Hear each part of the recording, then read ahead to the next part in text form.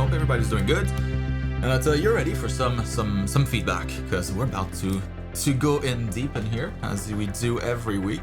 So welcome to all the new students, if that's you, and also if you're watching this later on YouTube, like months in the future. I hope the future is treating you well. We have a good amount today.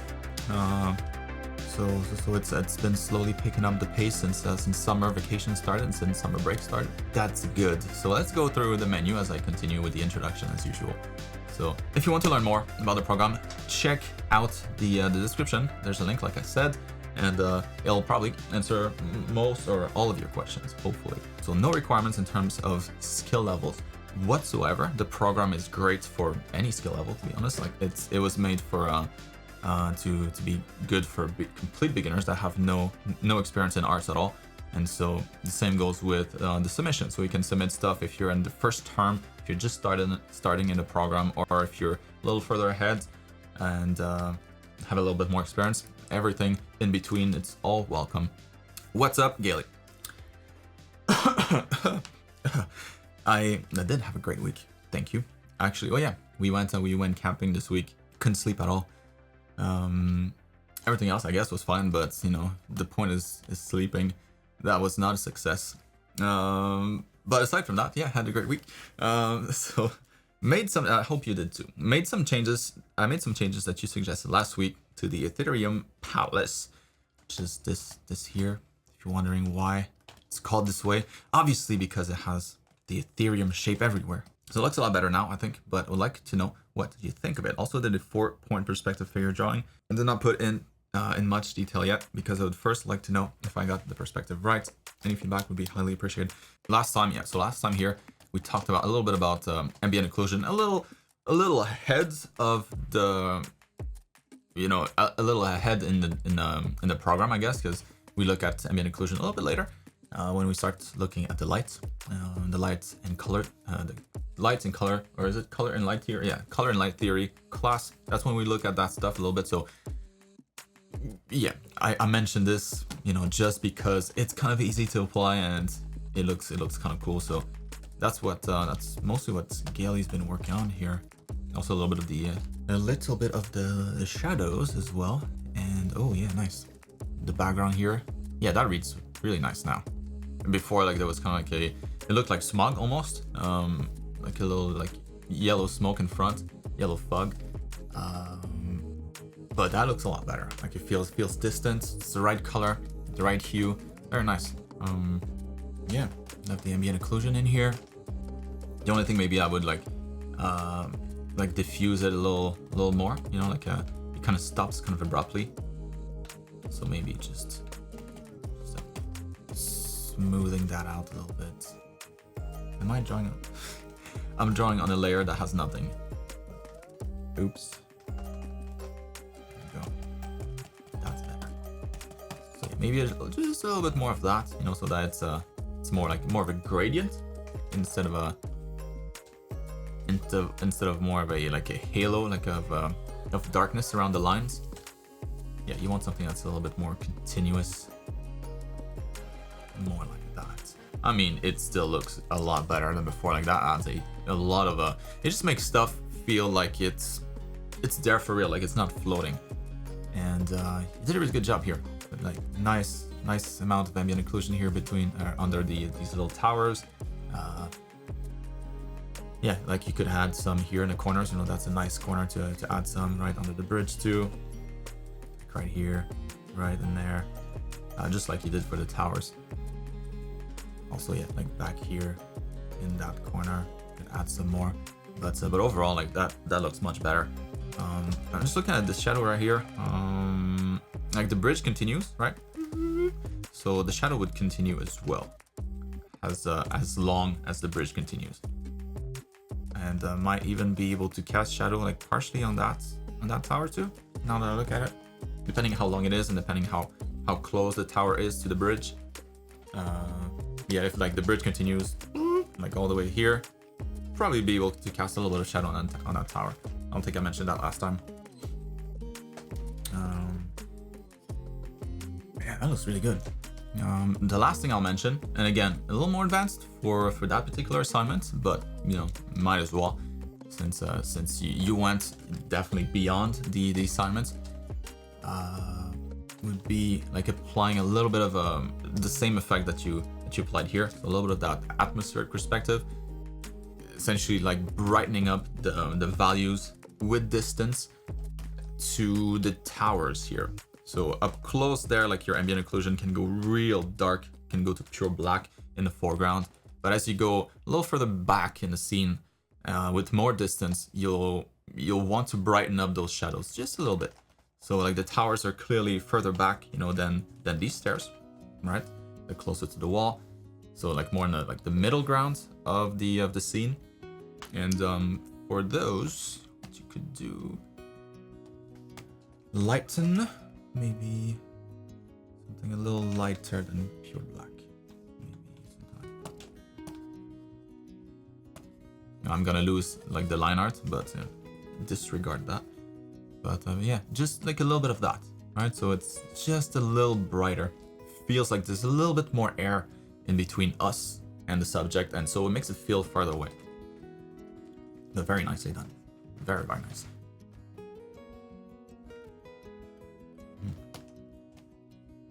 Yeah, so that was from last week. Yeah, that's quite a jump. It's quite a big jump. That looks much better. I'd be tempted to add some ambient occlusion here too, like any corner, you know, any corner that you can find. Just a little bit because it's pretty far, but yeah, Gaily, very nice. And then you have a figure here in 4-point perspective, meaning that we can see. Like we see this point here at eye level, the crutch in this case, and everything above that will be looking up to it because it's above the horizon, and everything below that will be looking down to it as if we're taller. So yeah, just like when you look at people's feet, you know, you look down at their feet, you don't look up at their feet, obviously, unless they're upside down for some reason. And yeah, and then you can push that a lot. In this case, you know, it's very, like the vanishing points are very close, and so you go from looking at eye level where there's no distortion to looking down at the feet very quickly, and so you get kind of this like fish eye lens effect, which can be quite dramatic. But you can also have the same effect here by pulling these apart even more, and so that it's a little bit more subtle. But in the assignments, this is what I do here, and that looks really good overall. So usually the problem areas are going to be around the neck, so around here, and at the feet, because everything in this region is fairly undisturbed by perspective. There's not going to be a whole lot of warping going on. But towards the top, where like you're really looking up at the head, and it's almost like you're a kid and you're looking up to your parent, to your parents. Like you'll see a lot more of the underside of the chin, and let's say you have the head here, you have the torso right here, and you're down there, like looking up. You have to think of it this way when drawing this portion, and do the same thing for the feet as well. So let's imagine that this is us, like this is an eye looking up, like we're looking up at this dude, and what do we see? So the problem that I'm noticing here is going to be the clavicles there, not blocking enough of the neck. This portion like will interfere with the line of vision. If you look at this there, like you can if you look at the chest directly, well, right behind the chest, the first thing that you can see in this case is going to be like this person's chin, right? There's nothing that allows you to look at the neck from that particular angle. I know that yours is slightly different, but that's kind of the mental exercise you have to make, that you have to do to draw something like this. So looking at just this little diagram, like we see the chest, like you will see the clavicles here, like you have the red line, and then after that, the first thing that we'll be able to see will be the chin, so like the start of the chin, and then the rest of the head. So all of that will be like behind the clavicles. So you could probably jump that down here. That's gonna look kind of silly, or just lift those up a bit. Maybe make the head a little smaller. It's further away from us. And so yeah, so in your case, you know, maybe the angle is more like that, but even so, like you'll be you won't be able to see a portion of the neck as a result of this angle. So chin, maybe like a little bit of the underside of the chin, maybe like a small portion of the larynx, but that's about it. Clavicles, like this shelf here is it's gonna block the view to this. And yeah, you would have like your eyes up here, the mouth up here, the nose like this, looking up. Not really looking up, but from our point of view, it's looking up, right? And this guy's just looking straight ahead, but we see him from our point of view as if he's looking up. And for the feet, same idea. Like we'll be looking at the feet as if we're like standing up and looking at our own feet. So they'll be mostly on what's the word? Unaffected by the perspective here. So we'll look at them as if they're flat on the ground almost. Like looking, yeah, just like looking down at your own feet. The legs will be foreshortened, yes, just like you did there, pretty good. But the feet here will be maybe a little bit longer. We'll be able to see maybe the heel a bit more. And slightly bigger feet here to match the hands. Of course, it's further away, so it will be a little smaller, but that was maybe a little bigger than that. And just like you can, when you look down at your foot, you can see kind of like part of the heel behind your leg. The same idea here. So like the leg goes like this, and then the foot. It's not a good cylinder, but this is your lower leg, and then your heel, you know, is kind of back there, and then palm of your foot. I don't know that this explains anything, but yeah. Anyways, just looking at the feet a little bit more flat. Just look down at your own feet and kind of draw what you see. You know, just like flip the image, and that should be pretty dang accurate. So very good stuff. Other than that, like the character looks great. So we did a really good job, Gailey. Awesome stuff. Hope that helps. Moving on to Coco. All right. What's up, Nick? And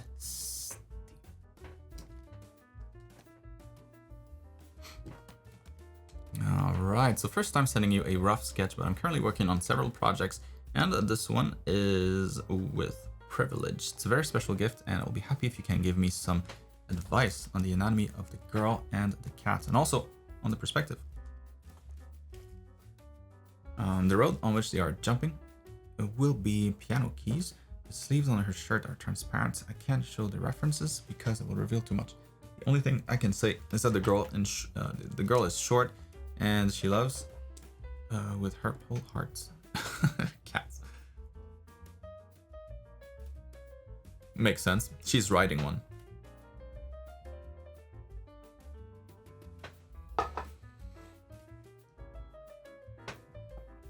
You're welcome, Gailey. All right, Coco.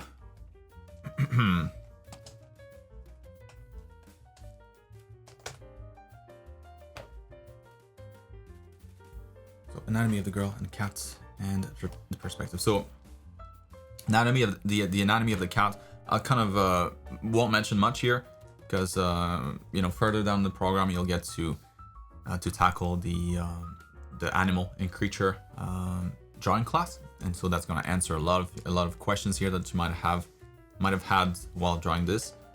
And so yeah, I'll kind of refer you to that class for later.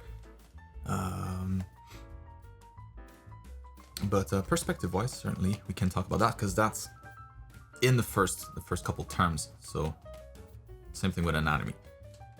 So yeah, in this case, not really needed, you know, for the perspective's not super important. You just want to have kind of like an overall idea of where the horizon is, you know, approximately. It doesn't really matter where the vanishing points are or anything like that. So let's say, I don't know, let's say the piano keys go continue a little further. Like how high should they go? Let's say like this is the horizon. Seems about right. Like looking at her eyes, they're pretty much straight, so there's no distortion on no distortion of the perspective there. So yeah, that would seem to indicate that the horizon is somewhere around here, like around her eye level, or somewhere around this area. Actually, looking at the cat, it could be lower. It could be lower too, but we'll just have it higher because then your road goes higher too. So let's just say that it kind of goes here and then stops at the horizon, because that's as far as it can go. So that's the horizon. Let me erase that. So the cat, you know, will be kind of running in from that point essentially. And so maybe like the back legs here could be a little higher to match that better. Just like just like the side of the road here matches, or the sides of the road match that vanishing point more or less. So I just kind of extrapolated the lines that you have here. It's nothing super scientific. It's just like a really rough approximation. So like that's kind of your vanishing point. And I said we wouldn't be mentioning vanishing point, but I lied. There we are. And so yeah, you can do kind of the same thing with the legs of your cat. You know, kind of going in that direction, because that's flat. This angle is supposed to be flat in this perspective. So if the legs are flat on the ground, or if they're, you know, if he's jumping, that's something else. Like if he's jumping, then that's fine. These legs would be a little lower than the top legs, because you jump with your front legs first. So if he's jumping, that's fine. If he's just like, if you were just walking on the road, then you'd want all the paws to be kind of like at the same level. So paw here, another paw here, you know, following the road. So yeah, just something to keep in mind. For the back here, the back of the road, yeah, you'll want, you can continue like the ribbon that you have here. So just do one first and then do the other one with a slight offset. So if I undo some of this, you know, you can do like the road like this, then selection, duplicate, and you can kind of offset it this way or that way, or whichever way that you want to get the width of it.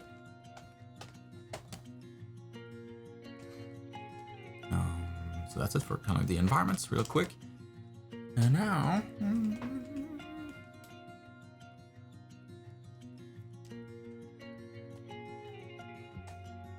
the cat looks pretty good though. So like whatever reference you used, looks nice.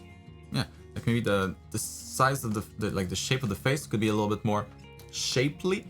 So looking at so that's why, you know, I was referring you to the creature and animal drawing class, because we look at the skeleton, so you get just a better idea of the skeleton, how to construct a cat, like what should work and what doesn't work.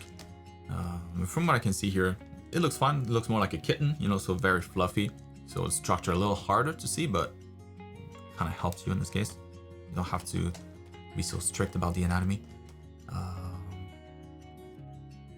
Yeah, the face seems just maybe a little poofy. Or if you could, I don't know, maybe if you wanted to have like visible fur here as the outline, so that it's not just like a big mass, it's wider because of the fur. But it's convincing. Yeah, looks like she's riding a kitten. Maybe a smaller mouth.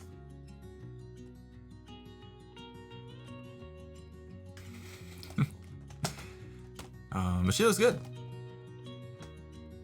She looks pretty good. It's a hard pose to draw.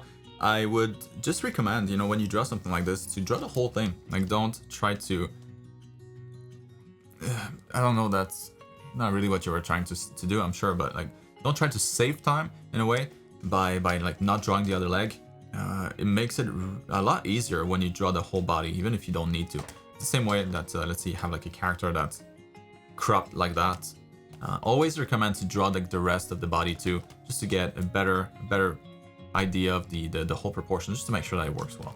Because sometimes if something is cropped out, it's a little harder in some cases to imagine, you know, how is the length right, is the angle correct. But when you see it all, then it's a lot easier. So here, yeah, so like drawing her pelvis, what that is, like where her glutes are, where the other leg is, how long it is, just to get a better feel for the pose. The pose looks good though, so now that I'm drawing it, you know, like everything seems pretty good here.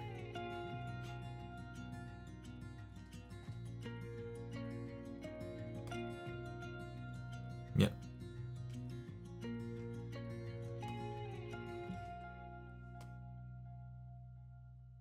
Maybe the only thing regarding like her anatomy proportions would be the length of her arms. They seem a little short, so always try to imagine this, you know, like if you have your character, and you can actually do it, if you rotate the arm to the side of the body,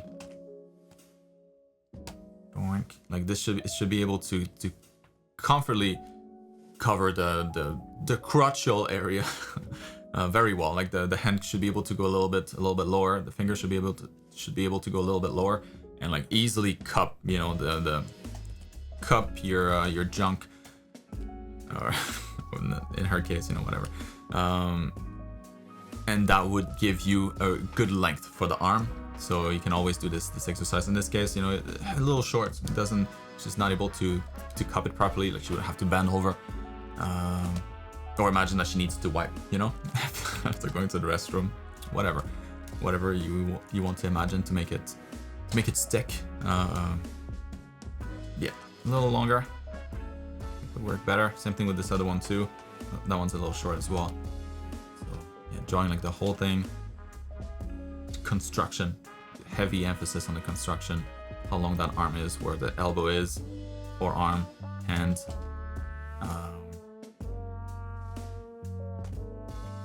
But yeah, so the arms, I would say, probably look at that some more. And other than that, I think it's on the right path. So very good stuff. Exactly. Cup your junk. Trademark. What's up, Jade? Yeah, what the hell's Coco? Looking forward to see where this is going. Moving on to Preston here. Oh boy, that's a lot of text. Oh, whew. Scary. Here we go. You got this, Marc. Hope you had a good week too, Preston. So this week was better for me, but still a little difficult and unproductive. Figured I'd be alright to experiment with my style for 1 week and see how it went. It honestly was a lot harder than I was expecting. There's so many aspects of different artists I like get down without the considerable amount of time put in. I think I'll just continue working on my portfolio for now.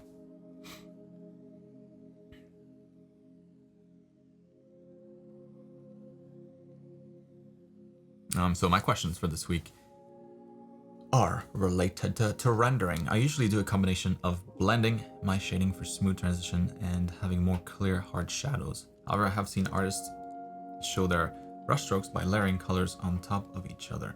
Refer to my reference for example.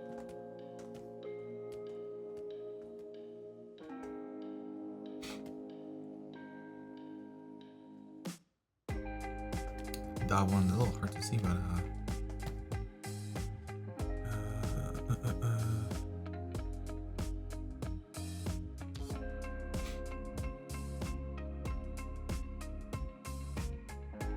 I am not sure what you mean here. Like, this is a great example of gradient maps, just really using gradient maps well. You know, I don't know if that artist used gradient maps at all, but this is a typical gradient map look.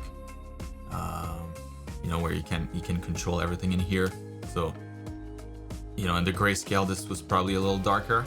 Like all that stuff here was probably a little darker, and then with the gradient map, the artist was able to select that shade of darkness and assign it that particular color. So everything that was in the shadows gets that, you know, kind of like peachy, bluish peachy color, and everything in the highlights, everything else kind of gets a different color. Also, you know, it's very possible that they added the light afterwards, so like this blue light in this case.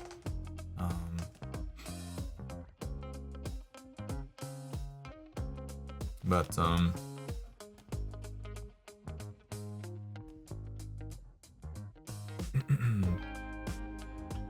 So showing the brush strokes, I guess the brush strokes is what you're trying to get. Like the more hand-painted look rather than something that's nice and it's like maybe a little too clean. How could I achieve that kind of look? I find it hard to layer colors down without blending them together, but I want to show form by layering the actual brush strokes. How do you know where to layer brush strokes and when to blend them or not to blend them?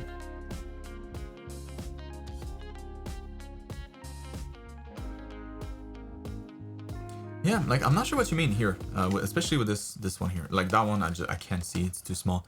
But this one there, like that just looks like normal shading to me. Like his entire, I mean, same thing with the head here. Like it just chose to, for the highlights, you know, instead of going to like a really bright color, it just chose that color using gradient map once again. Yeah, let's try to take like this whole thing here, remove the color, and see if we can recreate using just a gradient map. So saturation down. Let's add back that contrast in here. So back there here, that's probably a little darker. If you didn't add the color after.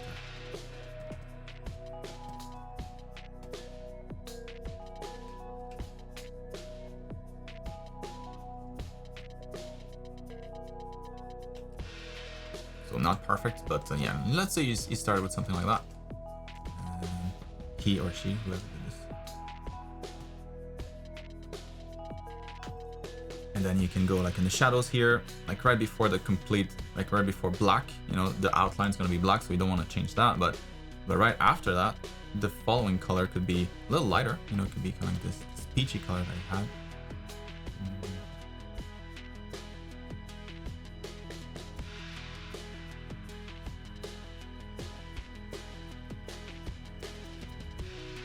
Warm this up, more orange. The highlight here can be a little bit more yellow.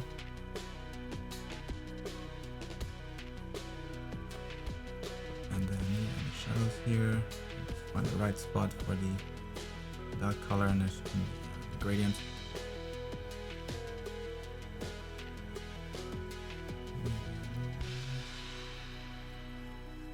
Anyways, like with the grayscale that I had, I'd say that's not bad at all of a result.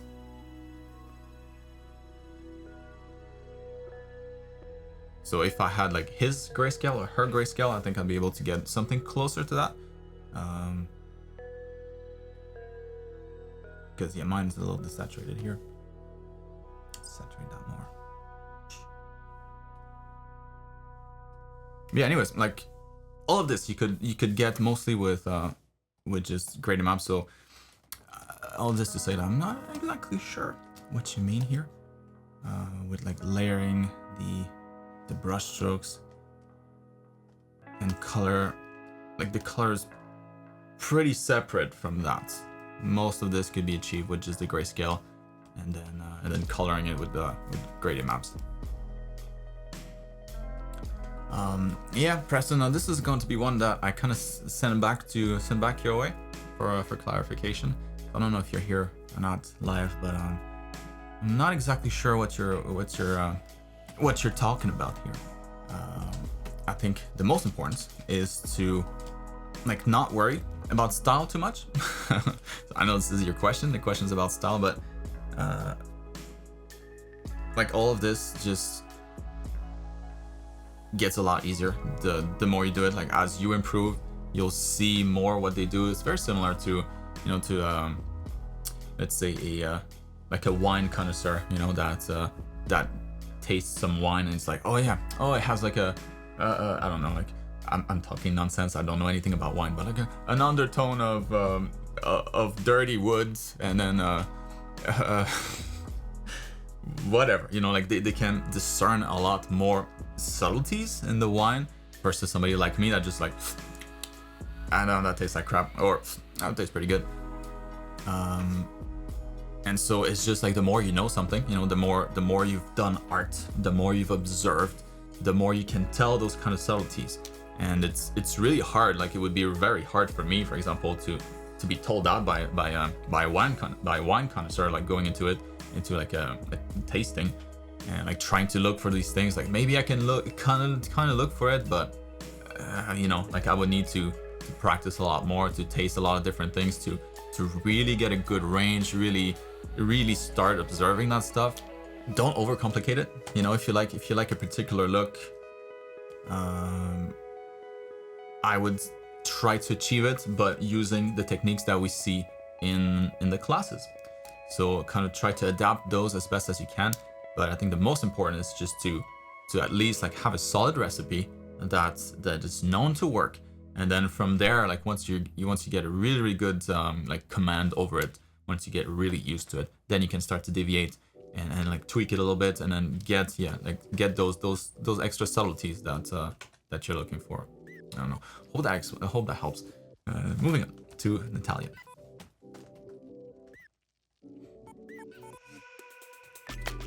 Hope you and your loved ones had an amazing week. Thank you very much. I've finished the coffee, guy. Is there anything I should keep in mind for the next time?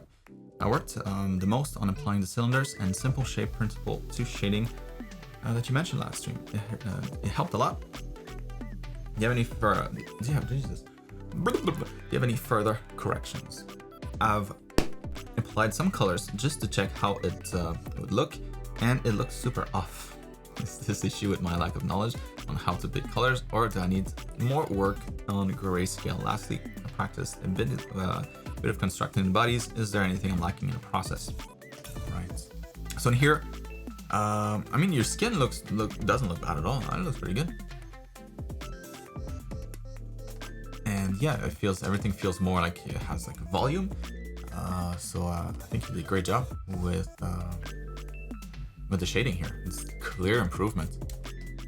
So yeah, so like in the pants, for example, always think of warm and cool colors. I don't know exactly where you are in the program. We look at that a little bit later, like in the color and light theory class. We look at that a lot more. How to pick colors and like which ones to select, but roughly you should always aim to have cool and warm colors when you select any, or when you color anything. So to have that balance. And in this case, like the pants maybe don't look as good because you don't have that balance of cool versus warm. Like the colors stay mostly around here, right?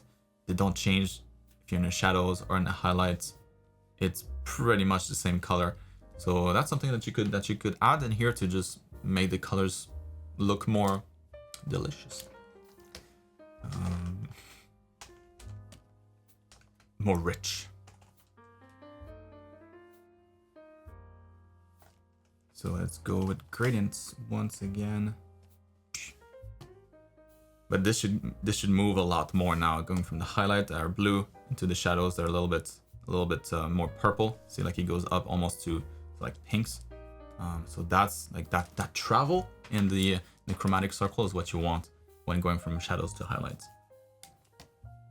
But your grayscale is pretty good. Like of course, like you're kind of missing like the finer details here. Completely normal. But after you've done kind of like the big shading, like thinking of the leg as like a big tube, a big cylinder. Once you've shaded that, then you can zoom in further and add like the fold. So do the same idea like for the fold here, like tiny tubes.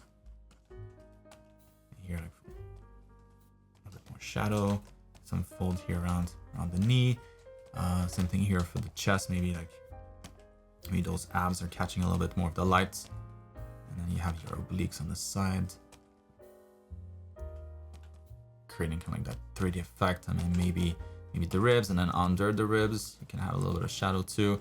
So all of that is gonna add just add detail to your colors, to your gradients once you're done. But this is clearly going in the right direction. So yeah, like to choose colors, I'll refer to the light and color class, or color and light color and light theory class. Look at this, like those colors here, and this is what I mean, you know, like this is a clearly cooler color than your highlights, right? So this here, a lot more red versus this, a lot more yellow, a lot more, not that much, but it's, you know, it's skin. You don't want to go too crazy either. Yeah, that's good. That's really nice. That tone here for the skin, like, oof. Spot on. What up? So I hope you had a nice week too. I managed to sketch a few heads this time, and I finished the Oni Princess painting. There are a few things that bother me about the painting, but I'm overall really happy with how it turned out. Could I maybe send you a video of my Animal Island project sometime soon? I remember that something on your screen turned black for a short time after you watched my last video.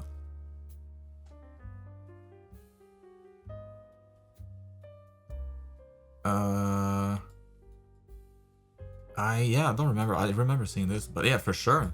Please. That would be awesome to see.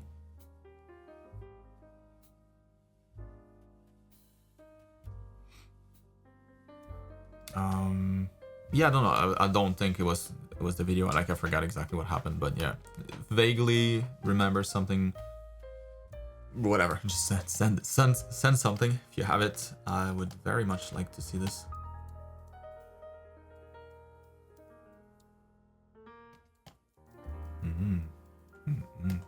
That's hot.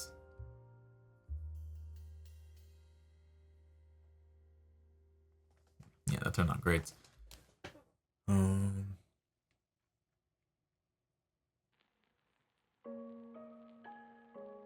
I think the contrast could be a little higher in some areas. Like, I really like. I'll show you what I absolutely love, and that's kind of what I would recommend that you do more of. Like this here, this amount of contrast, like it goes pretty dark, right, and then nice and bright right next to it. Good contrast here. That feels real. Same here with this part of the outfit, like how dark it goes. Nice. And then you get a little bit of that too around the neck here, like a lot of contrast in the values. Excuse me, not as much here. And because of that, like, this feels a little harder to see. Like, the volumes don't read as well. So I would definitely do more of this here. So like push the contrast a lot more in some areas. Like here under the armpit, you could go a little darker. Remove that scribble. There we go. Just going a little darker to push that contrast. And it just helps to read too. It helps us understand what's in front of what is what exactly. Maybe that's too much, but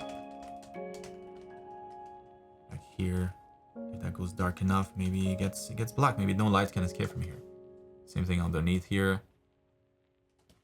And I'm just trying to match what you did, you know, here. So you go pretty dark there. That's nice. Feels deep, you know, it feels like a deep crevice. You have that here. The plates are overlapping. Same thing here, maybe like under the fur, can go a little darker. Under this plate here, can go a little darker. Like, you'll want to reduce that effect with distance in your scene. So everything that's further back here, obviously don't do that. Don't do it to that extent. But everything that's closer, like here the fur on the horsey, you know, you could go a little more contrast here as well, just to make it seem like it's closer to the camera, like it is. But yeah, like under the arms here, darker under each of the plates, each of these two.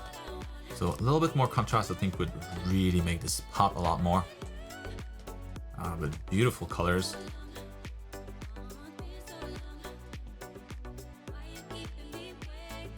Yeah, like this piece is awesome, especially in the high contrast areas. Like this zone here, very nice. On the shoulder, maybe I would push the saturation, like you go pretty saturated in your reds. Maybe I'd add a little bit of that in here as well, just so that it matches. Not everywhere, but yeah, like in small amounts, just like you did it here.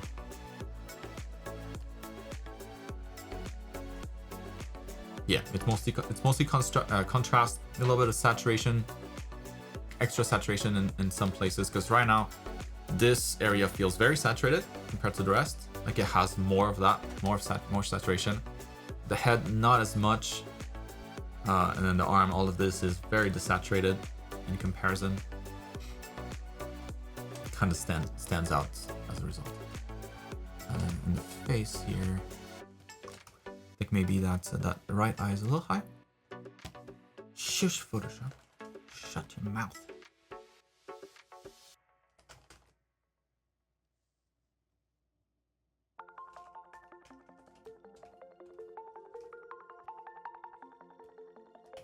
Like looking at, I'm just looking at the mouth as a guideline for that curve here. Maybe that one eye is a little low now, but I'm trying to make those eyes fit the same curve here. But yeah, color-wise, overall, just super cool. Love the composition. Love the movement that you have in here. Sick. Yeah, those sketches are awesome. Awesome. Super good structure. Clean lines.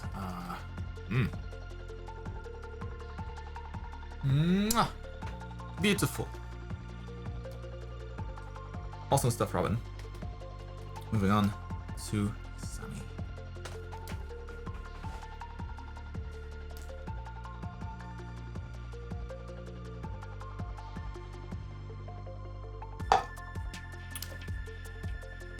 All right, so what do we have here?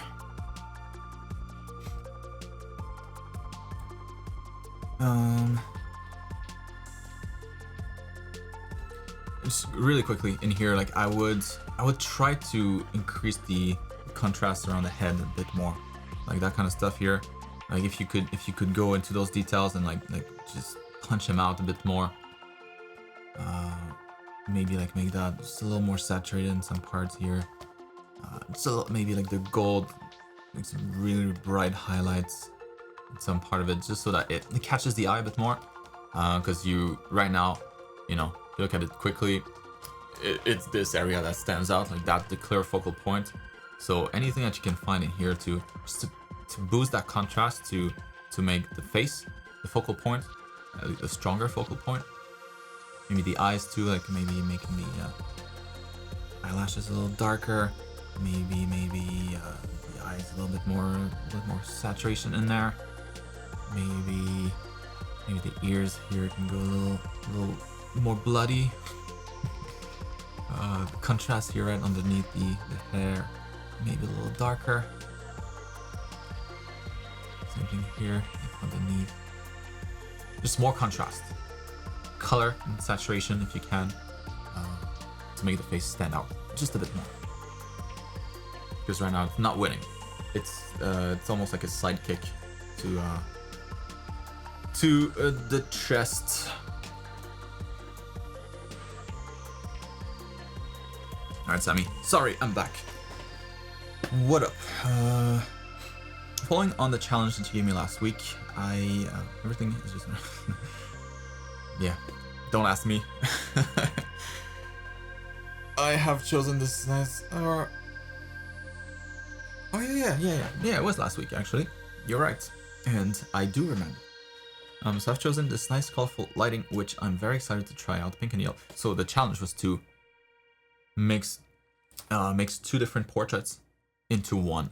So to increase the difficulty, so let's say take the pose of one, the anatomy, like the structure of the head of one portrait, and apply the lighting of a different portrait onto that. So excuse me, keep burping. A lot more challenging than just doing a regular portrait, and it forces you to observe a ton more. And the only thing I will say here is that maybe this reference sucks a little bit, The reason I say this is the lighting is kind of bad on it.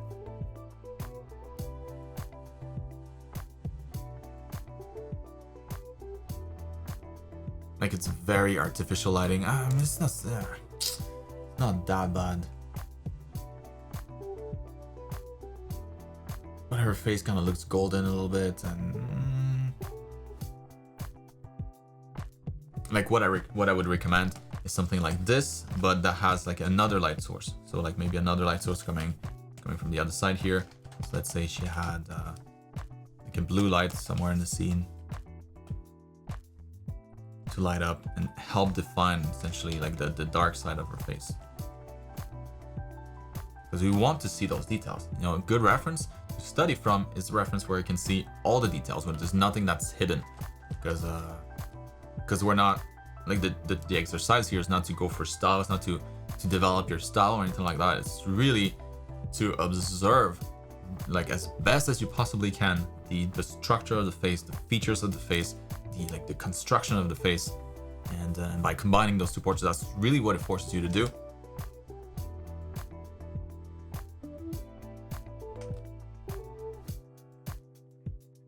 So you want to make sure that you're able to observe those things in the first place. So yeah, so if this face here, you know, had like a secondary light source in here, or we could see the light side or the dark side a lot more, that'd be even better. So if you can find references like that, those are the good ones. This one here, it's a crazy lighting situation. So just like it goes back to what I was saying last week. You know, when choosing references, choose references that you're more likely to use, that are a little bit more standard, you know, that you'll be able to apply to more of your future drawings. If it's very unique, let's say you're doing like a, you know, like study of a pose and it's like a contortionist, it's like just a ball of a person, it just looks like nothing, it just looks like, you know, what is this? You're probably not gonna reuse that a whole lot. It's not gonna stick that much, because your brain's gonna be like, I'll never use this stupid pose. So, you know, right out as quickly as it went in. So if it were me, since you haven't really started yet with the colors, which is good, I would choose a different one. Don't have to, but maybe one that has a more standard kind of light setup. One light that's clear, like a key light, another secondary light, something more typical, something that will be more useful, I would think, to you in the future. But anyway, in any case, I mean, that's still gonna be a good practice. So, you know, you can totally do that too. You'll likely learn a bunch of stuff. So just maybe in the future, when you choose references, just think of that. So pink and yellow highlights are a nice combo. Yeah, it's a nice mix. It looks good. It's visually, it's a pleasing color palette. That is for sure. So currently at the airbrush shading stage. Before I start properly digging into the shadows with an oil brush, my question this week: how do you do the wow art style? How do you create bold highlights and shines without making it look too aggressive? I'd like to experiment with the art style mainly because of the bright colors and cool contrasts.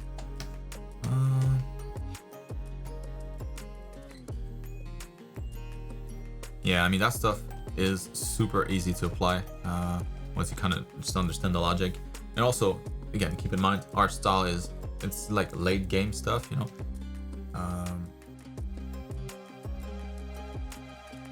But in here, just to give you an idea, the way that these are shaded, typically, it's very, very strong emphasis on the corners. Like the corners are ultra reflective all the time in WoW. Everything is bold. So if we were to recreate this, you know, you just shaded like a typical cylinder, not cylinder, a rectangular prism, a box. Let's go with that color here. And then highlights, and Blizzard also will always play with the cool and the warm colors. Very, very strong effect here. So super bright, a lot more red in the shadows here. Same thing here. You get a lot more of that kind of purple tint, and then it goes to almost like blue in the highlights. So anyways, let's say we have that same trim here. Add a little bit of outline to it, and then you just you know, grab whatever these two colors, and then the corner is going to be just much brighter version of that.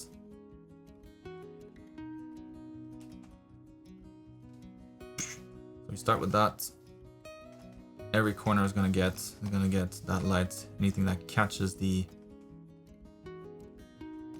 so if you have like a bunch of small details in the center here, so maybe like some scratches and stuff, all of those are also going to catch, like the corner of those little details going to catch the highlights as well. So it'll be a lot of that kind of stuff. And here, I guess, yeah, so this is floating, so a little bit of highlight back there as well.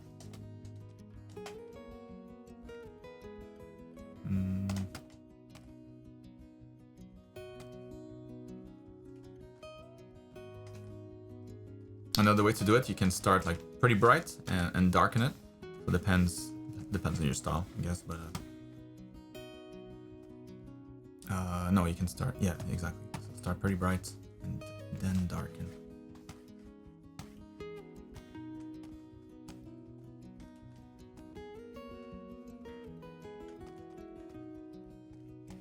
You know, so kind of the same idea, and then you can punch out the corners again, make them stand out a bunch more. But it's that, yeah, it's that simple. It's the corners that play a big part, making sure that you have that cool versus warm colors, and the shadows and the highlights, and just really put a heavy emphasis on any corner. So whenever you have something like this where the light can bounce, you know, in a bunch of directions, just really make those super bright. How do you do that with gradient maps? So you can do this here. So as long as you have your highlights, you know, well defined in your grayscale here, you'll be able to do that with the gradient maps just as well. So let's select all that. What? No. Gradient maps, I said.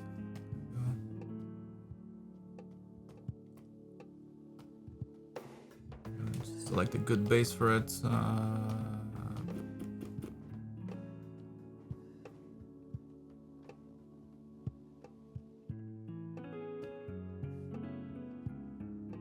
Maybe something like this.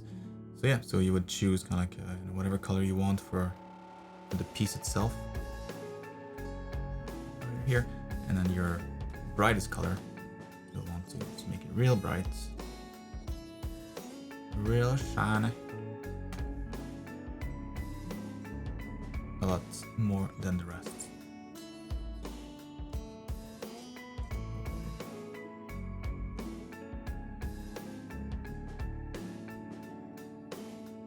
And with gradients, you know, you can choose all of that, all those colors, just these little sliders here, so super easy as well. Man. Yeah, you would just need to have those like he's saying, you would need to have those in your grayscale already for them to be picked up by the gradient map. But that's it.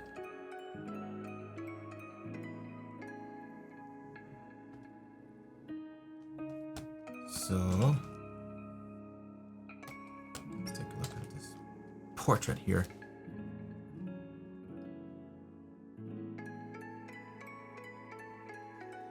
Yeah, the structure is pretty good overall. I think maybe there's something like in the jaw, like it feels like her jaw is like kind of like that, you know, like a little to the side. So maybe like taking this whole thing and pushing it that way. Because I'm looking at the corner of the mouth and how that lines up with her eyes. In yours, this one may be a little too to the left. This one here like lines up with the corner of the eye instead, so there's a slight offset there in the symmetry. So yeah, I think we could just push that to the side and like fill in the like repair the the contour of the face here that's now all broken. And boom, boom, going to the ear. That, boom, going to the ear. So like finessing the contour of the jaw.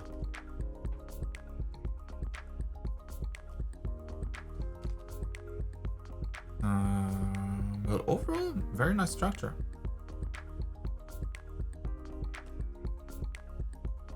Maybe that left eye could be a little smaller compared to the other one.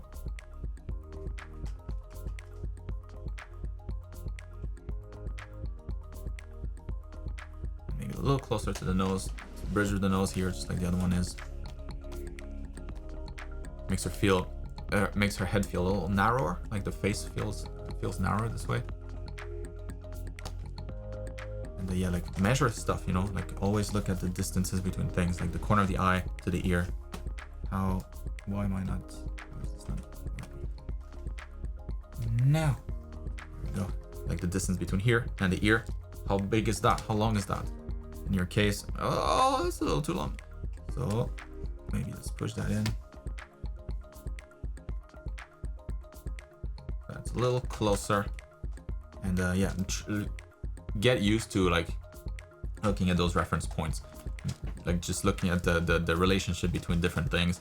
Like, all right, so the corner of the mouth here compared to the nose, how much of a distance is there between the tip of the nose and the start of the lips, between the two eyes, you know, where the corner of the eyes land compared to the cheeks, maybe. From this position, how far is the corner of the eye to the ears, just like I said, from the nostril to the tip of the nose. Like all of those are good ones to look at to kind of double check your proportions.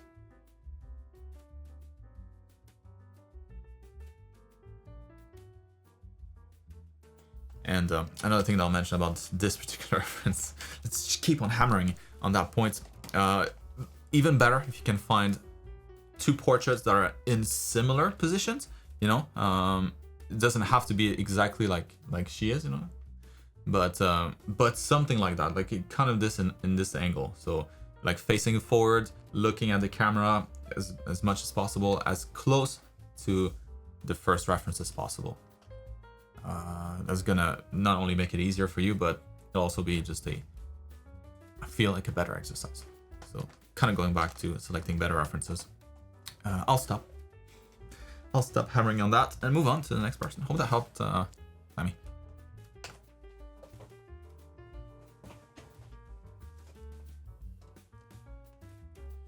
All right, Michael. It's been a while, Michael. What's up? So I hope you are doing alright. Yes, I am. Hope you as well. So this month I managed to get 4 commissions from Fiverr. Ooh, hello. Make that money. And did those pieces to 4 different clients. The problem is that all of them tend to like more like the line art version. They also like the polished ones, but they feel better with the line art version. What's your experience? Why do you think this is happening? Is there anything I could improve shadow-wise, color-wise? Is there any advice for future pieces? That would be very cool. So they like the line art version more than the final? Is that what you're saying? That's what I got from this. They also like the polished ones, but they feel better with... So, I mean, it's a big jump, right? So going from lines is like the first stage, and then to get to the final result, you add all these other stages after that. So colors, shading, lighting, just polished material qualities. So there's a lot more added on. More chances to mess up. So, but I really like the final versions here. Like that was great.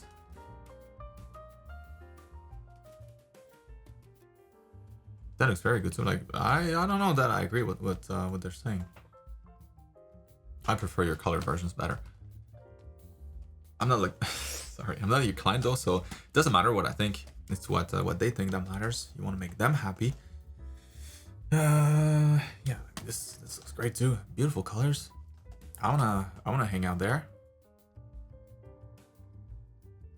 Grandpa looks like he's having a good time.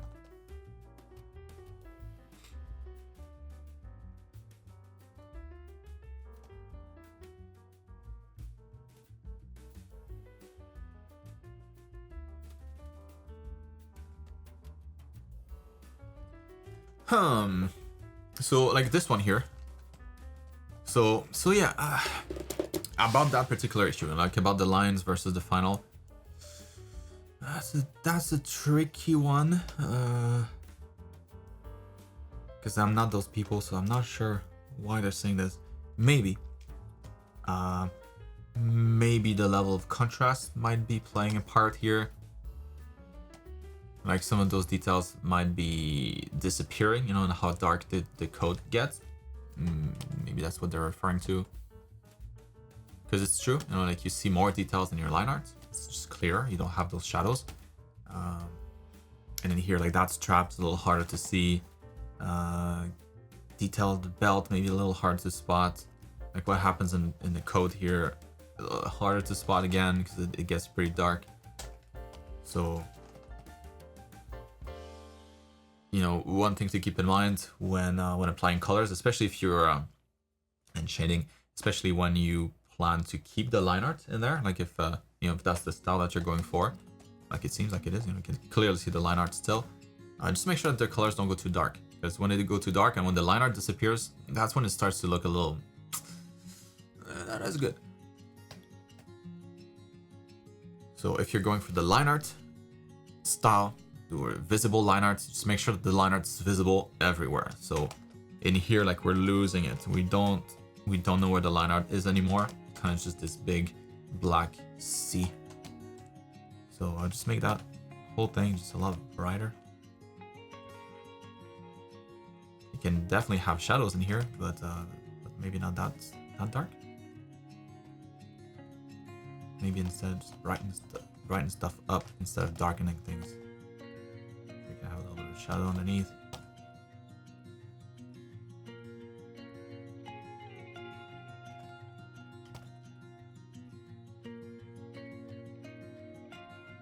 But stuff like this, you know, we can see the detail a lot better. I think that would work to your advantage here.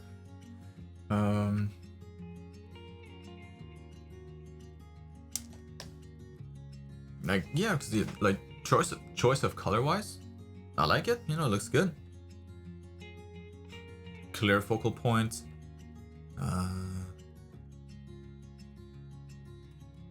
Really like the treatment that you did here. That's really good. The hair, the style of the hair, colors. Yeah, but not as much of a fan of the boots, for example. Like, you know, we lose this detail completely. All of that's just gone now. We can't see it. So I would brighten those up quite a bit. If you have like an occasion to shade some fold in here, use it. Folds always look nice when they're done well. You know, like in here, around on the crutch as usual, always have a bunch of folds.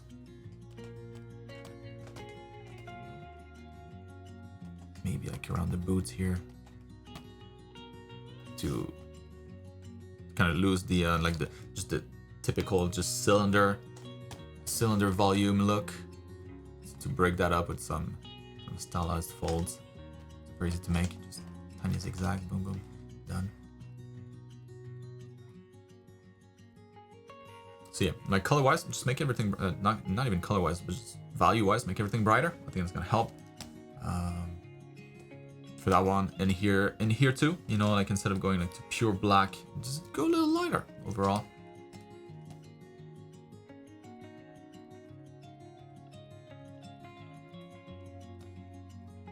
In her case, I mean, this is different. Like she reads a lot better as the final than she did in the sketch.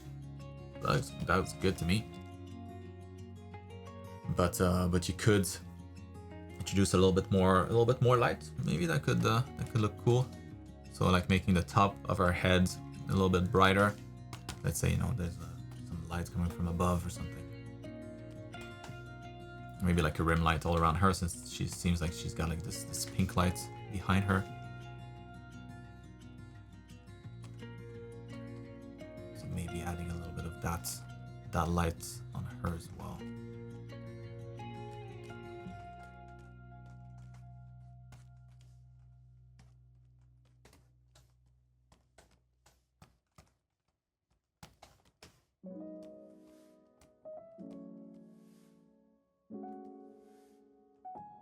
But I don't know. Yeah, this one looks pretty good.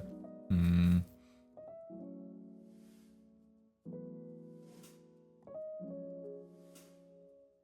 this case, it might be maybe it's the opposite. The opposite problem, like not enough contrast. You know, like here the arm kind of gets lost in the upper arm, the forearm, that is. Maybe adding a little bit of that shadow here, the forearm, to help separate the two. This one's in front, the other one's in the back. Behind it, clearly behind it.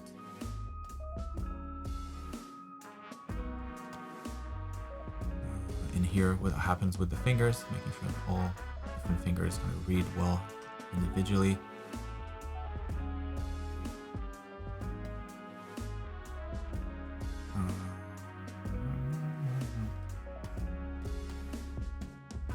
And then for that last one, I mean, I can't believe that they would prefer this over the final. That maybe didn't apply to this particular one, that feedback. Because that looks great. So, but once again, with distance, you know, you lose contrast, and so like the water in the back here, I think you could desaturate it a little bit because it's very saturated. So yeah, just the same color but less saturation in it. Adding more blight, more white, aka, so that you keep the super saturated version here in the foreground.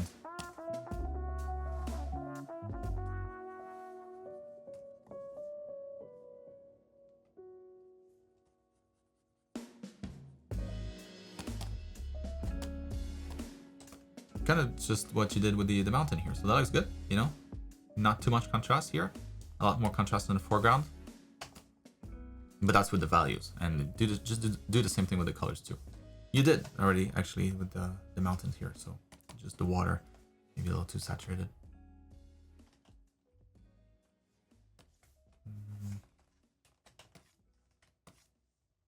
Maybe like a little fog, a little mist. But that one looks great. The only thing that I'm not as much of a fan of would be the contour lines that you have in only some parts of the painting. So like around the trees here, I'd get rid of that since you don't have it anywhere else. Like the mountain here is like just nicely painted. I would lose these here too. Those details, those black outlines don't really belong there anymore. In that more painterly style. So like that tree here, the palm trees in the back, no contour lines. So same thing here, like get rid of those. I think it'll feel a lot more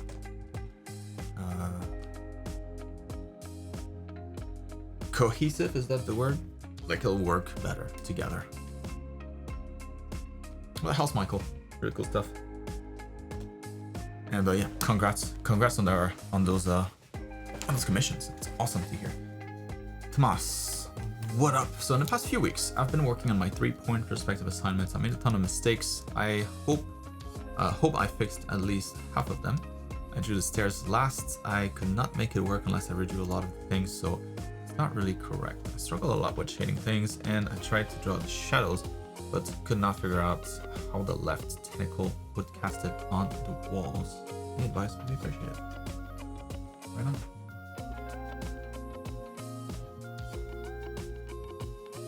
So once again, a lot of this stuff, a little advanced, you know, for that particular assignment. So don't be too hard on yourself. That comes much later in the program, like the talk about shadows and colors and all that, and lights but let's take a look at the perspective first, because that's what this assignment is about. The wall looks great. Top of the wall looks nice. All these little structures here seem to be in the right perspective. Vanishing point that way. Yep, everything seems to be following it. Welcome, Michael. What's up, Brian?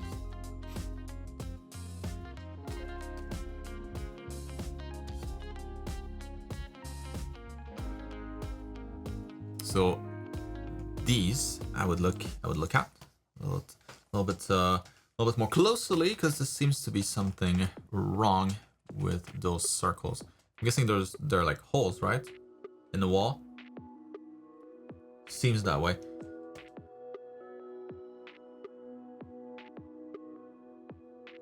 So let's just take a look at that real quick. That circle looks pretty good. That one looks way more off.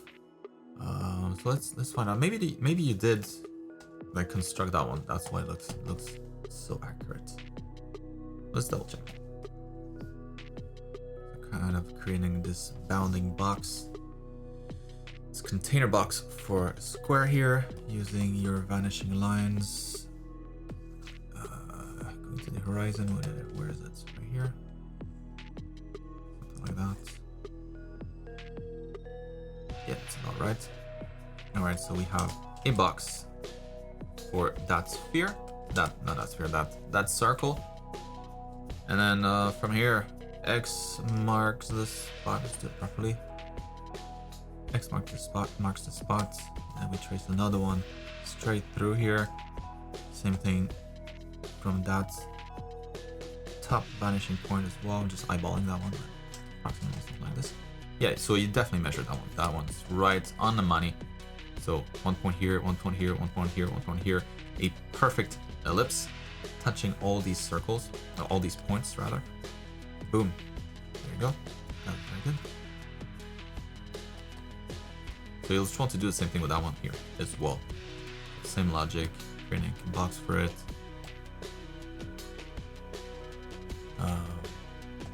And then for that, the thickness of it, it'll be the same thing again, but you'll just need to measure it again for the other circle, because it's not going to be in the exact same perspective. So you would do the same process that I did here for that one, and you do it again for another circle. Like you would trace another of those boxes.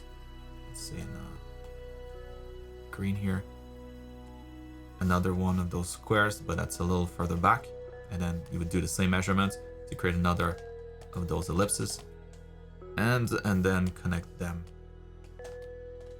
at the sides here to really get like a good depth. So for this one here, maybe it looks something like that.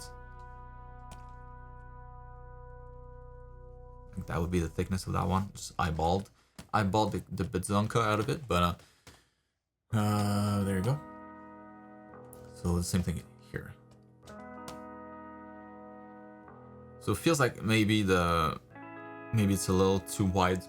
I think that helps to mess up the perspective here. So don't select the square that's too wide here, and just make it as square-ish as possible.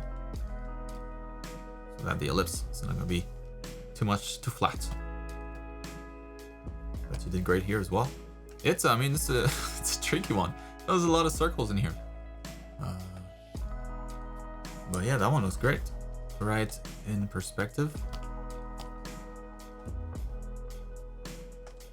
That one if it was a little narrower, and if that thing here, if you constructed that one as well, it would look more like that.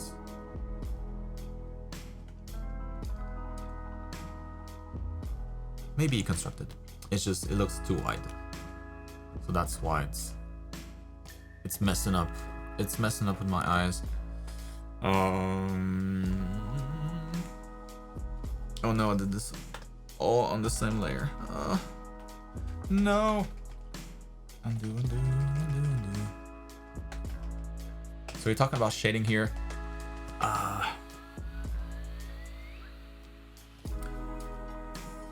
Yeah, I wouldn't worry about shading too much. One thing that you can do that's pretty easy to do, and it looks kind of good, is you just pick a side. Like imagine that you have like a default cube in here,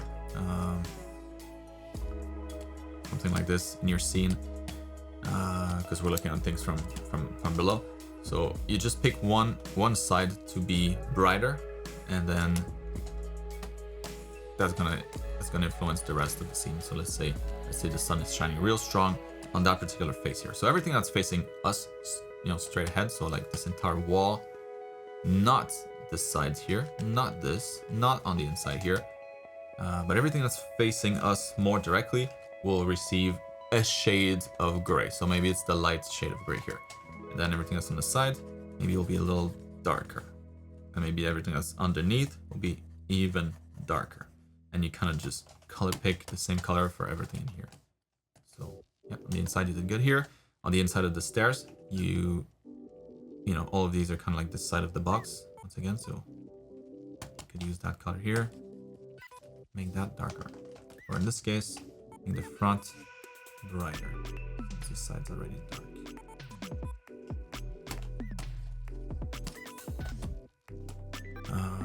And then if you see the top, maybe the top is even brighter than that. Maybe it's pure whites. I think the front is already pure white, but whatever. Here you can do the same thing. So this is like this side of the box here. So it would be using that color. Same thing here. But the front of the wall, maybe that would be the white part here instead. That's the front. That'd be white as well.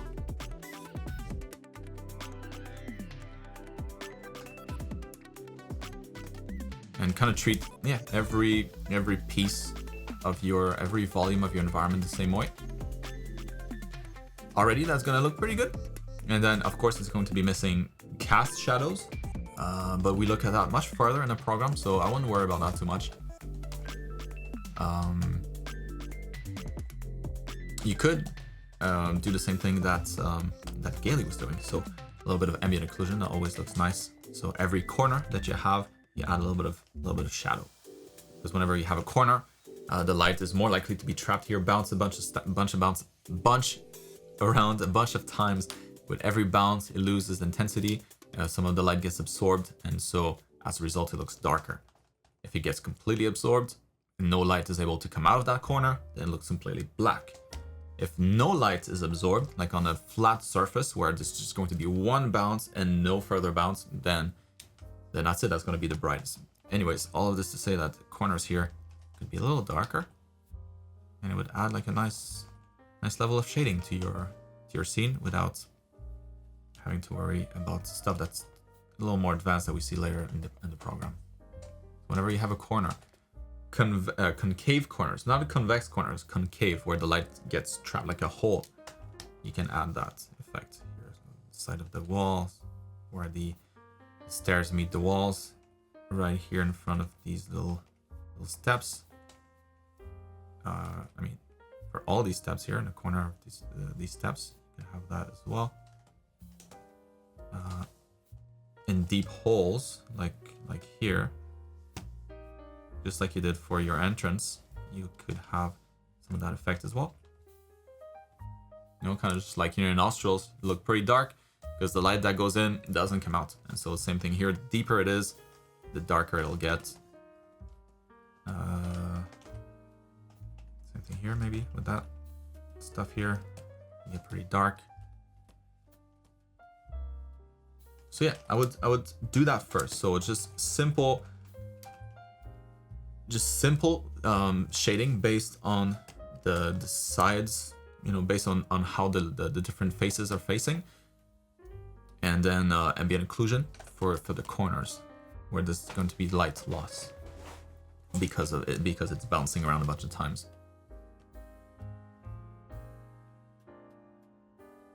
And then yeah, like for cast shadow, like I said, that's further down, that's further in the program. You could just use ambient occlusion here. I think that would work quite well. So the same, you know, consider like the side of the tentacle here as a corner, and you can add a little bit of shadow.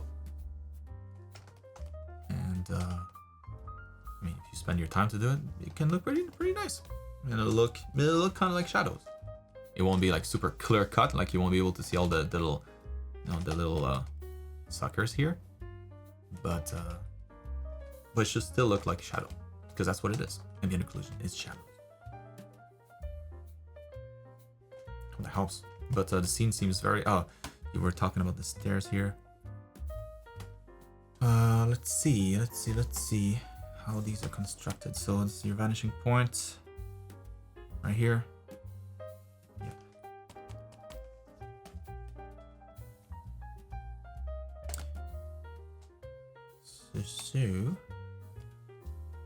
you would just want to, like for this, figure things out. You just need to work on like the 2 levels, and then you can fill the gap between the 2 levels with stairs. I think that's the easiest way to go about it. So up here, you know, that's flat on the horizon, nothing else to do than that. And then you can continue that path, maybe down here. Think of it as like 2 boxes, if anything. Like there's the first box there. Is that right? Is that line right? Let's find out. So your vanishing point is all the way up here. So I don't think this line here, I don't think that line right there is correct. I don't think that's right at all. Based on this. So that works, that works, that works, that works. All of this works, all these lines match up with that vanishing point. These little sides here, but not this side of the painting or the drawing. All right, so here it stops to work. And it doesn't follow that line anymore. So your entrance in reality should be more like that. All of this here. Be a little straighter. Based on that vanishing point at least. Same as those details here. A little straighter. And then here. A little straighter as well. But yeah, you would just need to build like 2 boxes. So the first box, see like this entrance continues a little lower, maybe all the way down here, and then you build another box from here, using those corners. Boop. That's going to be the bigger box, approximately again using the vanishing lines that you have here. There's going to be another box right there in front, and now you know you can trace a line from these points and those corners, and that's going to be the line for your stairs, and then you can just subdivide this into a bunch of stairs.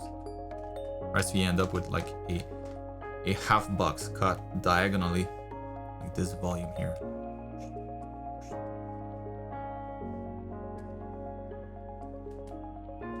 And then this is kind of like the slope that you're gonna have your stairs on. Hopefully that makes sense. Moving on to the next one. By Aria. What's up, Aria? What you got?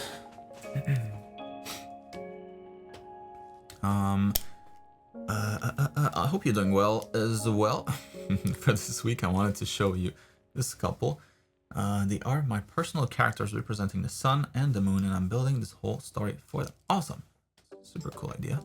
So I'd like to know what you think of my job on the anatomy here. I envisioned her slender with some pronounced feminine curves, and him taller with more muscular, but not too dramatically ripped. Just athletic.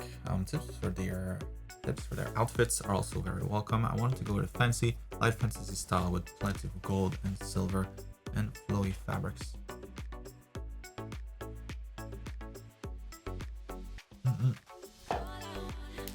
Yeah, good match, you know, sun with the gold, the moon with the silver. Nice. I like everything with this background story here. Makes sense.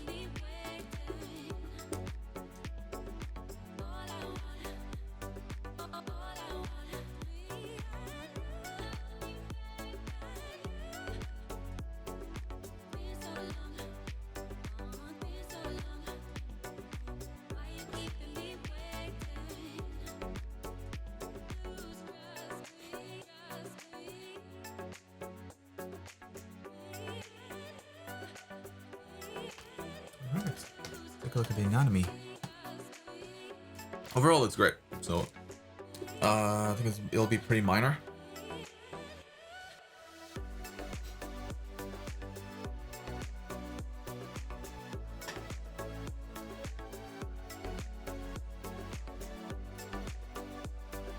What am I doing with time? Oh, snap! Already almost 2 hours. Man, that went by quick.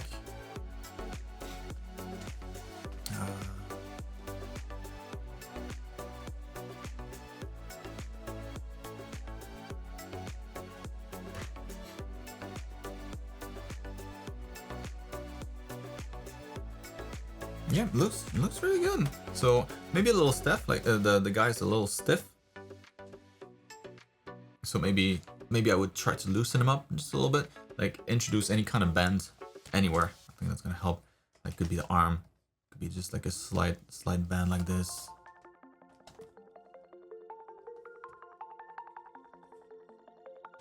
Same thing with the legs here. Like his legs definitely a little feminine. So like the way that there's not much of a gap in between here, very uncomfortable. So always give a little bit more gap in between the legs of male characters, and the line going from the abs or like the side of the obliques here, like the side of the waist, into the legs is mostly straight. You know, there's not going to be much of a bump here. Mostly straight here, and then you might be able to see like part of the glutes a little bit, but it'll be pretty blocky and, you know, not very silhouette defining.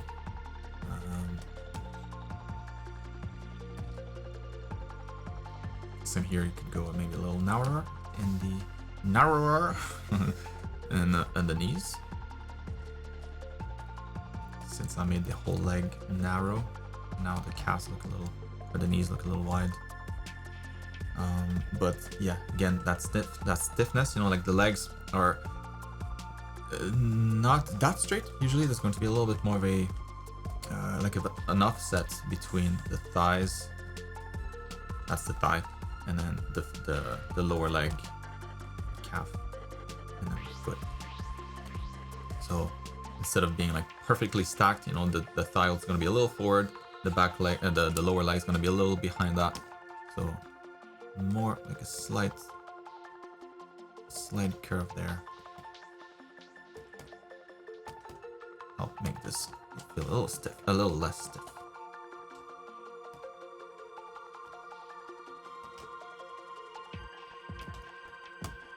And like the position of the legs too, a little like both feet kind of parallel. Usually, you know, that's not a super relaxed pose. Usually the feet will be a little angled outwards. You could do that with one of them here, maybe that one. This one might be like facing us a bit more directly. Yeah, it's kind of just more of a relaxed pose. And, proportion-wise, like his leg, if you want him to look like a athletic, like a heroic physique, maybe could be slightly taller. Because he's got pretty short legs. I mean, it's realistic, don't get me wrong. That's nothing wrong. There's nothing wrong here.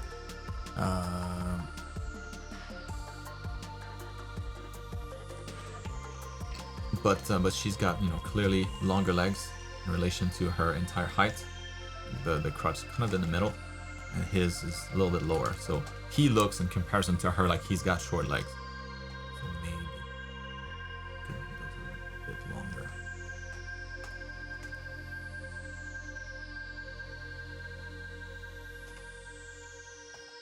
And then kind of just rise him up.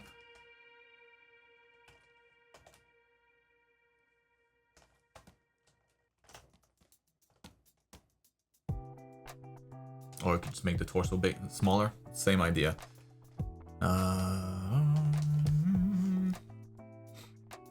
Yeah, so anatomy-wise, that's pretty much it. You know, she looks great. Not much to change here. I think he did a really good job with her. Great job with his anatomy, other than that. Yeah, very nice.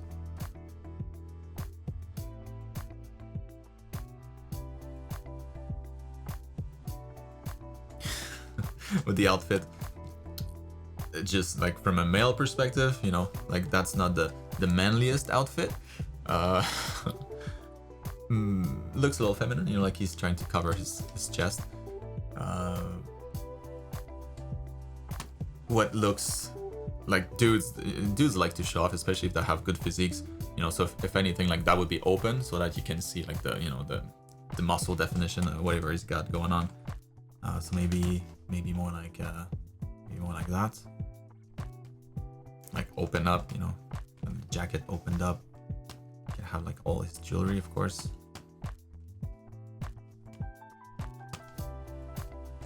But if he's proud of his physique, I think he would show it a little bit more. And also, it just looks a little bit more manly.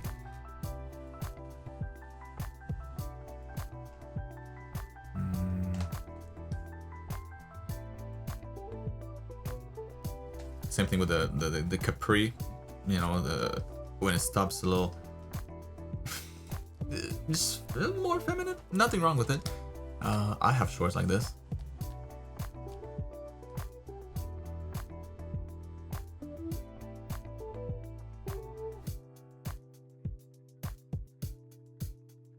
She looks great though. Like really nothing to say here. So yeah, in his case, maybe it could be something like if he's meant to be like kind of like chill, you know, like a chill manly dude. Maybe it could be kind of like one of those like necks, like a scarf around, you know, that kind of flows in the wind. Maybe as a means to cover himself. So maybe he's got none of this here, and instead, like he would block, it would, whatever. I'll get rid of that, but.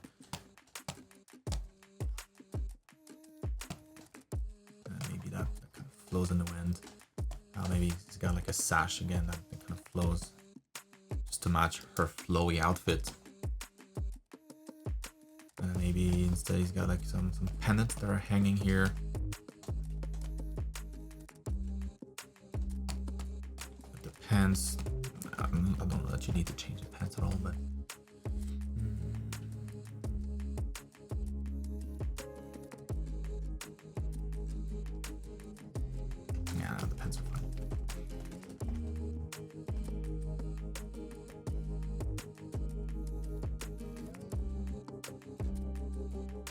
yeah, I think like your outfits, you know, like for the dudes, I think that's what it is. Like you're covering parts that are usually have been associated, at least in history and like different cultures, with things that are more feminine that you should hide. You know, like the shoulders. You know, at some point in time, I'm sure it was like you should not be able to see the shoulders. It's like a private part or something. And for dudes to be hiding that, that's where it seems weird. Like. No guys would ever want to cover the shoulders. You're proud of it, you want to show them off. So think of it this way, like dudes are show-offs. They want to feature everything that looks good and hide everything that doesn't look good. So yeah, if they have like I don't know, if they have like small legs, then maybe they'll wear baggier pants, or be like, I would go for like maybe the more traditional stuff, like big sash, like scarf, cape, I don't know. Or if he's covering something, like have it like skin tight maybe, or cover the whole thing instead, so that it doesn't look like he's just covering part of his arm. I don't know.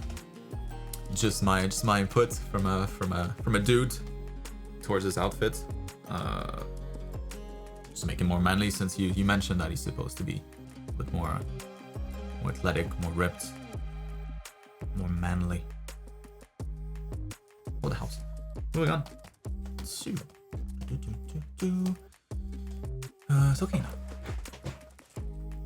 What's up? So I didn't advance much on term 5 because I would like to participate in the webtoon contest of this year in order to put into practice all that I learned in these last 8 weeks. Welcome, Maria. And also because I love contests. It's always where I give my best, and even if I never won any contest, actually. Yeah. Highly recommend that. Great idea. I feel exactly the same way. So, this week I drew some figures for a friend's project and started the character design of the main character of my webtoon, Layla, the mage princess with multiple personalities. Maybe you can tell me which figure looks best to you.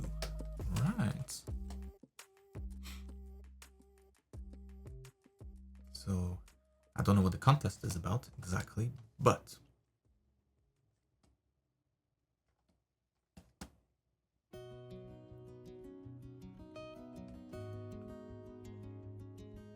oh, okay, so I don't think okay, so that's not part of it, I guess.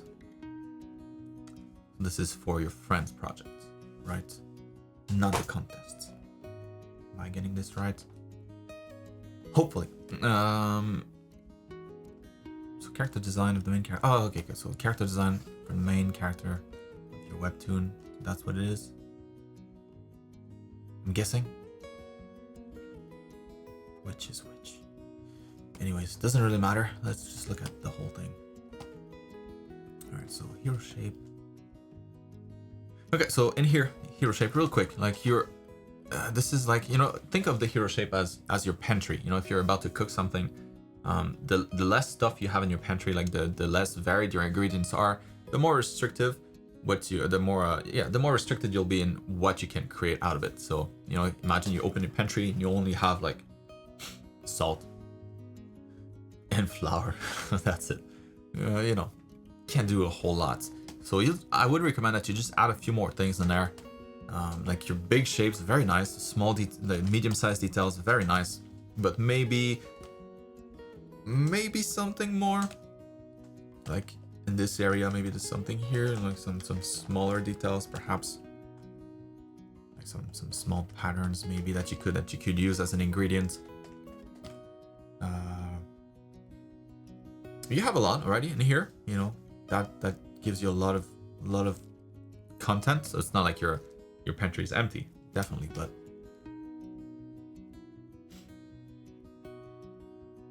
maybe something different, because you know you'll be reusing this a whole lot, and maybe there's not a whole lot of contrast in here. Maybe it'd be cool to have like something else, like some anchors, you know, like those are more like lines, like flowing lines. Maybe something else to anchor the eye in some parts, so stuff that's a little bit more, yeah, like smaller details. I don't know, dots, polka dots, or like tech lines, like trims, or the smaller details that you might be able to use on different parts of the armor, because those, like everything that's here should be the only thing that you use for your character. So if you don't have much, like you'll run out, you know, after a while. Like, okay, what do you do for the chest? Well, you got these long flowy feathers kind of thing, and then you got these gems things. But what if you want to have different shapes for the chest, you know, like maybe something that's rounder, something for, I don't know, something to separate the abs. Like, this is not going to cut it quite.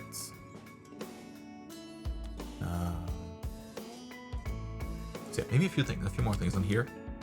It'll help you and just give you more options for your design. And then when it comes to the silhouettes, those are very good silhouettes. I especially like the number 2 and number 3. I don't know what you guys think about those. Number 1, not as wow, you know. There's not as much going on for it. This is super cool, like a little spiky here. It looks almost like hair flowing on the side. Cool silhouette, very cool silhouette. This one too, very striking, kind of like an hourglass shape. A lot of spice, super cool, very catchy, very unique silhouette. So number 2 and 3, I wouldn't say I have any preference between the two. They both look nice.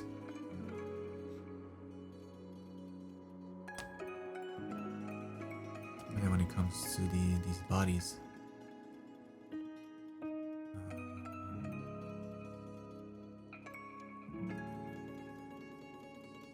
nice. I would push the difference between all of them a little bit more,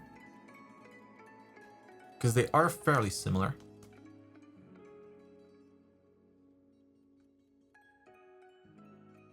But all of them have nice proportions. It kind of depends on your character here. So wizard, fantasy theme.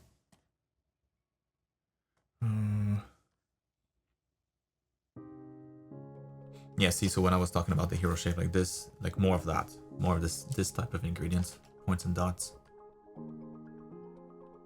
Because you got plenty of these.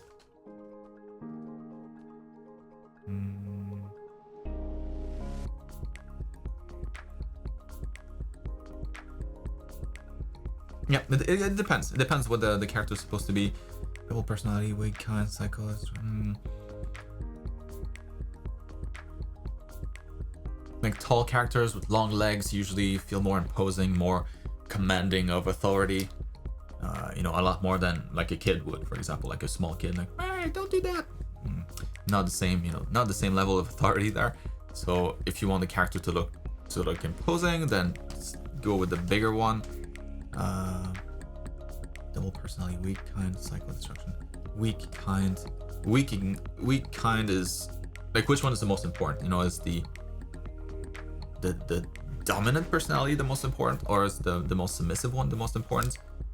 And then pick a personality for the more important of the two. So if the weak and kind is kind of like the default, maybe that one looks a little bit more timid, not as tall, not as imposing.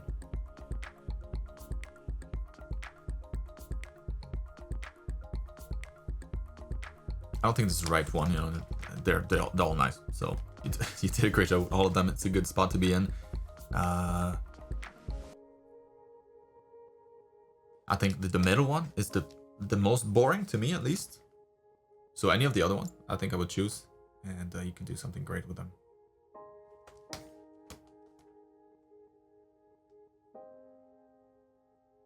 And here, just one thing that I'll mention about these particular characters. The heads of people don't really change too much, so that's why it's a good unit of measurement. But the skull, the size of the skull is very, very similar across most people, scale wise at least. Like, different features will change, but the scale of it is going to be very similar. So let's say you have like this triangle for a face for one of your character, like it should be very similar for the other characters too. So it is, you know, like that guy too. It's just like this one here, the face is a little too big. The head can be big, but the face should be consistent with the other one. And the head can be big just because he's fatter. You know, it could have like a thicker neck, a little bit more fat around the skull. But the distance between the eyes, like the size of the face, should be consistent with the other characters. So yeah, probably just make the head smaller overall.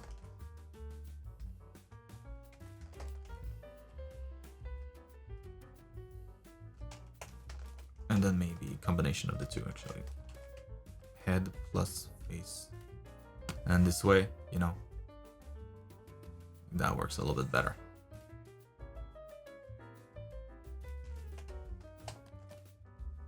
Because otherwise, it might make it seem like he's just like a big baby. Because the proportions of a baby changes, but across adults, not so much. That helps.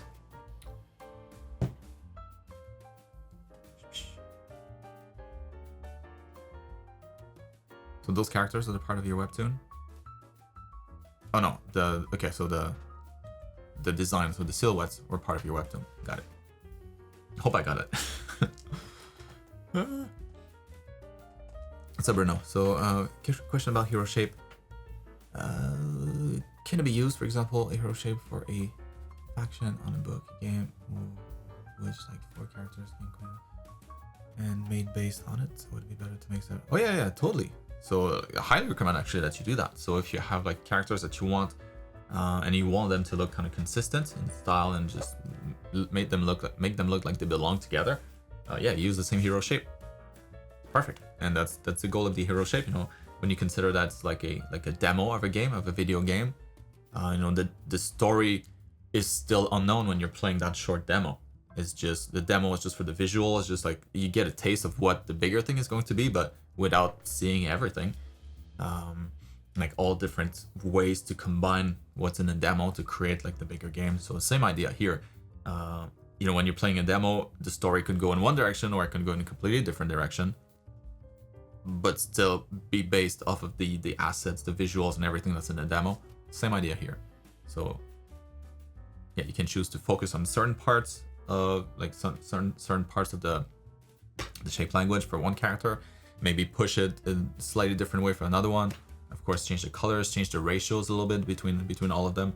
But as long as they use similar ingredients, they should look like, you know, they work together pretty well. So yes, definitely. Louisa. So this week, we'll do Louisa and then take a short break. So this week I wanted to practice more torso muscles. I think it helps me more to remember them if I draw them. I drew them from imagination, what I saw in Anatomy 3, actually. But at some point, I had to look for reference pictures. Unfortunately, I could not find many moving skeleton reference, so this is what I got. That's a good process too. Try to wing it as best as you can. Every time you have a question, every time you're not sure about something, look it up, look it up, look it up. Because you run into a problem, and then that creates a gap in your knowledge, like a hole to fill, and that you don't have what it needs to fill it right now. So when you go and get the reference, then you're like, oh, this is what's going to fill up this gap, and then that makes a much stronger memory. A lot better than if you didn't run into that problem the first time and you didn't have that void of knowledge. That's why you don't. So most people don't remember much when from the stuff that you learn in elementary school, because there's no context for it.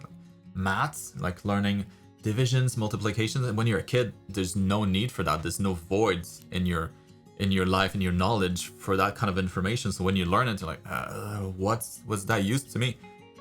And you forget.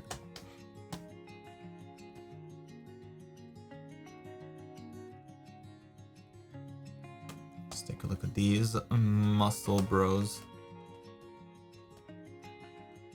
All right. Ooh, that was good. Hello.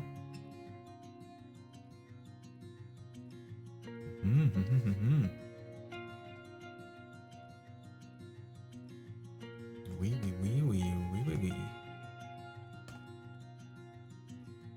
One thing that you can keep in mind, you know, like the so you have your hips here. The obliques attach at the hips all the way to the front of the hips, so all the way up here, and then there's like a small ligament.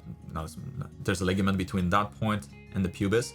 So usually, like it'll cover most of it'll fill up most of the gap here at the pelvis, the obliques that is, and along with the abdominal group. So yeah, the obliques would reach all the way down here and then go straight to the pubis. And so like, that gap wouldn't exist. There's maybe a small gap in between here, because it's not touching the bone. It's just like a ligament going from that point to the pubis and nothing in between. It's not touching there. But if it's so close that, you know, we can kind of close that gap. Like that.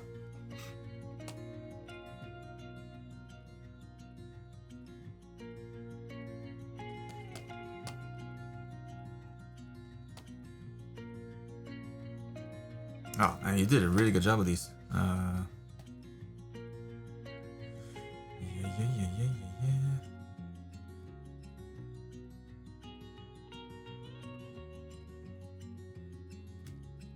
Yeah, the back looks great too.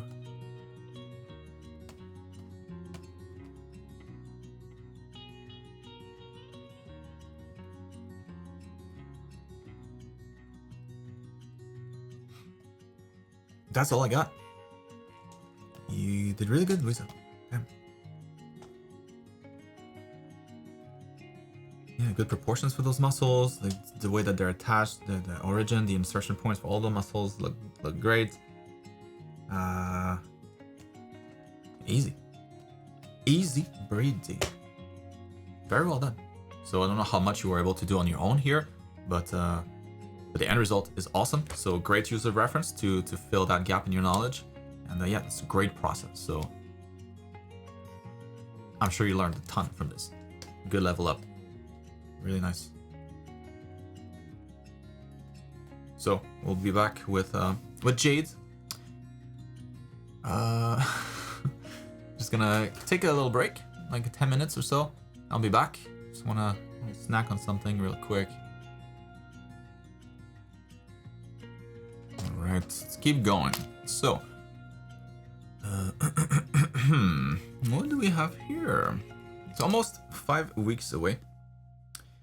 Shame on you. I hope you're doing well.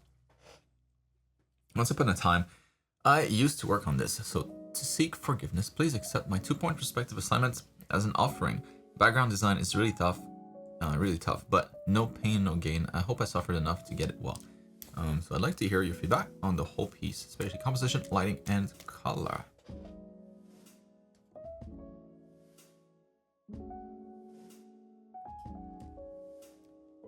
Most definitely. So let's take a look at this piece here.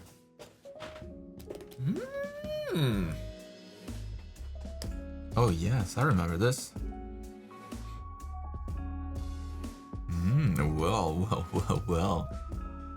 Well, some things happened since. And now, there it is. Ah, that's good.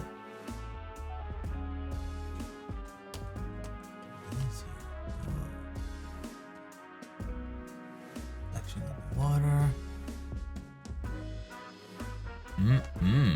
Very nice. All right.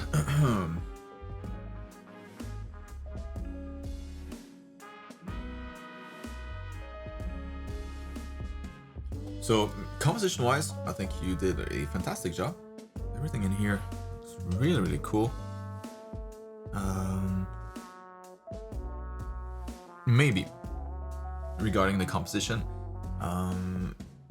choosing like a more clear focal point, where you know, again, like somewhere that the eye can really focus on. Because I'm noticing my eye kind of just looking at all the at the whole thing.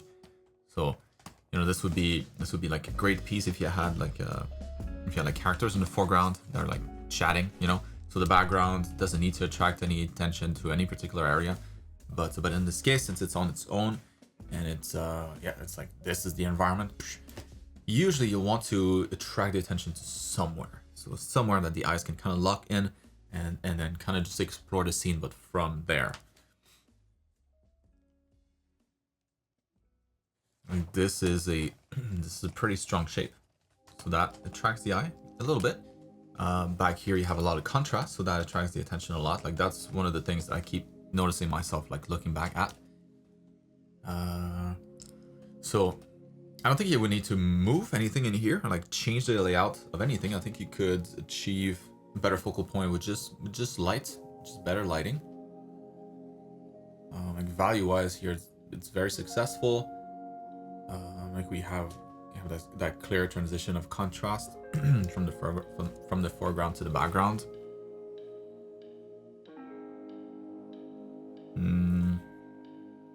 So like technically, it's a lot of really good aspect to this painting here.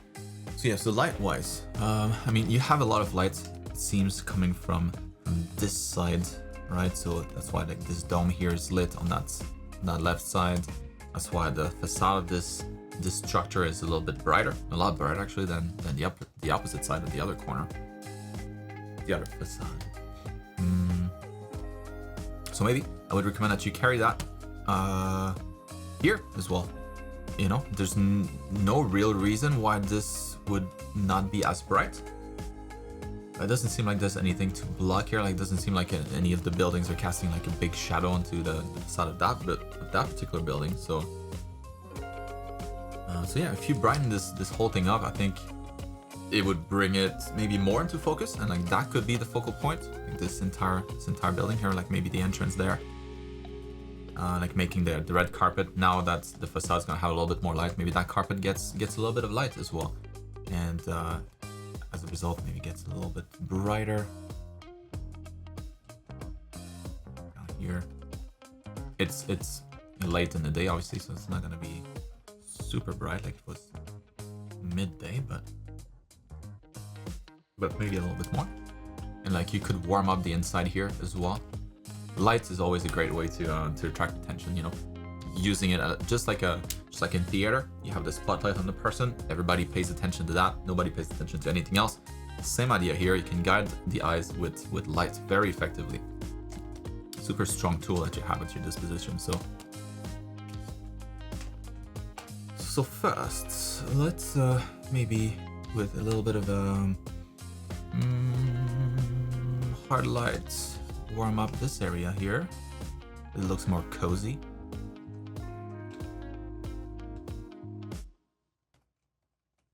Because this building now is going to be the leader. So we can take this whole thing.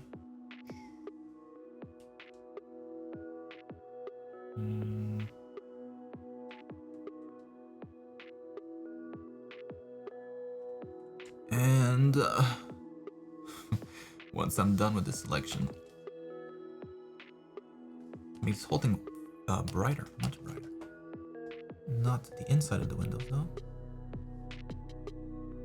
That's not gonna change because it's not facing the light directly.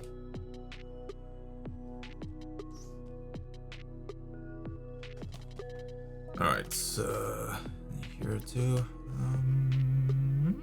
So that's pretty much it. And then the ground too.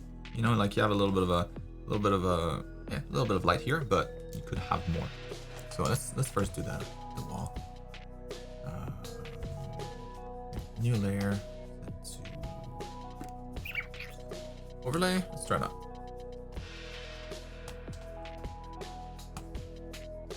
Now, let's try instead hard light. So we're gonna lose a lot of the details, but hopefully, like you have things structured in your layers better than what I can do here, and with just a few minutes, so that you can keep your details while adding brightness.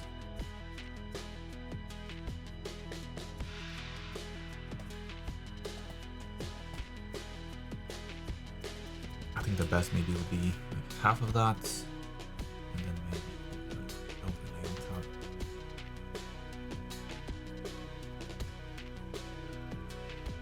Or maybe just, it could also be just the inside here. If inside of the building is very, very warm, kind of what we did here, but you know, like if the windows here, if you can see a lot more of the light inside, again, it's gonna bring the attention to that particular building.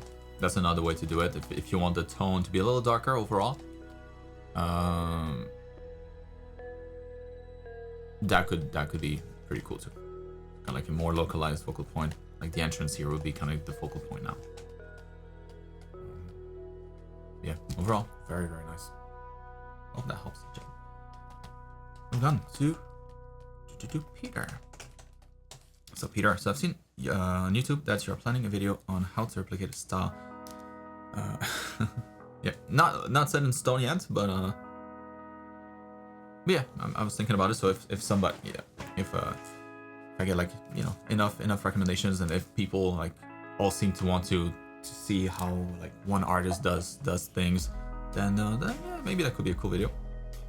So this is my take on trying to use Dragon's Crown's art style, and I would love to hear your opinion on what works and what could be better. Right on. Oh, that was really good. I mean, you could also, like, when you look at it quickly, it could pass as like a secondary sketch for this. Very nice. So very good use of colors in here. The tones right on the money. So yeah, here, very stylized. Obviously, anatomy is very stylized, based in reality. So we have like all the little details here for the knees. So everything is there, everything is correct, everything makes sense. Yeah, very nice. Very good use of anatomy, very good use of style. Obviously, the head's way too big for her face, you know, that kind of stuff. Shoulders way too wide for her neck. But it's done tastefully. It's like it's pushed, but it's still using real anatomy, and so it works. Yeah, you did really good. Yeah.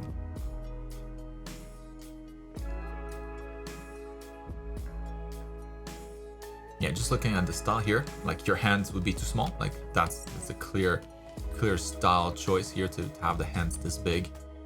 I mean, the hand's not that big. It's just like, I guess the face is really small, but the hand is definitely big for the length of the arm. Like that's a big hand. You know, if you unfold the fingers, you know, like maybe this long, that's like the entire hand is about as long as the entire forearm. So not realistic, but yeah, that's a defining feature of the style. Excuse me. So yours could be much bigger. If anything, like a shorter elbow, shorter forearm, and then much bigger arm, much bigger hand. The hips also like super wide for the width of the torso. Like It's like a B, you know, waist of a B, very, very narrow. Yours could be even more narrow and have that come out even more.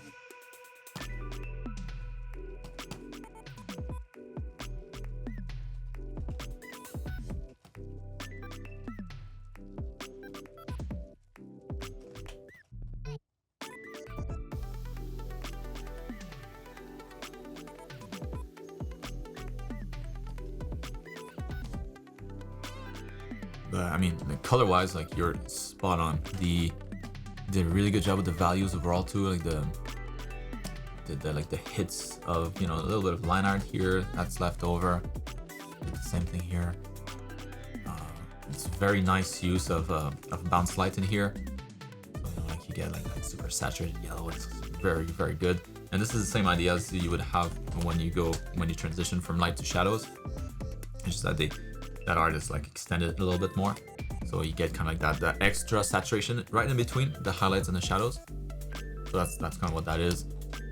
On the shoulder here, that's just like a little bit of kind of the same kind of red that you would have on the elbows here.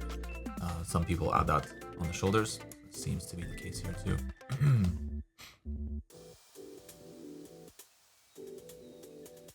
Yeah, you did really good. Yeah. Like that high contrast between the highlights and the shadows. Like a high contrast, you know, very dark, very bright here. Maybe you're missing a little bit of that. You know, you can see here in the staff as well. Maybe you're missing a little bit of that in here. So definitely go darker for your shadows. Like it goes to pure black almost always. Every item except the skin goes to pure black.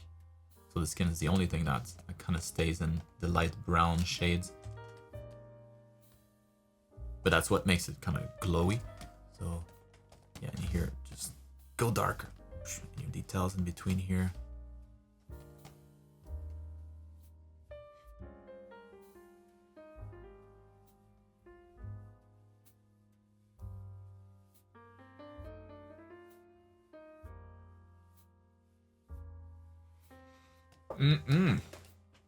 That looks good.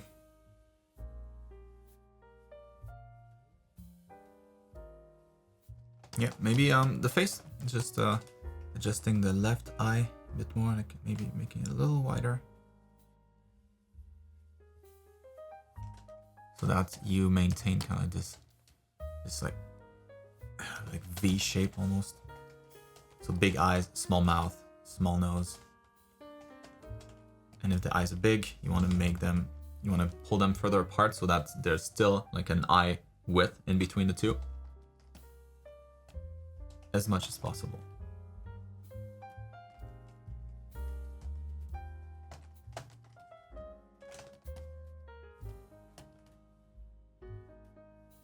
Yeah, that's very, very good study of the style. I think you crushed it here. Hopefully that helps. Very nice.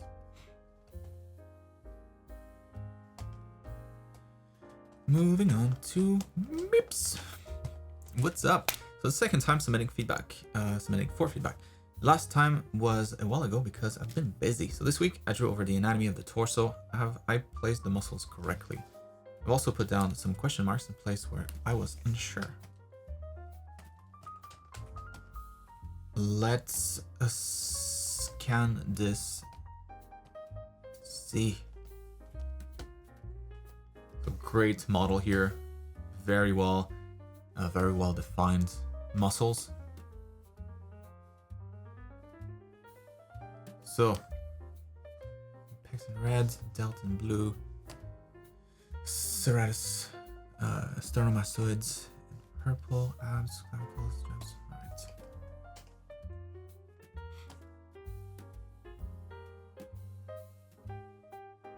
Yeah, so you know, on this side here, I think you spotted them perfectly well.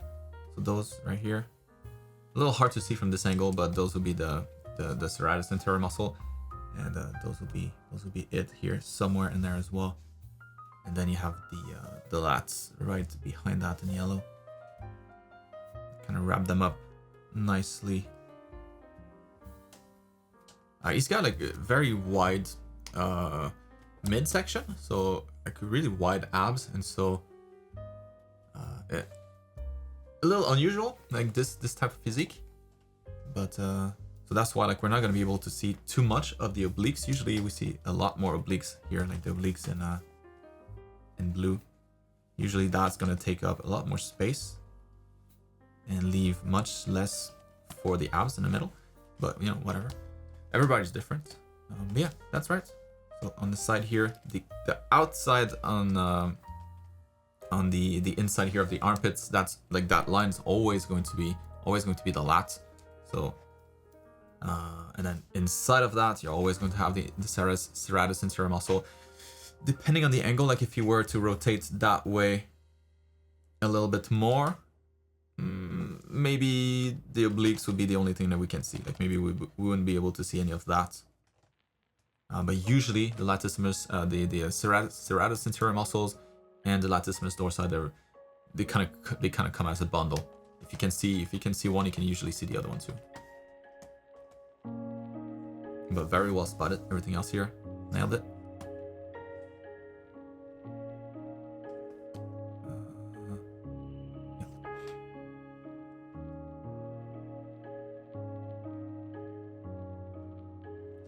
Love that you have the insertion points here. Very nice. Yep.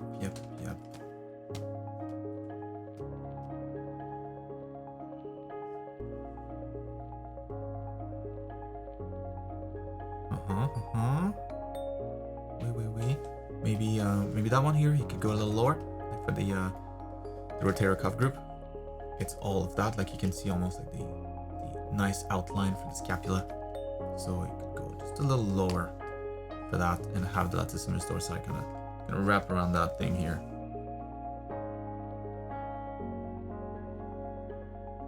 Kind of this here.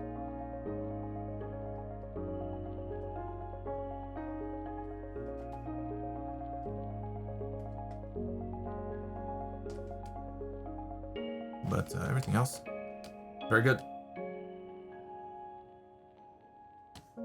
In the back, from the side, you might be able to see part of that thing here, the teres major. On top of that, latissimus dorsi, because it does wrap up here in front,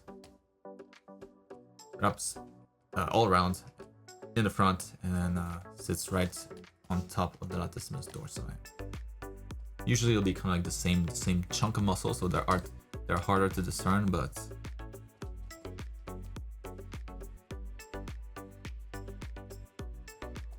yeah, if we look at this one here, it would be like that thing right there. Very hard to see, very hard to spot in this case, but that little chunk there, and then right below that, that's the entire lats. Everything else, you nailed it. So really good stuff. Well done. Moving on to Jackson. Woo. What's up, Jackson? So I hope I don't have a ton of progress on this for today, but I'm trying to figure out what to do with the background. I can't decide which one. I can decide which of the clouds color I like more. I should go with the backlit one. I'm also not super happy with the cloud shapes, so if you have any advice on how to make them fit the composition better and feel more dynamic, that would be appreciated. All right.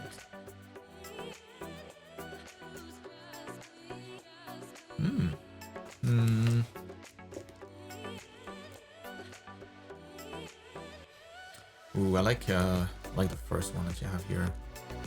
Like it helps feature her better. Like almost looks like yeah, she's got like the holy glow.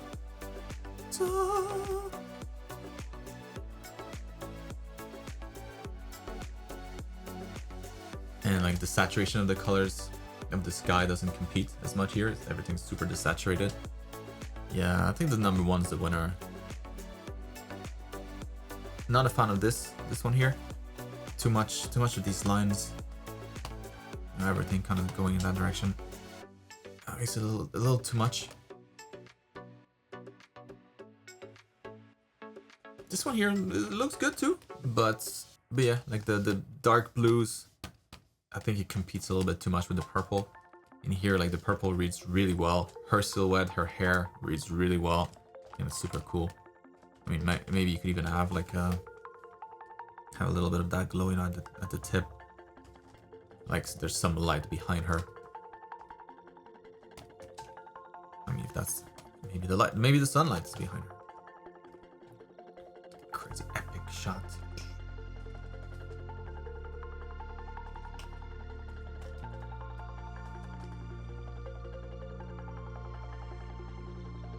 Yeah, and having kind of like the clouds kind of like, you know, contouring her, like makes it look nice and makes it look nice and cozy, like she's in a pile of cotton and she's in the center and everything kind of is forming around her. And down here maybe you could have, I don't know if it's needed, but maybe go a little darker, added contrasts.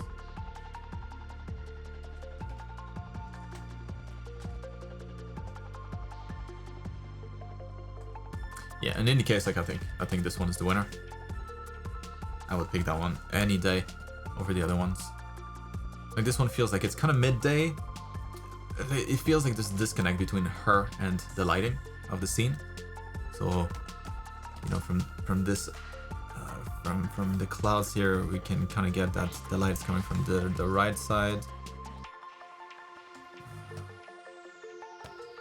I think the right side this way, shadows underneath. And so yeah, the sun is like just like that, and that doesn't really, it's not really reflected on her at all. So she seems like she's maybe in front of like a cutout of a sky instead.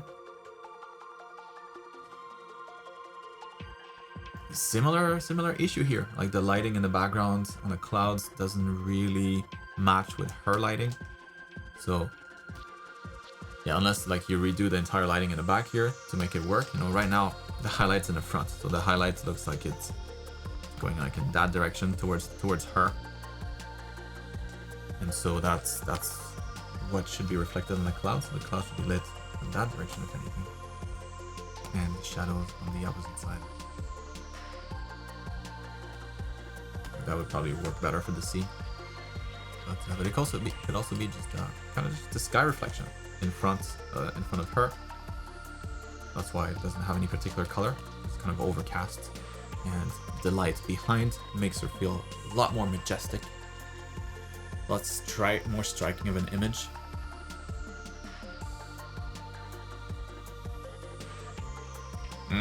Yeah, I mean here I would add maybe like some details to the clouds, not too much, you know, but maybe just a little bit more. A little bit of shadow, just something to define maybe the shape a little bit better, make that more interesting in the back, but having everything still like pointing towards her. I think that's a hit. I really like that. And I love the magic that the treatment of the effects in here. Bruh, that's sick, man.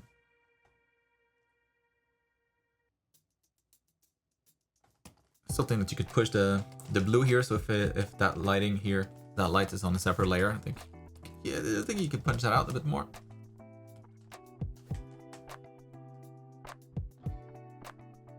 Yeah, that was beautiful. Yeah.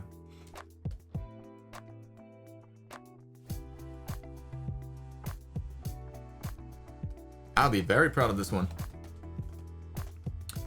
Moving on to Cody. So I've been struggling to find a direction career-wise, so I've just been drawing based on the subjects that I enjoy and want to draw more of. Anyways, here's a personal project that I've been working on. Let me know what stands out to you the most. Background and backplates are still giving me troubles.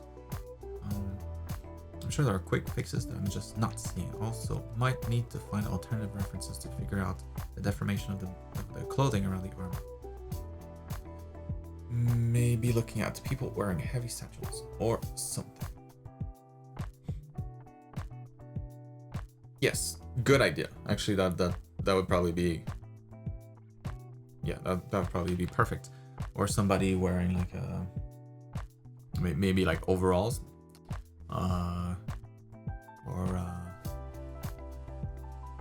yeah, like somebody wearing like a bag, like a duffel bag, you know, over their shoulders.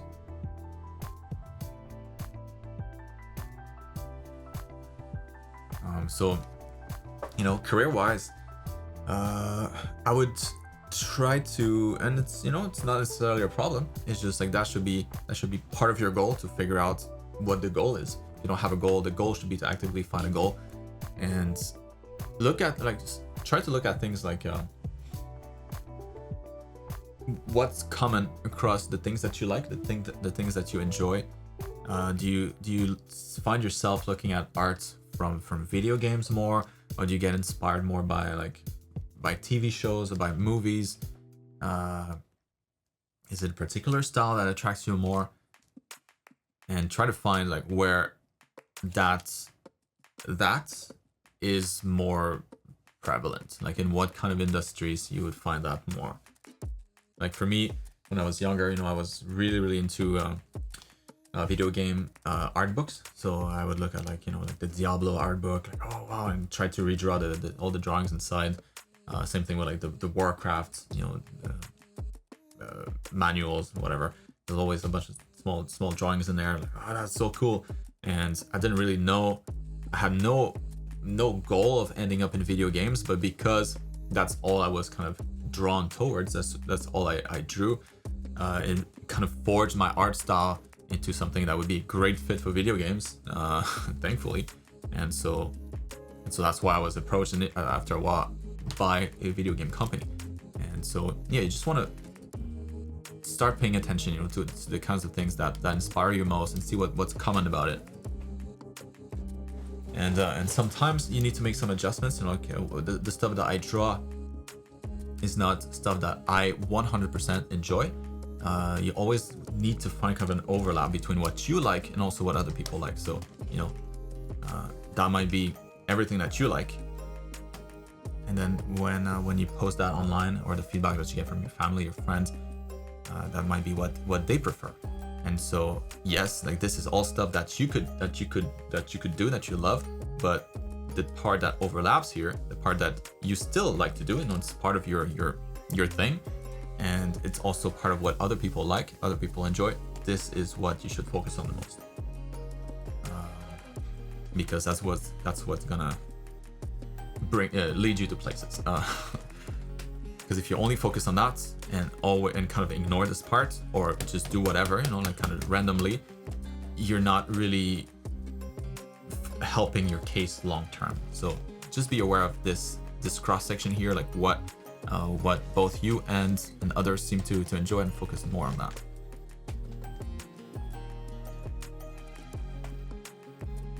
So anyways, looking at this here, really cool. Kind of a more realistic style. It'd be like the shot from a shot from a movie, maybe like a TV show.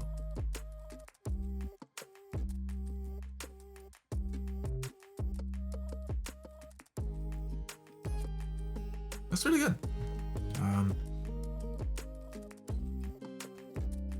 Some cool things that you could add in here that would make this pop, because I think that's the main issue right now. It's well constructed. Technically, it's pretty solid. It's nothing really stands out about it. For example, if that mask was super red, super saturated red, then that would be one thing that makes it stand out. If it's super bright, super nice, saturated. Some really cool highlights on it. Then that becomes something that's unique about this. Oh yeah, it's the red mask painting kind of thing. So a few things that we could do here. We could look at some of the shadows, underneath the mask. So it looks almost like the mask is kind of floating and not really interacting with the rest of the neck here. I mean, same goes with the helmet. So that would probably cast a little bit of shadow to the face right behind here. So that would probably be a little darker as a result. Could add that, so that would help push the depth in the painting. Bring an extra amount of contrast. Remember, contrast is good. More contrast, the better. The skin itself, maybe we could tint it slightly differently. Right now, the skin tone looks a little bit dead. So a lot of the saturated, dirty yellows. Maybe let's go for something that's a little bit more lively.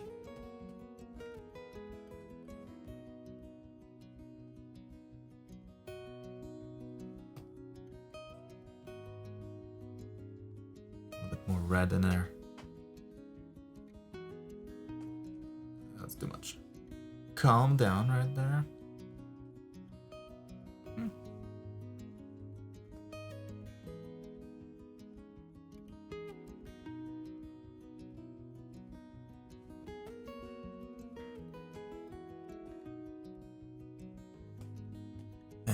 And then, you know, you could have like some cool reflections on the helmet. Right now it's kind of like this matte color throughout.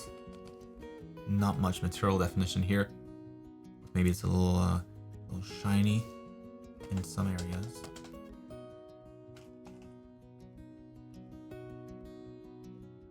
Remember, contrasts. Contrast in colors, contrast in types of materials, contrast in saturation, contrast in amounts of details. Any kind of contrast is good.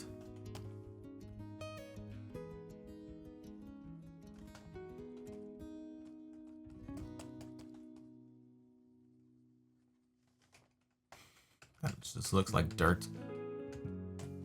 Let's try that again.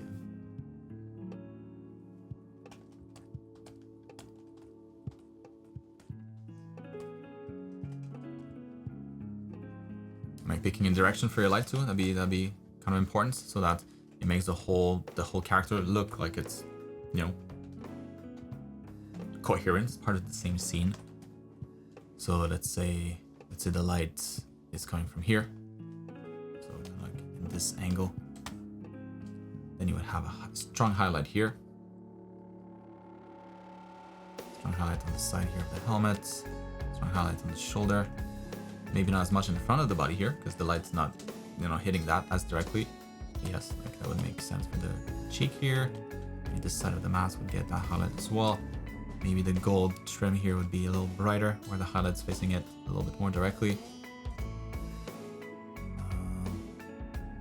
Maybe this little pad here, shoulder pads, more brighter on this side. It's receiving the light more directly. So light is going to play a big part here. Make this more wowy.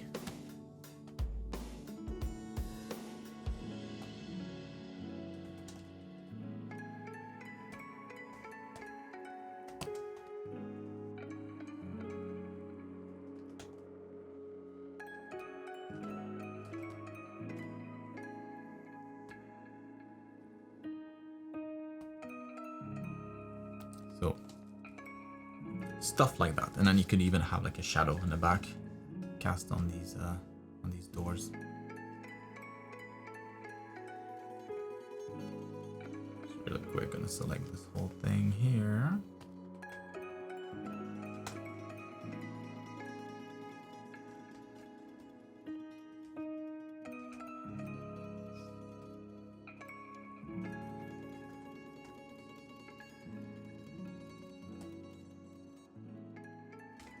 Something like this to fill up the space a little bit better, because right now, you know, there's like this whole empty space in front of him where there's nothing much.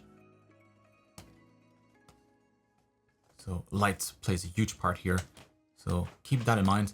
And contrast in colors, color saturation, light. Warm colors, warm colors, cool colors, lights and shadows. How shiny something is versus how matte something else is.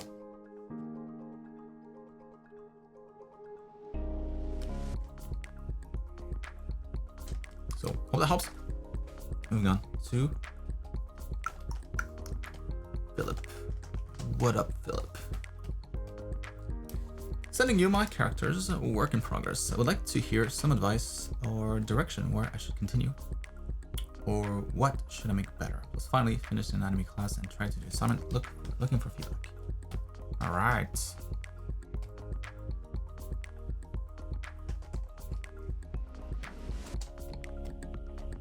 Anatomy. Let's take a look at this real quick. Yes.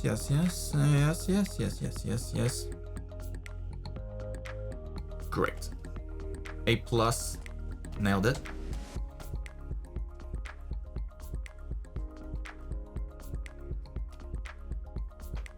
Little dude here, yeah. Hello, Papi.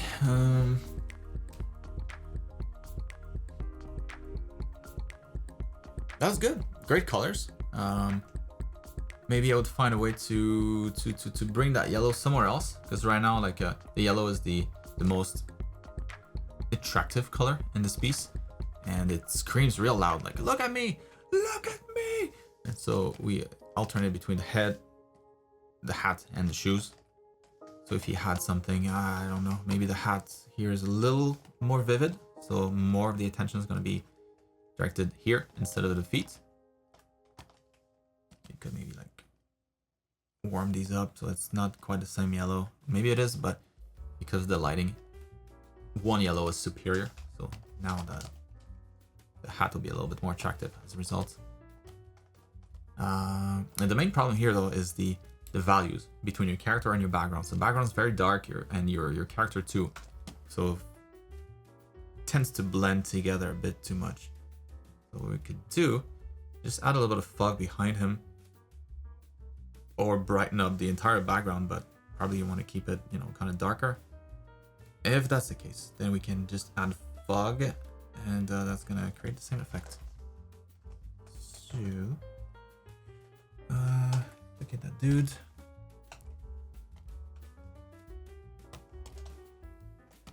And then in the back here, maybe it's like a little bit of mist in the forest all around him. And that makes him pop as a result. Now he stands out against the background a lot better. You can always cheat a little bit, like add more here where the value is too similar. Like he's kind of glowing, but not too much so that it doesn't look like he's glowing. Just maybe there's a little bit more air, you know, a little bit more fog behind him. That's all.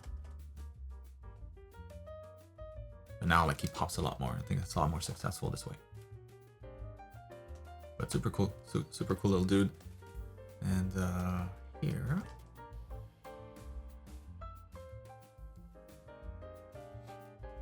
and like to go from here.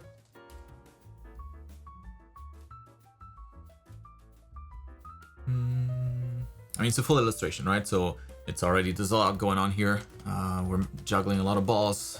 So lighting, always great. But before lighting, maybe shading. So we could shade that a little bit.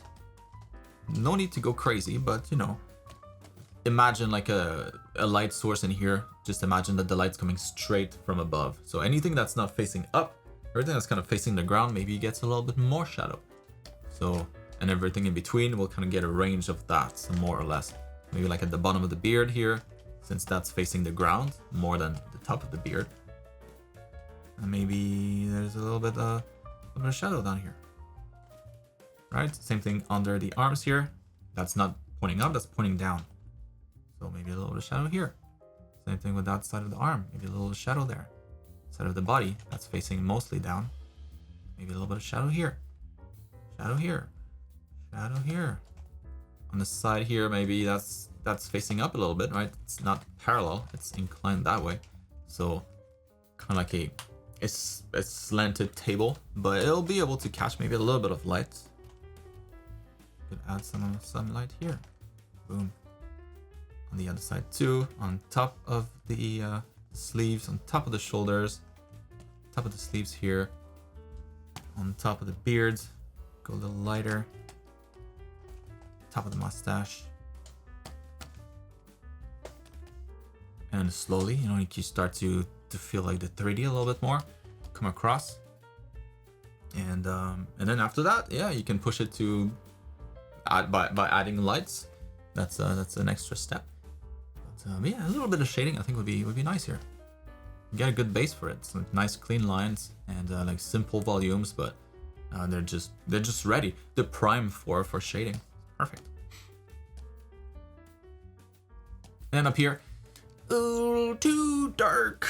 Make it brighter. Can't see. What?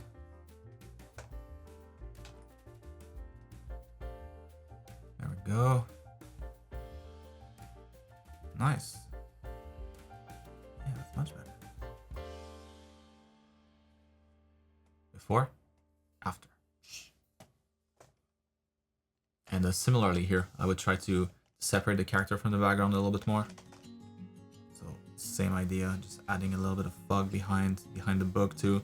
Because all the values here are very similar. Like the book, dark, background's dark, tends to blend together. Always advise against that.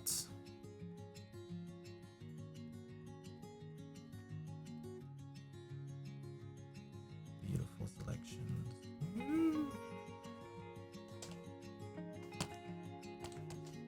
Color pick that, make it a little brighter, and then boom, boom, boom, boom, boom. And now the silhouette's very clear. There's no mistaking him for the background. Your fire may be a little bit of hard lights in here, some orange to warm this up, add a little bit more glow. Something like that. And then if you're up for it, you know, this is the main light source. So in here, we consider that the light was coming straight from above. And then here you can consider that the light is coming straight from the side instead. So this way. So you can even rotate the thing there. So everything that's facing the fire is going to be a little bit brighter. So the face, a little bit brighter. The front of the torso here, the cape, the side of the body, his neck, shoulder, top of the arm. All that stuff. Have fun. Well, that helps. Moving on to Livio. Alright, so I've been working on background characters for the comic this week. I'm having some trouble keeping consistent and visually distinct, and keeping them consistent and visually distinct, making their feet line up properly with the ground under them. Another thing I struggle with is level of detail. I only really know one detail level to draw at, and everything else is just sort of that. What do you think of these? And how the heck should these robes move when the elves are walking in them?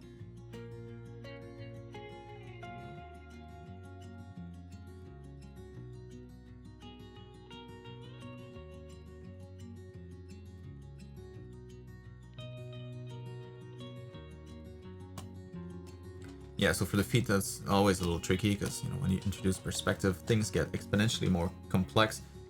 But that's why I always use this trick where I'll, you know, if you've done a little bit of perspective, you should be able to place like an ellipse fairly flat on this, you know, so that obviously that would look like it's flat on the surface. That wouldn't work either, but maybe like something like that. So it would seem like it's flat on the surface. The logic again being, you know, X marks the spot here. Perspective 1.1. So something that fits within this shape here, and like just a little smaller version of it.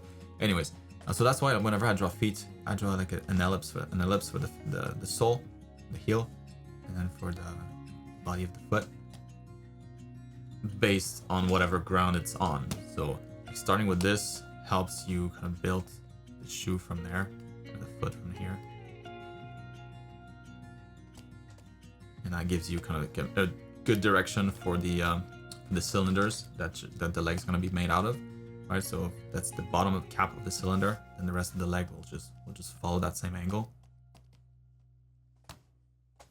So in here you could do the same thing, you know, kind of figure out what an ellipse laying flat on that surface would look like, and start there. So probably something like this. So pretty close, you know what you have here, but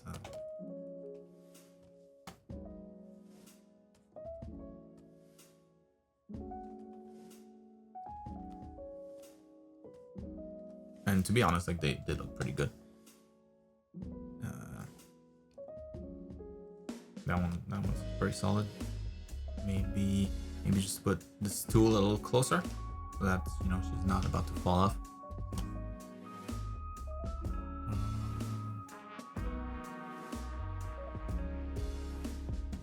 And don't worry too much about like consistency in the scene itself.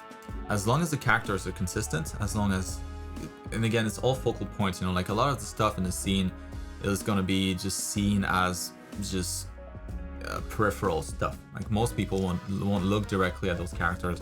They look at the action. The action is what really matters. So if those characters are consistent and the action happens here in their faces and what they're doing, the background, you know, it could kind of be different from one to the other. Like you could lose the entire crowd, and I don't think many people would kind of realize that if your focal point is strong enough. So focus on that first.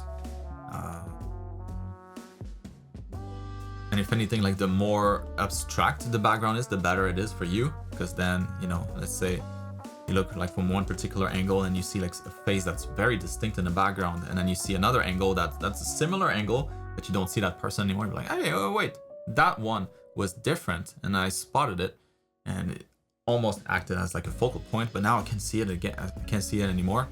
That's weird. So as you make that as fuzzy as possible, make this as strong of a focal point as possible, and the background can almost be whatever.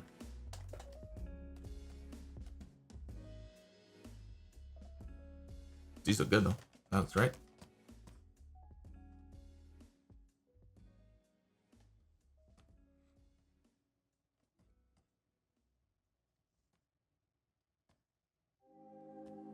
And then when they walk, yeah, it's pretty convincing what you did here. Yeah, it kind of opens up this way, flap. This one just hangs the way that I was hanging here. No change there.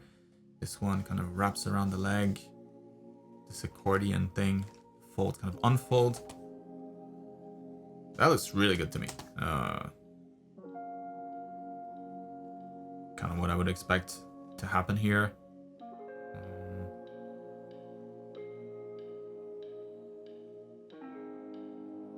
Yeah, like maybe the leg that's pushing against the fabric, like the leg that's ahead, maybe around it, you know, you could have like 1 or 2 folds, you know, so seen from the back view, maybe like the fold here, seen from the back, like they continue that way just a little bit, and then kind of they fade at where the butt is,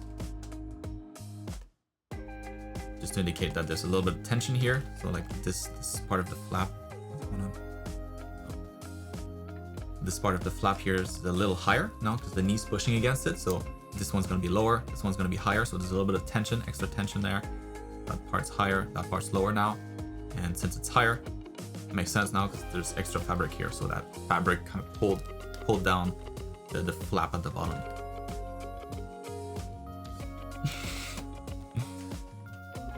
Pretty subtle, but that's something you can keep in mind. So whatever leg is ahead, add some folds, and make it just a little bit higher off the ground versus the other one.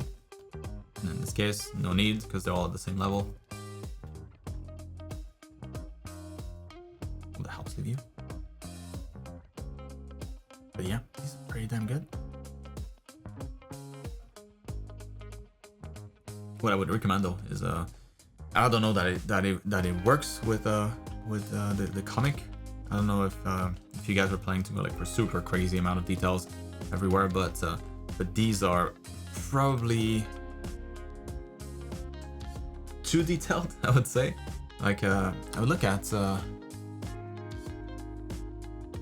see.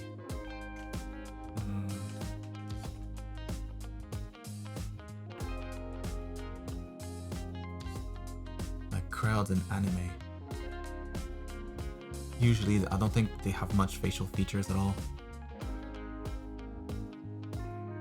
Yeah, looking at this here, I don't know if you can spot it, but yeah, exactly. The same person, you know, like this, that face here, same face here again. So there's a lot of copy paste going on here. So that artist probably had like a crowd brush. But you don't notice it too much when there's not too much detail. When they're too unique, then you'll be able to tell them apart. So yeah, I would kind of just create like a super generic face, super generic, like super simple, not too much going on in the eyes, no clear emotions or nothing too distinct, and use that for your crowd. I think that's gonna work better and save you time.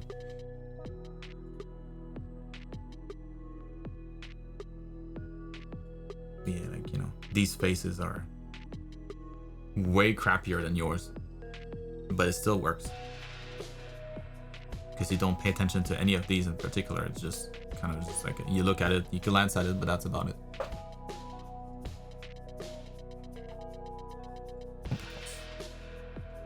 Moving on to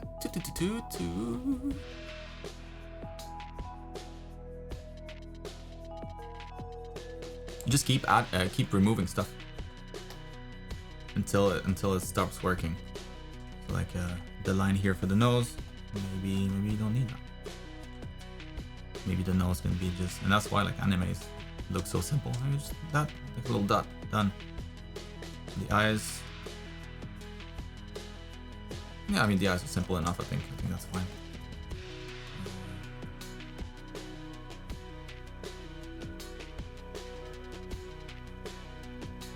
I think that's a good face. That's an actually pretty good face now. Like now that the nose is a little simpler. So it could be like that face, and then a variant on that one could be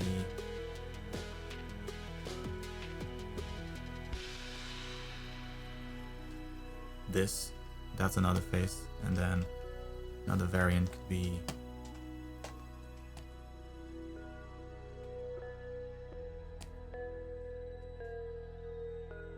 this, you know, like she's happy or something. And you could use the same head for all of it, just minor changes. But since the head is so simple, and even like the hair here, maybe the hair is too unique. Try to find like a haircut that has no distinct feature.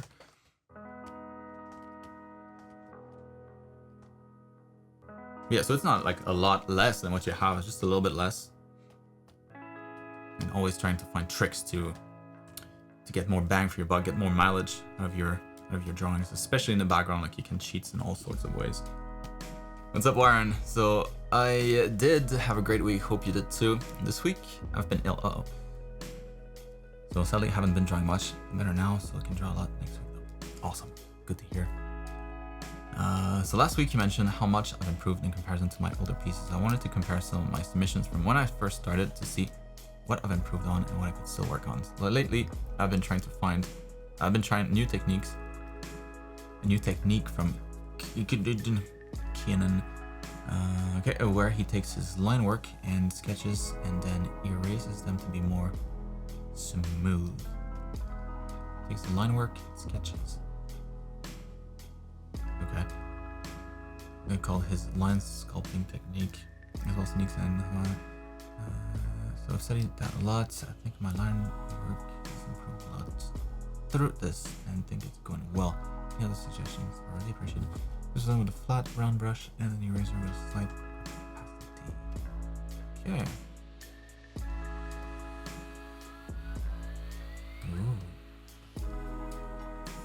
Ooh, yes, much better. Yeah, your lines before, they didn't have much flavor. It's kind of a stale line. Not bad, but now like this is day and night. It's just so much more style to this. It's just a lot more character. Way better, way better. So I'm happy to see the difference here next to one another. That's a huge difference. Like this looks so much more professional as a result, and it's just line quality. I mean, your knowledge too of its anatomy, proportions, way better. Way better now too. So yeah, man, really good stuff. So you're asking.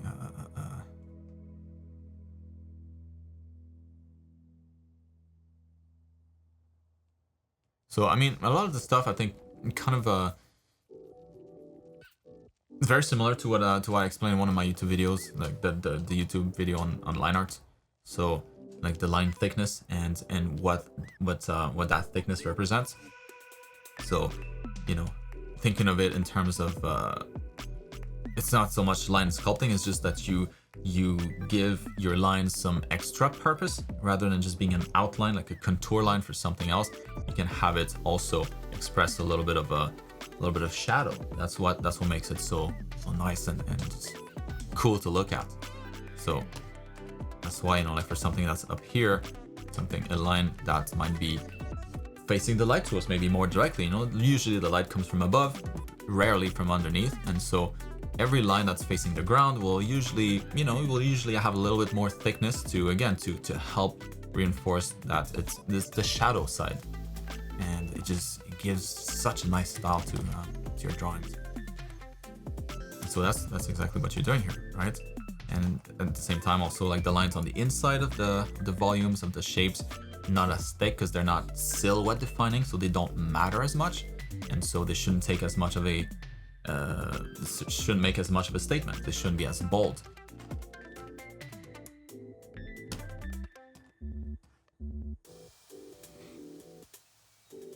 And then when they merge, you know, you can think of the same thing. So when you have like a bunch of lines that merge here, you know, when they get to the point here where they merge, maybe they're thinking almost as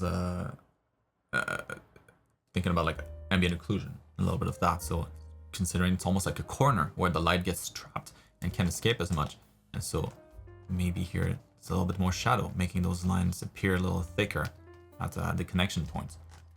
And all of these things just, yeah, it sculpts the line in a way, but the logic behind it, I think, is the most important.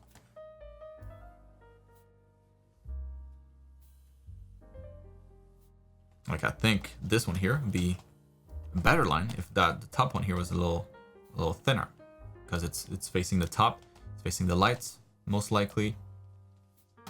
The top line here could be a lot more subtle, a lot thinner, to represent that there's maybe a little bit more light up here, and then down there, you're right, a little thicker, it's more shadowed.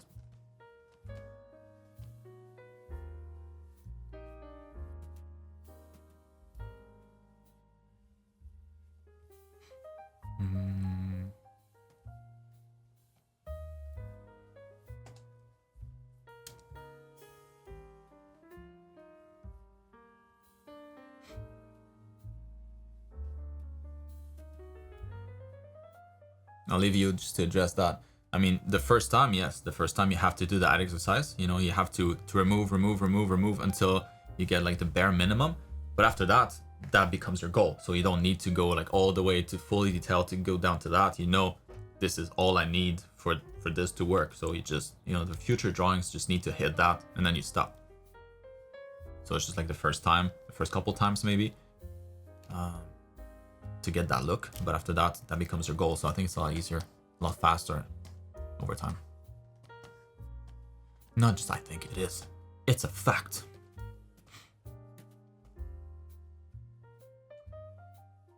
So anyways, hope that helps, Warren. Like, these are really, really good. Anatomy wise, maybe slightly too long of a torso here, that one. So I think you could wrap up the belly a little sooner. Place that a little higher here. Abdominal groups. Hips would be somewhere around here.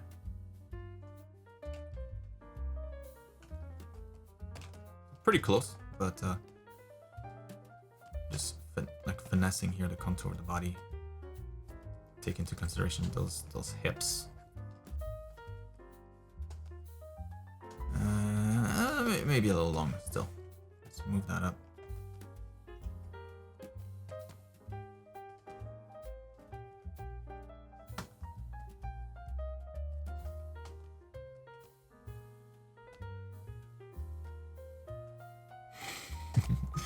This fat bird right here.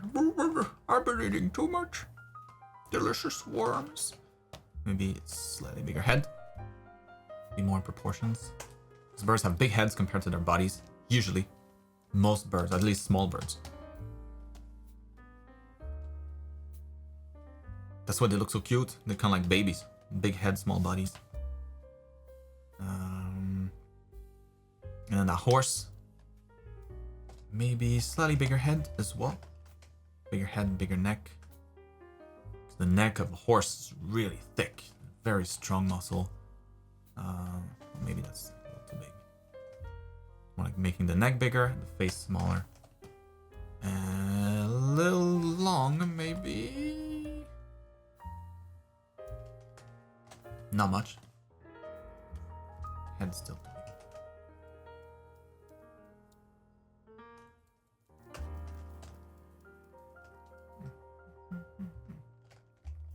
But anyway, I mean, it could have been like a. I think the length was the major, not the major, but the biggest problem here. The length of the torso for the horse. The head, I mean, it could be like a young horse, it could be a donkey, whatever. I think whatever, that doesn't really matter. Yeah, man, really cool stuff, and awesome to see the difference between those two. That is significant. It makes a huge difference. Like, yeah, man, that guy knows what he's doing. This one here is just starting. So, good stuff.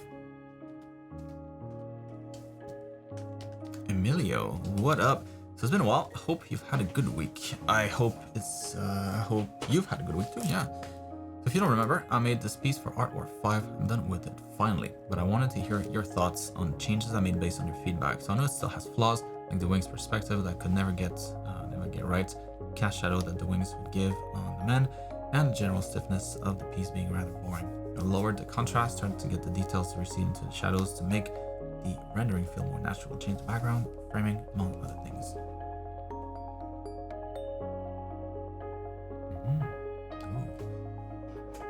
I like a lot of these changes. So in almost 20 years of art school, I think I've managed to improve a fair amount, having completed around 6 portfolio pieces, and with this piece, I'm hoping to finally have my portfolio ready to look for some art jobs. So wish me luck and thank you for all. Awesome, man. Awesome.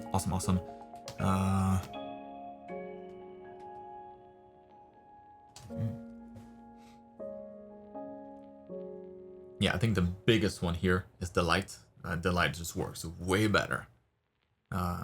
Adds a ton of interest to the piece. Like the character pops a lot more already. It's much more striking of an image. So awesome job here. I think the wings could be a little lighter so that they don't compete with like the amount of contrast on the main character. It kind of looks cool though. Yeah, maybe a little lighter, like some bounce lights. Yeah, he's floating in the air. Maybe not a whole lot of bounce light there, but let's see. I don't know. Let's try to make them a little brighter.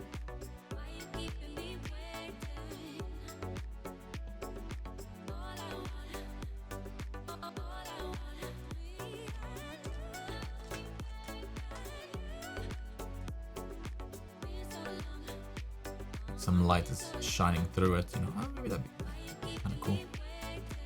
Because the shading on the wings is really nice. Like, you did a really good job here with all the small details and feathers. And we can't really see that when it's too dark, like this. You can't see anything. But like this, now it's like the light's kind of going through the wings a little bit, through the feathers. Yeah, I like that.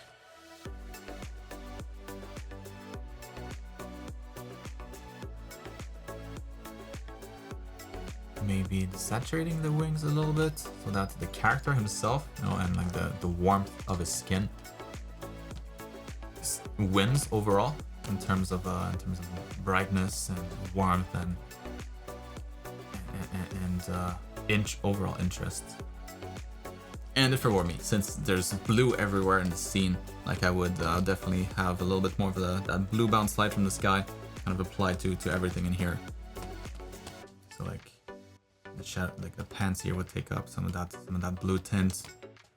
The skin definitely like in the shadows here where we can't see too much. I think that would be nice occasion to have some of that blue light to brighten this up so we can see.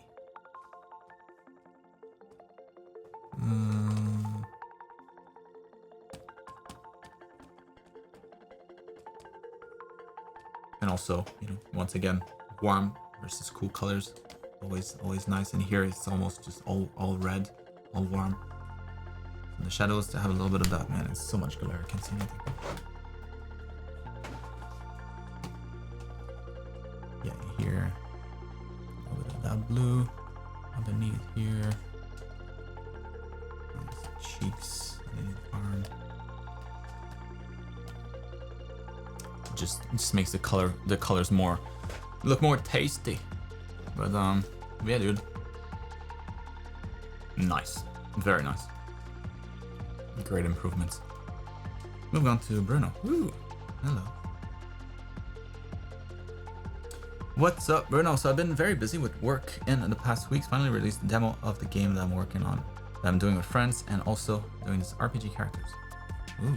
I looked at feedback for the pic on the image on the right. It's supposed to be a group photo of marketing of the game. Oh, cool. It's like the team that made the game. Awesome. So do you have any tips for working on multiple characters like this to speed up the process? What do you do when you feel like you're overworking, but at the same time you feel like you're not working enough? Okay, so there's a few questions here. Let me go one at a time. Ask feedback. So feedback for the thing on the right here, and tips on working on all these characters to speed up the process.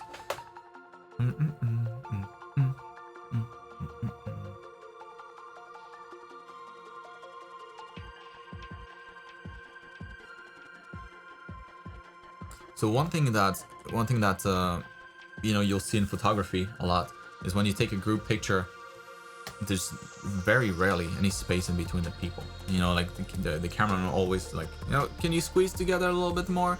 Squeeze some more, so that you see more of the people within the frame. You know, because if there's space in between people, you have to zoom out, you have to go back, and then everybody as a result will appear a little smaller, and so it just looks a little strange, you know, to have like a group shot like this with so much space in between the characters. That's the first thing that I would probably adjust. Just have them overlap, if anything. You know, like maybe this one is slightly behind that guy. You know, kind of like that. And just cram them together maybe a little bit more. I think they'll look more natural. That's number one. Other than that, those characters are great. Good poses.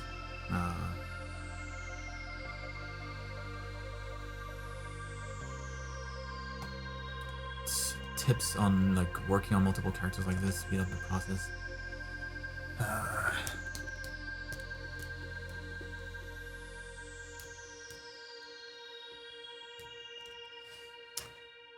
Yeah, it's one of those cases. I don't really have any good tips for that. It's like whenever you see like a, you know, like a Capcom poster, for example, you know, where you have like a bunch of characters kind of like one side and then another bunch of characters on the other side, like, you know, Capcom versus SNK, whatever. Whenever you have a group shot of a bunch of characters from a game, all the characters are worked on individually, and then they're usually kind of assembled after that into like a bigger picture. So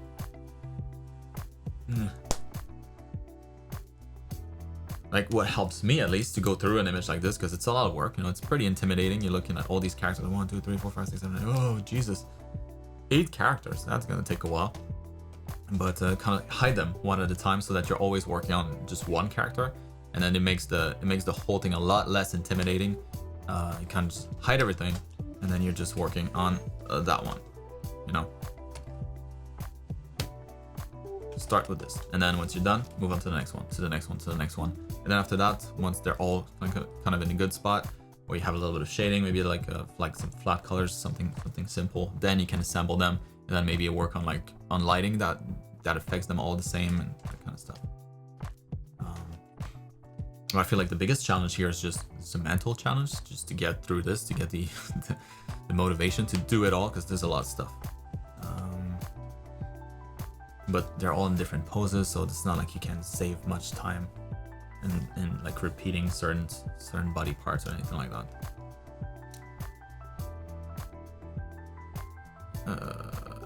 Certainly the face though, maybe the face you could, you know, if a lot of them are facing forward, then you could have like the same construction, and then just when it comes to the facial features, the subtleties between the facial features, then you tweak them a little bit, but giving them all kind of generic faces at the beginning. Maybe in some cases you can copy paste, that would help too. Yeah, for the poses, not as much. What do you think when you feel like you're overworking, but at the same time you feel like you're not working enough? Well, it's always better to feel like you're not working enough than to feel that you're overworking yourself. So, you know, overworking yourself, just like with anything, and it's funny that you mentioned this, kind of relates to the video that I posted yesterday, but it's, you know, it's the same idea as a sports injury, you know, like you always stretch, you always take measures when competing in a sport, or when going to the gym and that kind of stuff. Like you warm up first, you prime your muscle for the exercise, and you don't do too much of it. You know, if you hit the gym every day super hard, at some point a muscle just can't recover enough, and then you injure yourself, and then you're out of commission for a while, and that's not any better. Because maybe if you had maybe worked a little bit less intensely, and then, you know, gave yourself time to recover properly, you could maintain this pace forever, and then go well past the person that just injured themselves and then cannot work at all for a while. So like that's a good problem to feel like you're not doing enough. It's always better to think to have that feeling. And then when you say not making enough progress, that could be part also of you know, just the kind of stuff that you're practicing. So if you're practicing a lot, so if you're spending a little bit of a little bit of time in this, and then a little bit of time in that, a little bit of time in this, like if you're spreading yourself thin across a bunch of different skills, like any particular skill won't feel like it's improving that much, because it isn't. Overall, you're improving a lot of stuff, but you know, your perception is that it's not going fast, because none of them are going that fast. So that's why I like to practice stuff and be very, very focused on my studies. So let's say I practice part of the anatomy, it'll be a part of the anatomy, not the whole anatomy. And the more specific the part, the better.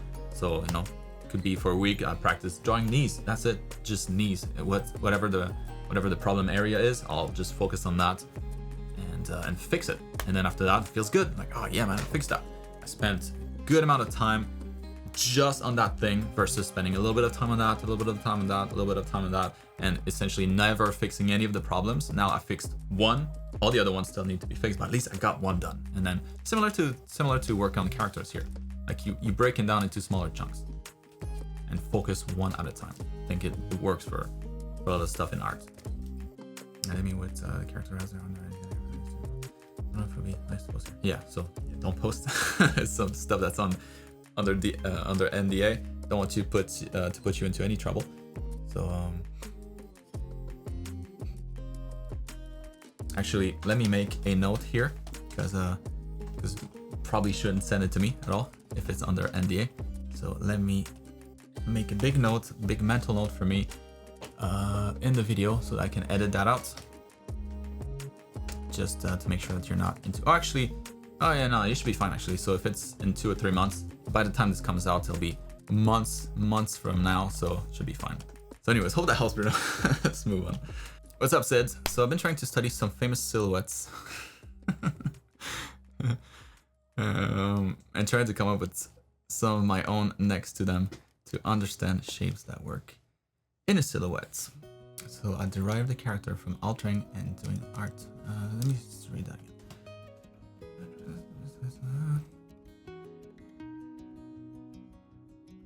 again. Okay, cool. Derived the character from altering and doing line art of one of the silhouettes, and I would like to push it further. Is this a good process to learn from? Should I try gradient maps? I can blend the characters a bit further. Welcome, Bruno. Yeah, actually, that's probably a great exercise. Yeah, super cool. Yeah. So especially characters, you know, taken from a game where the silhouette is important, like a first-person shooter, very important, so that you're able to, with the fast-paced, you know, action happening, you're able to discern who that is and which character is that, and to adjust your strategy around that. So yeah, using characters from those types of games, really, really good.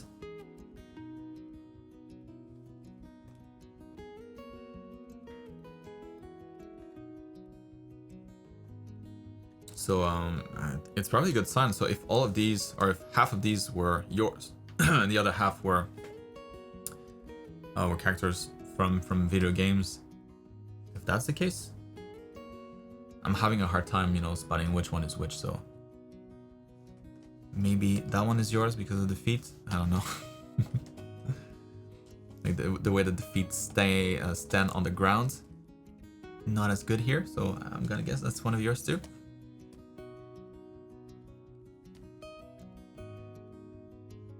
But yeah, overall, man, aside from the feet, this is like it's a nice lineup. It all works together. So really good stuff.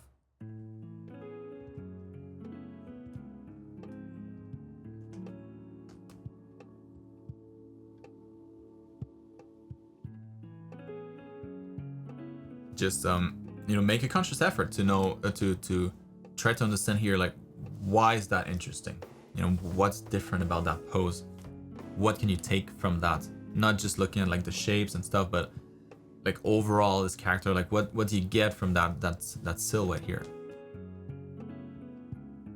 Are they able to convey a little bit of the character, you know, personality? How much can you tell from this? Like, is the character wearing armor? Is the character naked? So yeah, as long as you have like that analysis phase in between, then it's all good.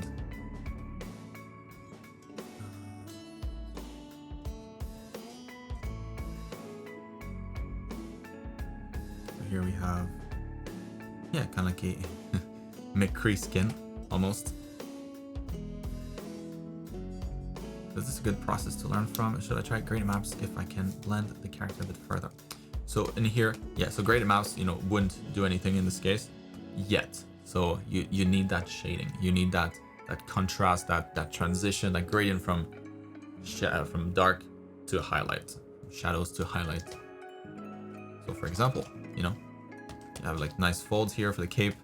If you did something like that.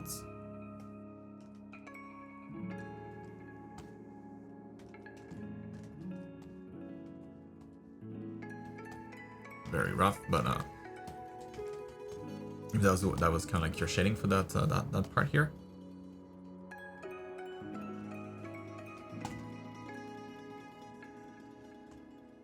Copy, and let's go back in time. Should I use a different layer for this?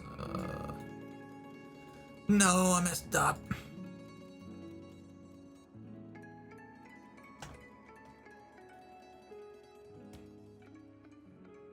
Alright, so like this. And we'll see the difference, you know, with no shading and then with shading. Difference in gradient maps.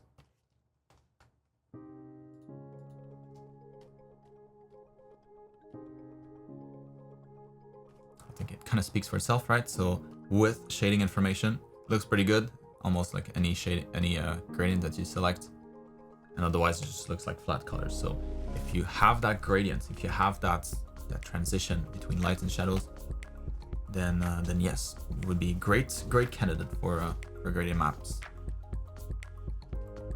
Very cool character. Yeah, with a little bit of shading, that could be really badass.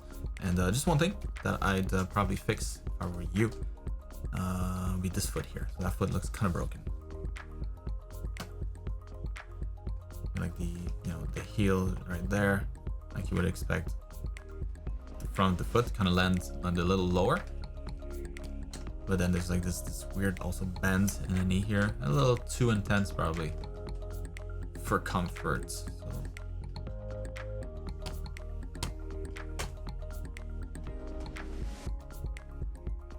more like that, pushing it back a bit here. So that you can imagine, you know, the leg underneath here. Yeah, that would make more sense. So something like that. Everything else though, ready for shading. Have fun. Moving on to Jared.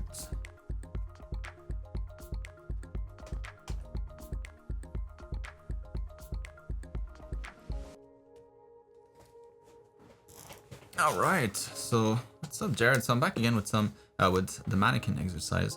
Just like last week, the figures without photos were done with imagination, and the ones with photos were studies that I did next to the photos. I haven't fully introduced myself, but I would like to eventually become an illustrator in the industry. Right on. So drawing characters is what I want to specialize in, but I would also love to create believable backgrounds for my characters to live in.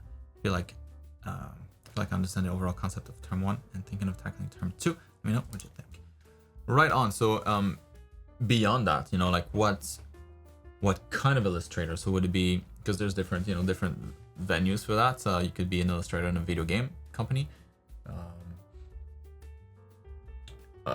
So working on like promotional art for the games. It could be also an illustrator for a book publishing company where you do book covers. It could be trading card games.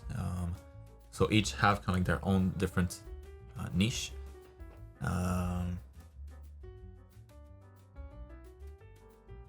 Could also be just doing a bunch of illustrations on Patreon, or that could work too. Content creator kind of type. But I was gonna say beyond the illustrator, it's finding out like where you see yourself in the industry, because the industry is pretty broad. There's a lot of different things that you can do.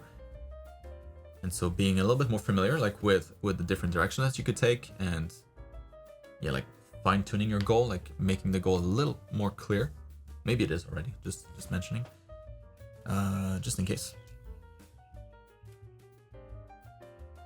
And if you're an illustrator, usually it'll be characters. If the character is the main focus, then yes, that'll be the case. But there's also like a background component. So illustrators usually can do both. Illustrators are just artists with really good overall fundamentals. So if your fundamentals are good across the board, you can pretty much draw anything in any types of medium.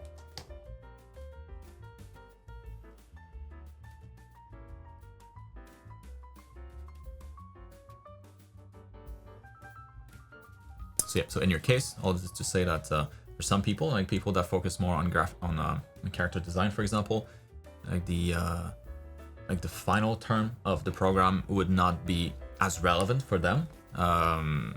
But in your case, everything in the program leading up to the final term, is very, very relevant to what you want to do for a career. So there you go. Don't skip anything.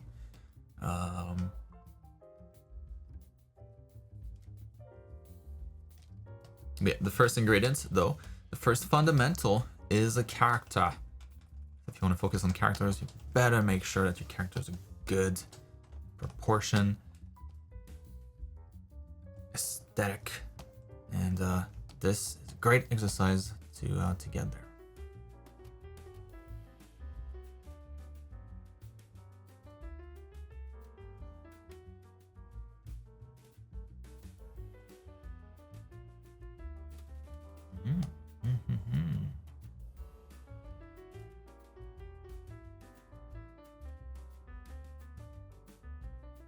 All right, just pretty damn good. So in some cases, like some proportion issues, like this one here, very small head for her body, and the head's a little more like you can look at the shoulders. If the pose is complex, always look at the position of the head versus the shoulders. Usually it's very telling. It's good landmark to look at. So shoulder here, and the head is going to be right above the right shoulder.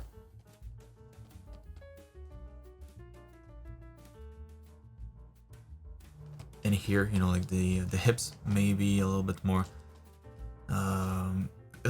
foreshortened. The pelvis, that is. So, like if this was a box, like we would be able to see a lot more of the top of the box.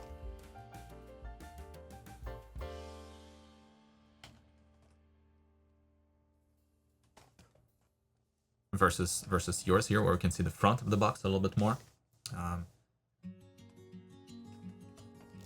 Rotate it a little bit more. I think that'll work better. It's great.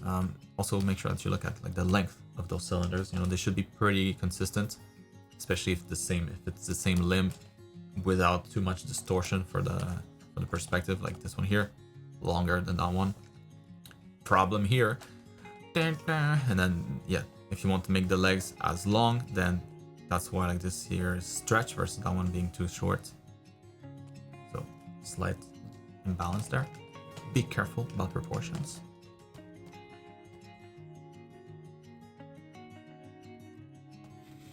Nice, very cool these. Head again, a little small. Not much neck, you know, you could lift that up a bit more.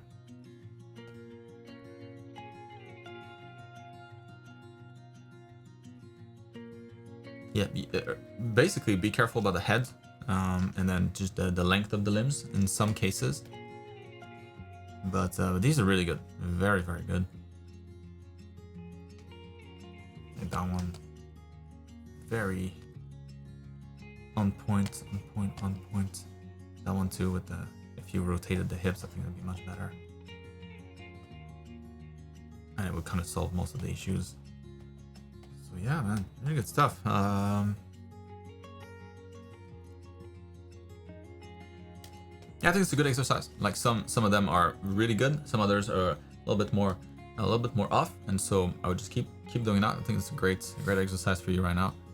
And of course, you know, feel free to move ahead to the next term, start to explore. We want to keep the fun going, so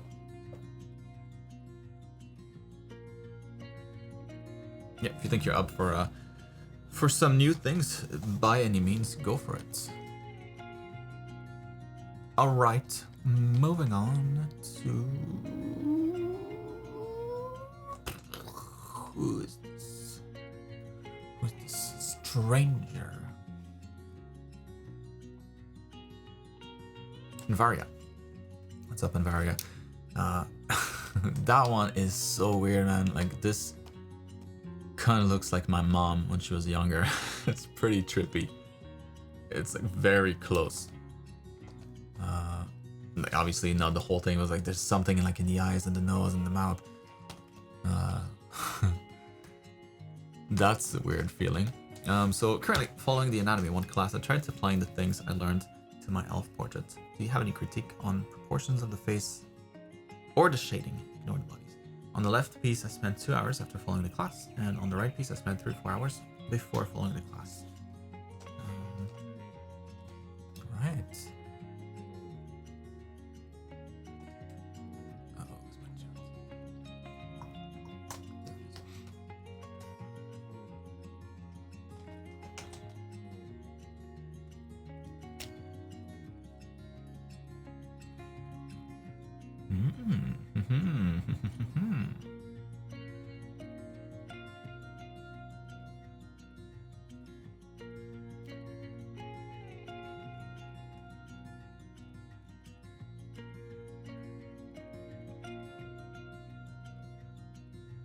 That was good for half the time. It's pretty pretty solid.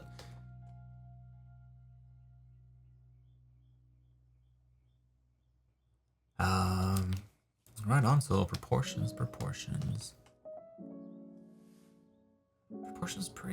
spot on. I would say maybe you know, you could see the side of her chin a little bit, you know, kind of like from this angle.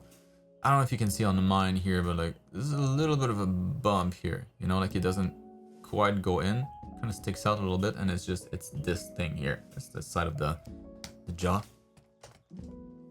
So it's not like some cheek fat or anything like that. It's really just the jaw, the side of the jaw here that you can see. So maybe a little.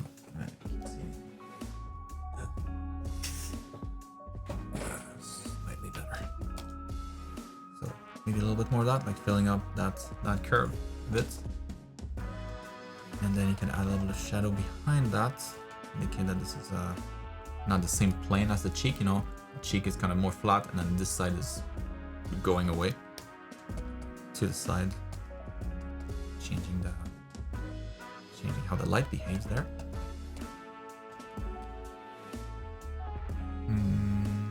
Maybe you could shave off a little bit of that jaw as well here, going to the ears. Not too much, but just a little bit. Make it a little more narrow.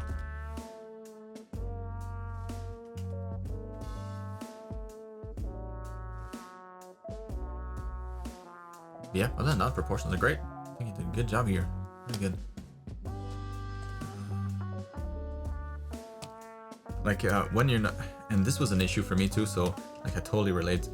Like how to shade the nose. You know, like should the shadow be here? Should the shadow be on the nostril? The shadow is always going to be on the face that goes away from us. So let's say you have a face that's shaded like an egg.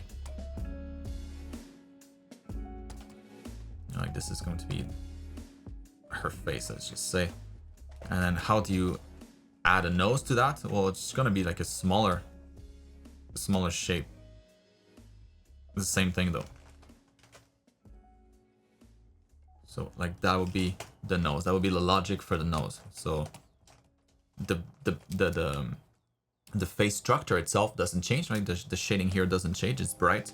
It's really the nose now that it's itself will be introducing those shadows. So if you look at the face here, like the canvas that we're building the nose from is going to be mostly the top of that egg shape, pretty flat, nothing going on here. And it's really going to be the nose here, like around the nostrils, that will introduce those shadows. Side of the nose here as well, just like you did. So when in doubt, you know, just think of that. And then now it feels like the nose is sticking out, you know. Very nice. That one was pretty good too. Pretty damn good. Maybe the right eye is a little high, just a little.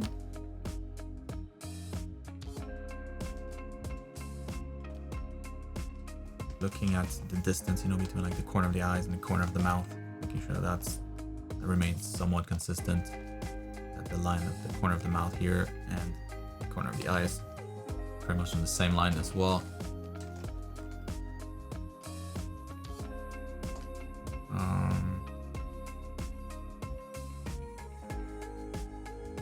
Yeah, I think the jaw also maybe a little strong here. Could make that a little narrower, but yeah, overall it's pretty good. The chin maybe could use a little bit less light, so I feel like it's not sticking out as much.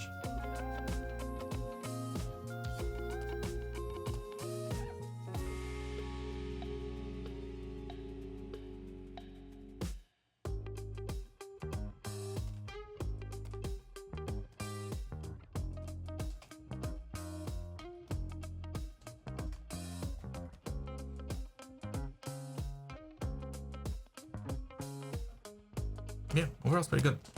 I just noticed another thing here, like the shadow that you get here at the top of the bridge of the nose, like right there. Most faces will have that.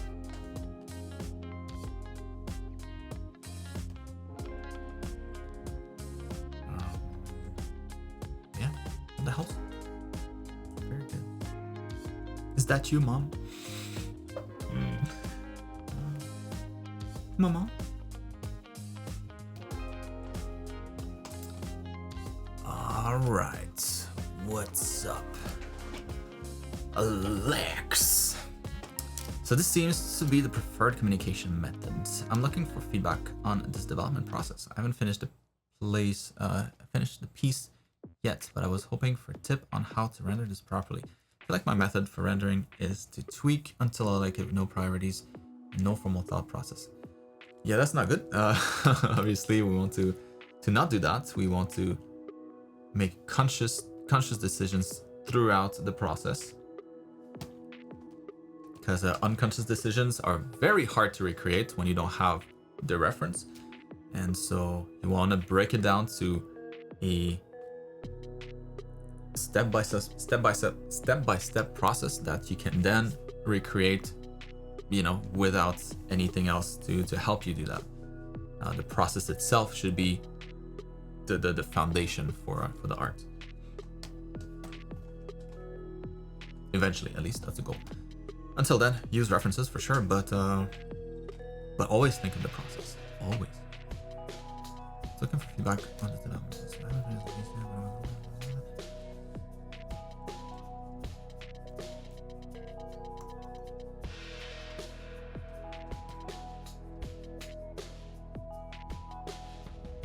Typo, you say?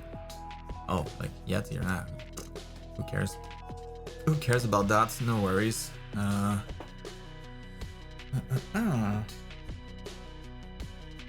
like to see this. So construction first, yes. Analysis from here to here.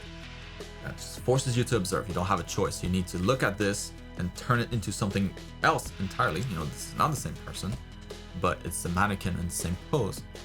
That's the analysis part. That's your observation working here, at work here. Very nice, by the way. Good proportions. Pose is pretty solid.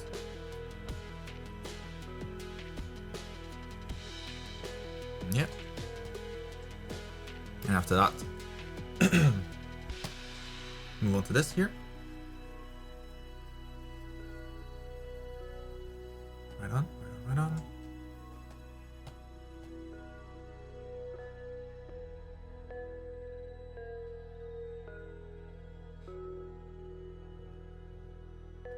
Yeah, so the process here, I think it's when it becomes a little bit more chaotic, but you can still think of it as can still break this down into very, very clear steps. So what I would recommend after you're done with the sketch, beautiful sketch by the way, flat colors. So just try to match kind of the overall colors that you see here, not the shadows, not the highlights, kind of just the overall color for that particular piece. So if it's this jacket, kind of like a darkish purple, so you would apply that to everything that's to the jacket, to her shirt. Same thing with the skin, kind of find like an average color tone for the skin. So not the highlights, not the darker shadows, but like something in between. Use that for the skin. And so you end up with with something similar to this, just flat colors, but no shading, just flat colors on top of the lines, so that you just have kind of like a typical like comic book kind of drawing. And then from there, there's going to be 2 extra steps, 3 if we want to be technical, but the 2 main steps after that will be to add the shadows. So focus on the shading. So ignore the light sources, ignore all of that. Just look at the light loss. So if you have any fold here, that's going to be, it's going to be a little darker there. On the inside here, maybe not as dark, not as bright as the sleeve. On the inside of the shirt here, like this reference is not the greatest reference, to be fair. It's very hard to spot all those subtleties in the fabric. So I would recommend you use better references. Well, it's gonna make it easier for you. It's gonna be a better material to work from. You'll be able to extract more out of it. But whatever. And so so work on the shading, work on the shadows, like on just the grayscale. Imagine that this is a black and white image. You can actually turn it into a black and white image for the time being, and focus on getting that right. And I would try to spot the light source in here and try to ignore it as best as you can. And I'm only saying this here if the goal for you is to eventually be able to draw this from imagination, like draw a person. Let's say you have an image in your head, all right, a person doing something, and to give you the tools to be able to apply that, like, and step by step be able to put that down on paper and then get to a result that looks close to what it would look like if you used a reference. Yeah, so those are the 2 steps that come after. So look at this, look at the shading itself, and try as best as you can to take the light out of the image. So all the highlights that you see here on the fabric, like on the shoulder, on the hair, like in the back of the arm here, try to ignore that in the same way that you ignored a ton of stuff to get to this stage, right? Yeah, you didn't look at all the details. Obviously, you didn't need that to do the construction. You ignored a bunch of stuff. The same process happens here again, except this time you're ignoring the light. And so you're just going to try and extract the shading part. That's it. And after that, once that's done, already should look like pretty good. Like flat colors, shaded. That should look pretty good drawing. Excuse me. Then the next step, then you bring the lights. So you'll be observing just the lights. So look at what happens here on the shoulders, how the light impacts how it reacts on the folds, how intense it is in some areas versus other areas. Because like in this case here, there's yeah, there's a light on the hand here. You know, you can tell there's a cast shadow there. But the jacket is so dark that it's a little hard to spot with this one. That's why references, you know, there's good and bad references. This one is so reference.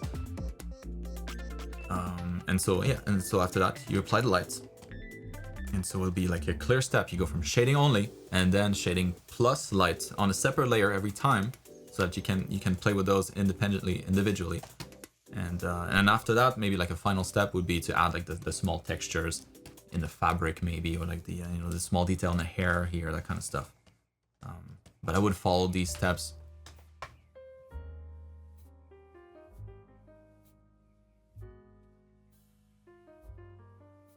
Right. So I mean,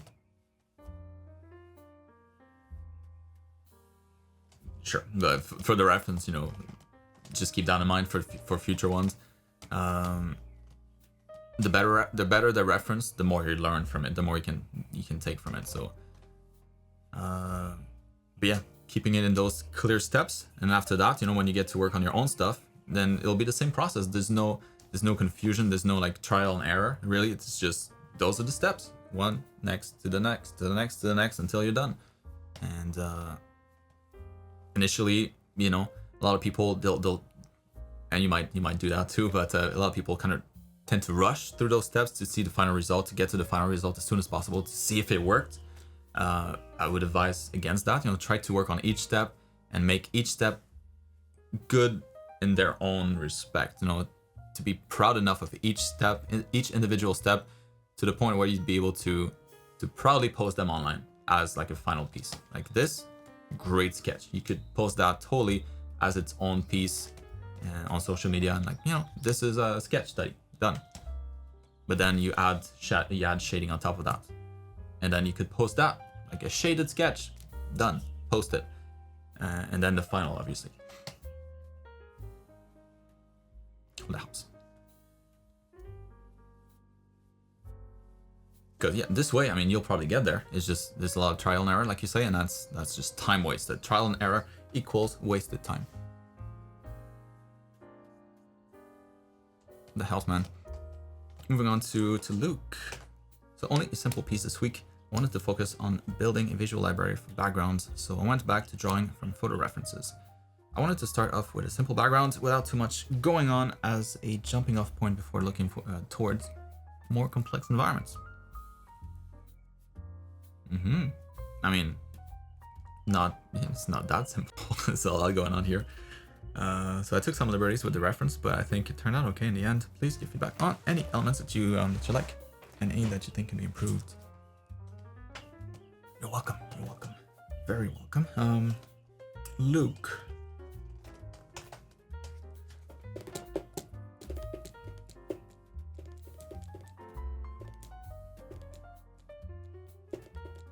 I love this kind of stuff, you know, like these little hits of shadows makes a whole lot of difference, you know, versus if you didn't have it. It looks so good. Really, really good job with these values in particular. I think you could push the values on her dress in that direction a little bit more. So kind of maybe like a brighter color overall for the fabric, and then reinforcing like those shadows a little bit more, so that in contrast they look darker. Because if you look at the two side by side here, you know, from a distance, the thumbnail size, this one here feels a lot more flat all around, and then there's just kind of like a dot there, versus yours feels more like kind of like a funnel, right? So it's kind of like a more diffuse dot. So those kinds of things. I think overall the values are just a little bit more. There's a little bit less contrast in the values, and so it makes those darker folds just stand out some more. Kind of this, you know. Overall, it's pretty bright. It's just like you have almost like dots, like tiny points, few anchors left and right to anchor the eye, and it's very successful. This, so I would do this here a little bit more. Same thing with the, the shoulder. A lot less contrast on the shoulder here in reference.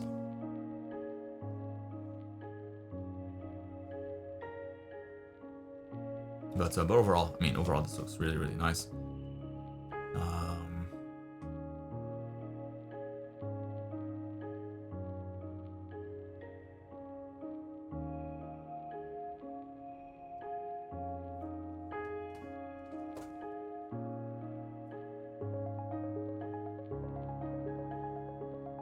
I think the only other thing, other than the contrast on the dress,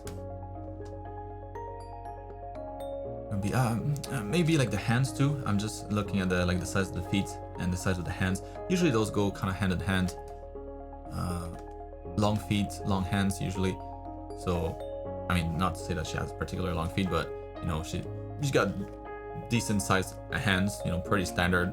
Same with the feet, but the two are a little closer in size versus yours here. Like the fingers here look maybe a little more stubby versus the feet that look kind of normal. So yeah, maybe making those fingers a little longer, a little bit more delicate, like they are here, longer.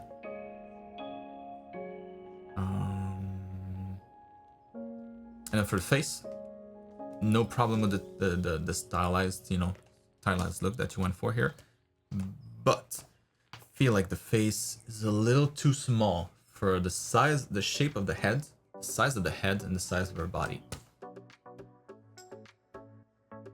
So I think if you just made the face bigger, without changing almost anything else, just grab that.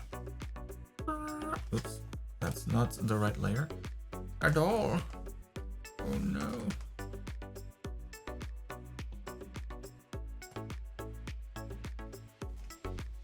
Scale that up a bit.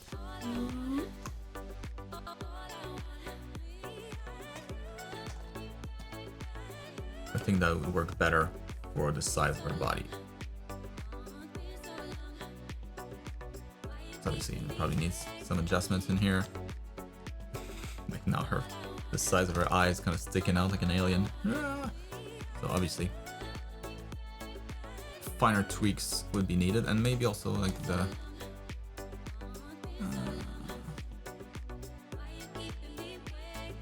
yeah, probably like her left eye is a little too far, because there's perspective going on here, and they're about right now, even with the perspective, about the same distance to the nose. If anything, like maybe the left eye is even farther out. With the perspective taken into consideration, like that left eye, if anything, should look closer than the right eye to the nose. So I think we can grab this thing here and slide it in. Something that looks a little bit more realistic. And then maybe even adjusting like the bridge of the nose to tilt towards the left side a bit more to introduce that perspective.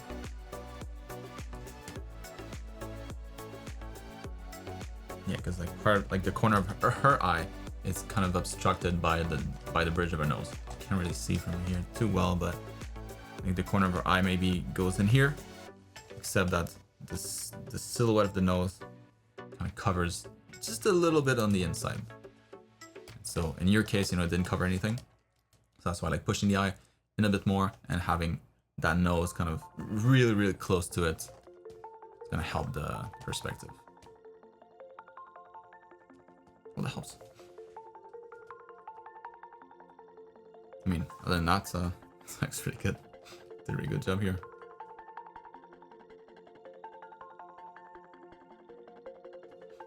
Very nice. Moving on to Laura. What's up, Laura? Hope you had a great week. I certainly did. So this week I spent more time on anatomy and also tried to shade it. Ooh.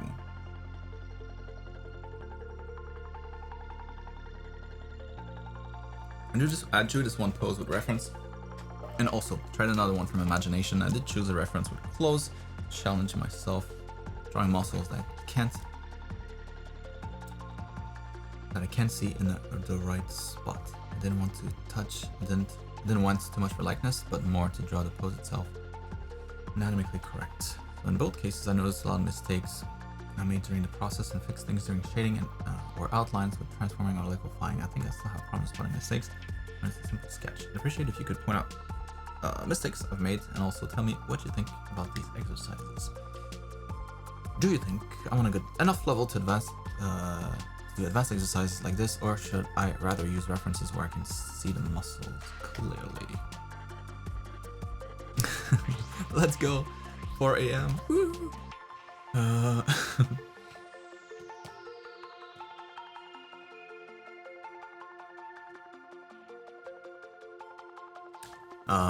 The only thing I would say about this is that it makes it hard for you to double check if you're correct or not. So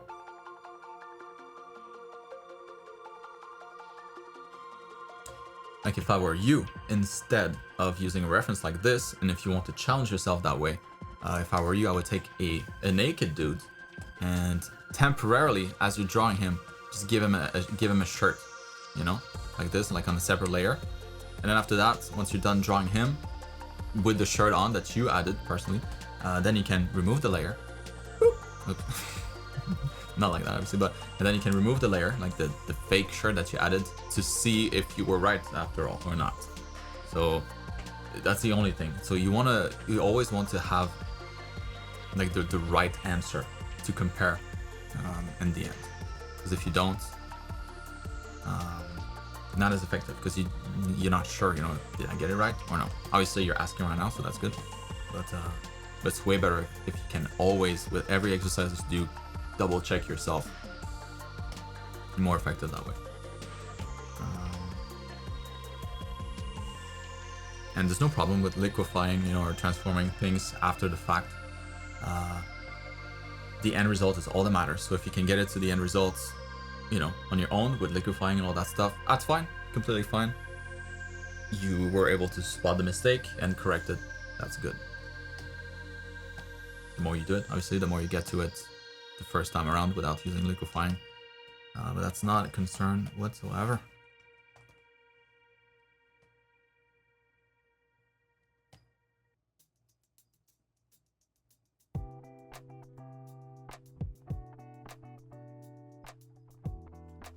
Yeah, so this is what I want to see here. So construction.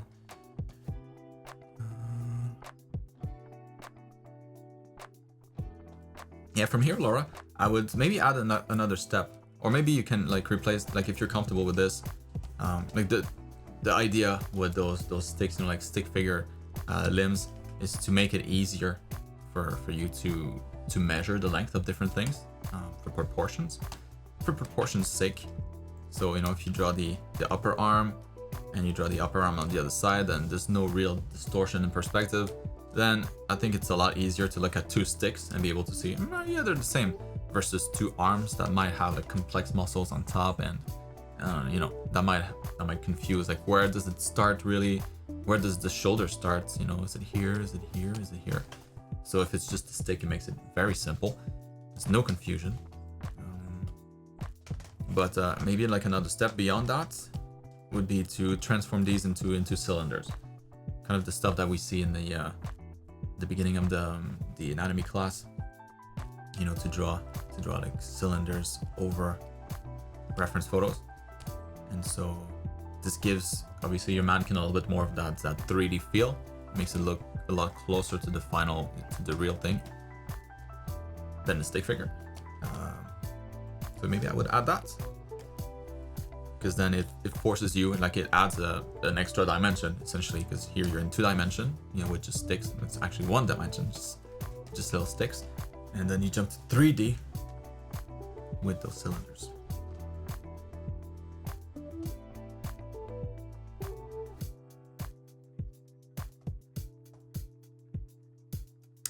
But that's really good here, very good.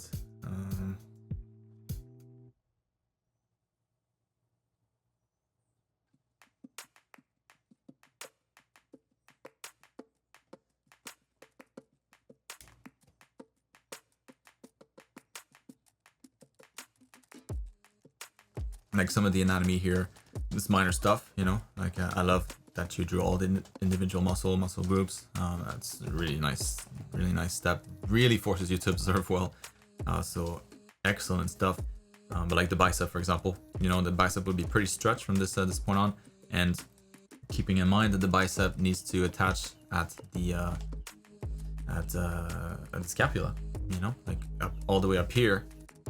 It can't kind of just, the mass can't be just that. It would make no sense. Like the tendon would need to be way too long for that, and so that would give you like a clue that maybe the bicep actually goes much beyond that. It's like under the shoulder, you know, maybe all the way up here, and then turns into a tendon. And so you can have that line here, you know, continue a little bit longer. And if you look at the reference image, yeah, that's pretty much it anyways, you know, like the bicep here continues way more. It's a straight line. There's no sign of it curving inwards. And so it continues because it needs to attach like somewhere in here. Think of those muscles kind of overlapping instead of just being one next to another.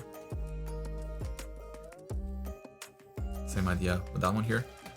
The bicep continues here under the shoulder and then turns into a tendon. A little longer. I think, yeah, that would affect here the look when you add the skin on top. You wouldn't have that dip like this, you know, like a bump and a dip and a bump again. It would be more of a bump, straight line, and then another bump. Kind of more additive,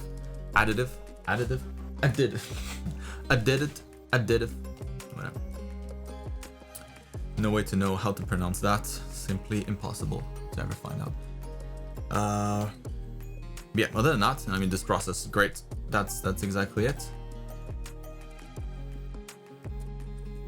Amazing way to learn muscles. It forces you to understand. You don't have a choice. So great stuff. Really nice. In here too, but the reason, again, like going back to those cylinders, I think the cylinder is going to help you come up with the volume before you add the muscles on top. I think it's a lot easier to add muscles on a cylinder that already has like a good volume to it, rather than just like a little stick like that. So add that in between. I think it'll help.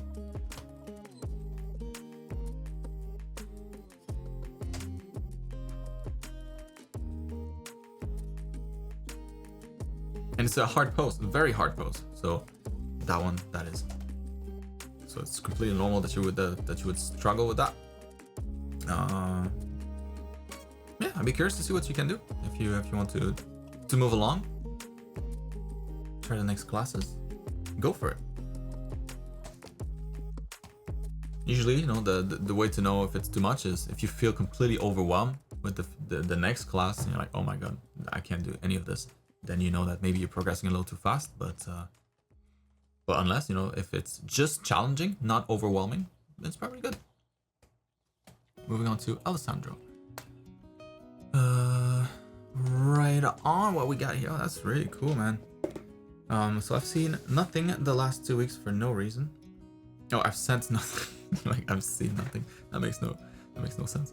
So I'm actually not working at the moment, and weirdly, I'm having a hard time to drive your days. That being said, you'll find here that my last painting. Any feedback on the competition? Yeah, it's not that weird. You know, just do something else. Just go like go take a walk. You know, go hit the gym. Something else where you can just completely stop thinking about art for a little while. The brain kind of needs those breaks, so pace yourself. I felt the same way, to be honest. You know, the last couple months, and it's because I've been at home this whole time. You know, that's all I do: YouTube, art school, all art, and I haven't really taken enough time for myself, like to do other stuff. I've just now starting to hit the gym again, and so that's been a really big boost to my motivation.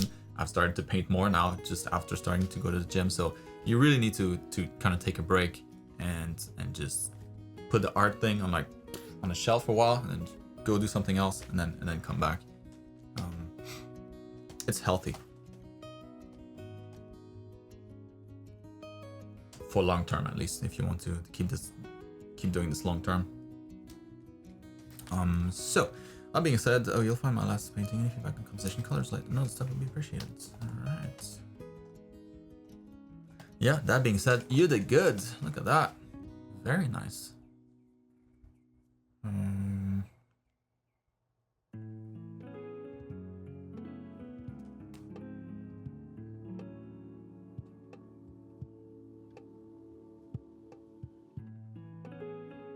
That's really good, man. You did a really good job here. The hand here. Ooh, nice. Very nice.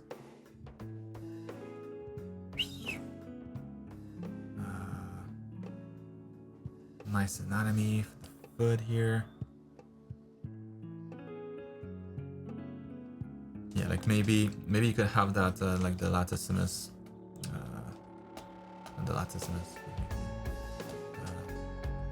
vastus lateralis stick out a little bit more here, going kind of like that one there, kind of bulges out a little more. And then for the foot here, her right foot a little too wide compared to this one here, so I think you could just probably just have the big toe push on the other ones a bit more, a little more overlapping between them.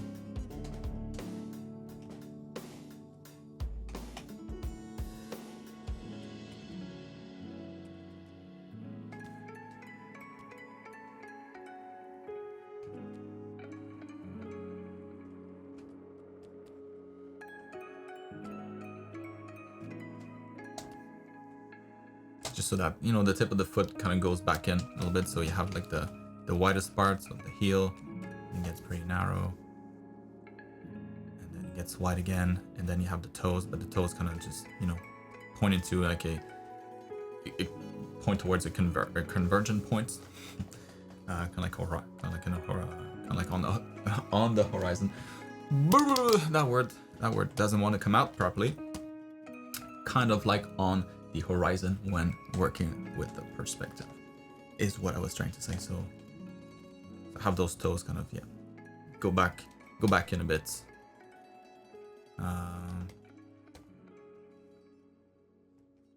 Other than that, here on the bottom, I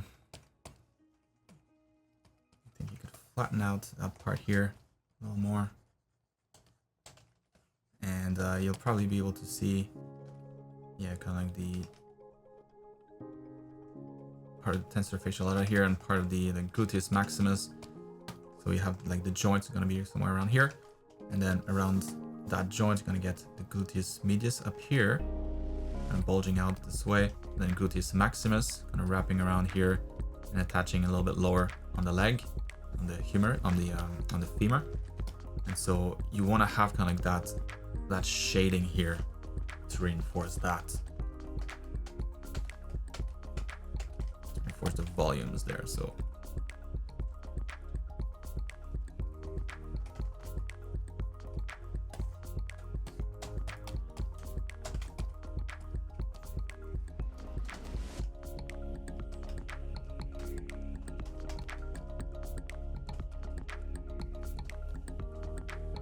It's probably a little too much, but yeah, something a little extra like this.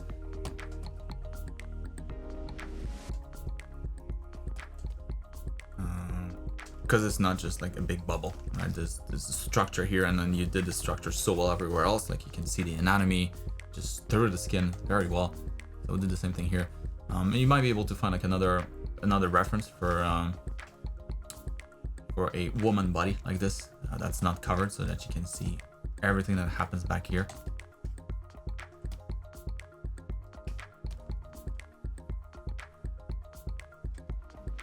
It's probably slightly different. A few more details in here.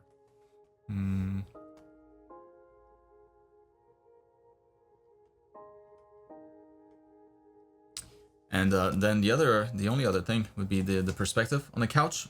Doesn't really match the character, so I would use something in the same perspective as the reference photo, you know, if that's the pose that you're using. So That one's a little bit of a little bit more troublesome to fix. But if we look at the scene here, so for the next time, you know, if you want to figure out like what's the perspective of the scene, and just look at perspective here on chair. So this goes towards the horizon here, and then this is pretty straight, right? So that's probably the horizon right up here. So that's gonna go all the way there. And if you want to figure out top of that chair and the top of these little armrests here, yeah, so that's kind of the perspective that you have going on.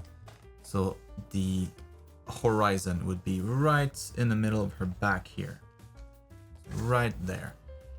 And so you would need to build a couch around that. Do that on a separate layer. That's the horizon. For a couch to work here, top of the couch would need to be something like that. And where's the other vanishing point here?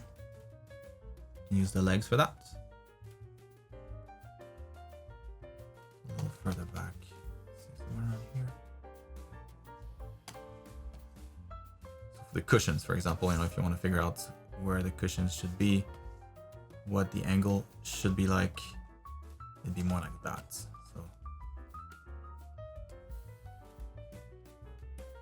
back.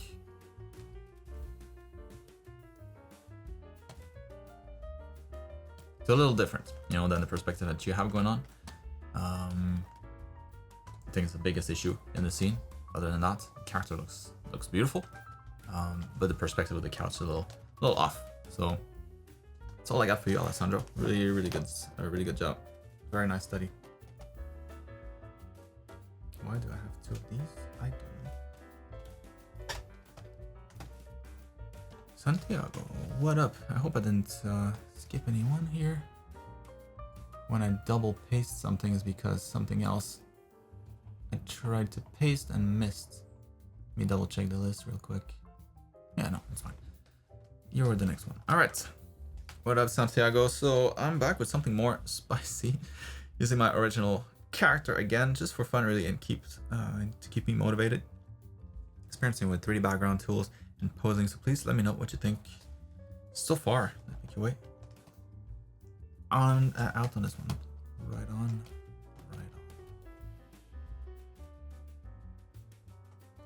Ooh, a horned lady. You know the way to my heart.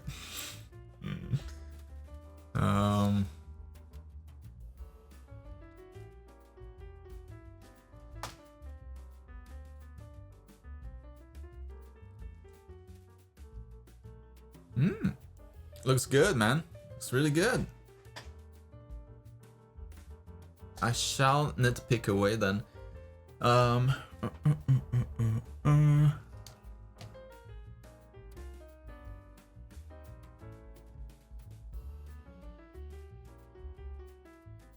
So for this kind of water, I would probably change the sky to something maybe a little darker.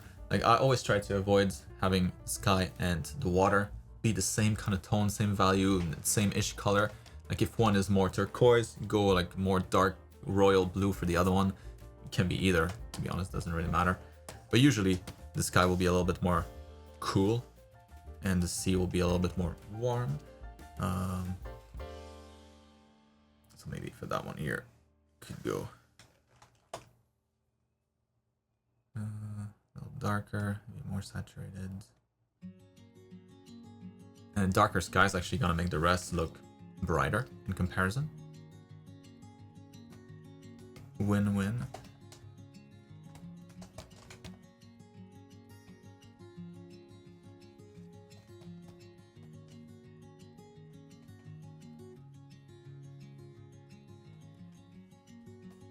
Go. Nice dark blue sky.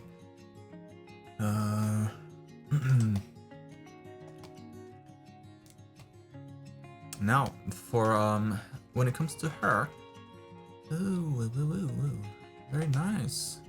I think first thing in the colors, like I would add a little bit more blue. So it's sky, it's nice, nice bright day outside. So a lot of ambient, a lot of bounce light, you know, coming from the sky. And so in your shadows here, like this would definitely take on that blue tint everywhere in the shadows. Also, yeah, you're right, like down here as the bounce light from the water, it'll be maybe that more turquoise blue, similar to the watercolor. So here, so everything that's closer to the water, that'll be water bounce light, and everything that's facing up-ish will be more of that light, cooler blue.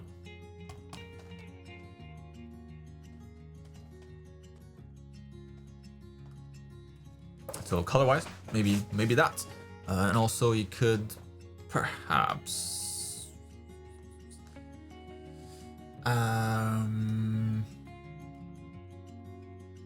just so that she doesn't share the same skin color as the wall in the back here. Maybe just adding a little bit more red to the skin,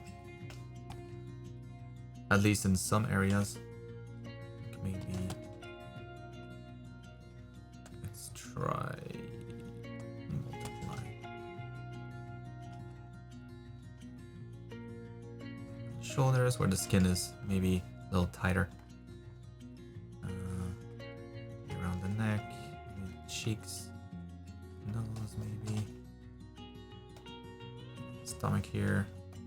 Just so the skin doesn't look more like just so that it doesn't look like a doll, you know, more like real skin, like there's blood underneath.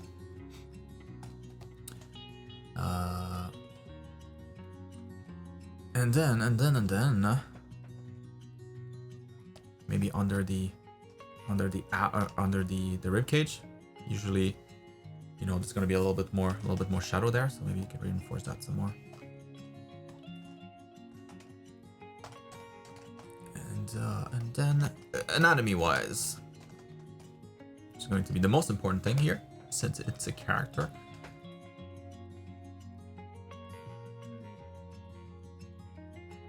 It's pretty good, like I said. There'll be nitpicking, no more. So length of the arm seems good.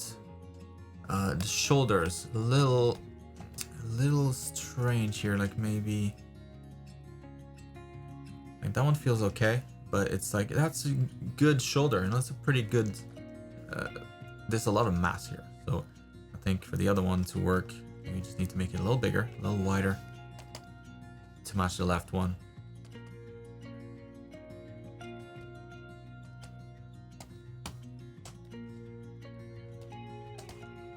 So that one shoulder is not too close, and there's also something going on with her neck, like the way that the neck. The angle of the neck going into the torso feels like the spine will be a little too offset, you know? Like, yeah, that doesn't seem to work. So I think you would need to move the entire head a little bit to the right.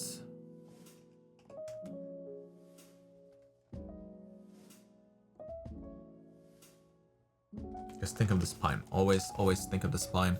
Spine in the back of the neck here. It needs to be able to end up here, back. Yeah, that feels a little bit better, like centered in the rib cage. The way that it inserts into the torso works better now. And then as a result, maybe you can make the shoulder a little smaller too.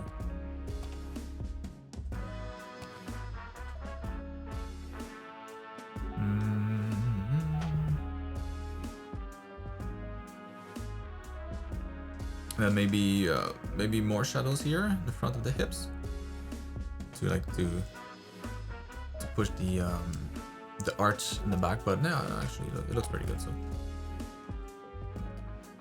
yeah, that's mostly it. So something in the shoulders, the position of the neck, mostly. Everything else was really good, man.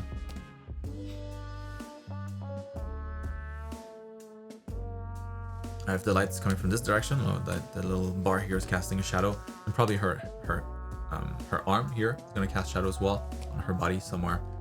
So I would look at, like, either just take a reference on your own, or like pose in the mirror with the lights, sunlight shining on you, or look at like the magic poser web thing and place the lights in the right angle.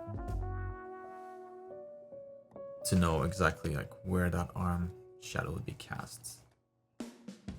But that's about, and then yeah, the head too. Maybe now that we've moved the neck, maybe the shadow will start a little sooner.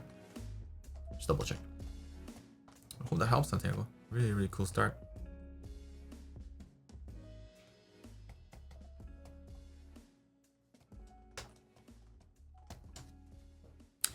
Moving on to Curtis. Didn't have a lot of time for art this week, but I have been working on this silly fan art piece over the last couple of days. I'm considering adding even more dumb references to things, but I wonder if it might be too much. I guess I'm just trying to figure out how to fit as many memes as possible into the image without completely ignoring composition. Alright.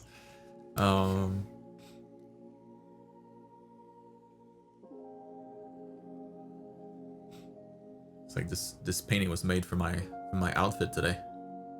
Kind of blend into it. Woo! Now I'm invisible.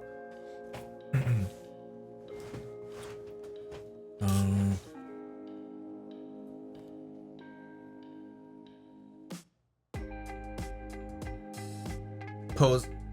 Check. Works well. Love the fold in the outfit. Maybe like this elbow feels like it could probably, like, seeing where the sword lands, you know, it's at like our shoulder level, so there's not gonna be much shortening going on in the arm here. And if the sword was all in front of her, like if the sword was planted here, for example, then she would have to extend her arm, and then the forearm might be foreshortened, and so it might make sense that it's short. It doesn't seem to be the case here, so then yeah, we'll have just the elbow go a little lower, so that you can have enough space for the forearm and the upper arm. Maybe even longer than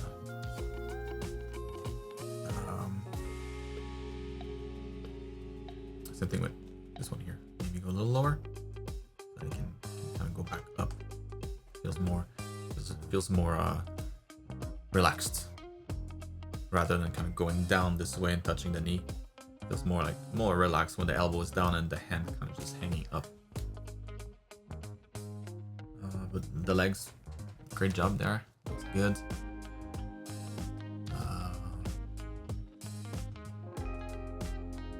Yeah, composition wise, just gotta be careful about like those like strong lines, you know, in the piece here. Like you have very strong line this way, and then you have very strong vertical lines as well. The leg too, and then this one here that kind of breaks the pattern. So I would arrange those elements better. Yeah.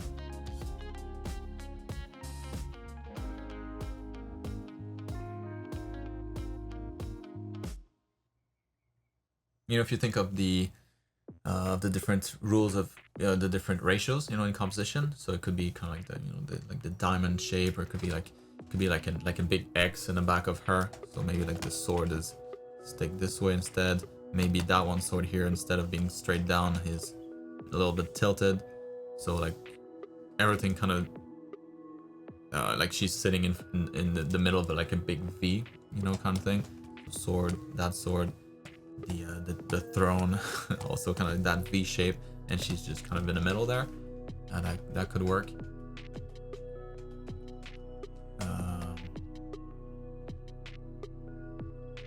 Yeah, like the fact that this little guy here is kind of on its own on the side here feels a little bit out of place too.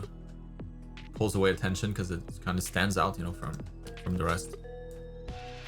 Maybe if you were, I don't know, I'm not familiar with that particular meme, but can he be laying down? You know, if he were laying down around here, that would maybe work better. Maybe she's got like her foot on it.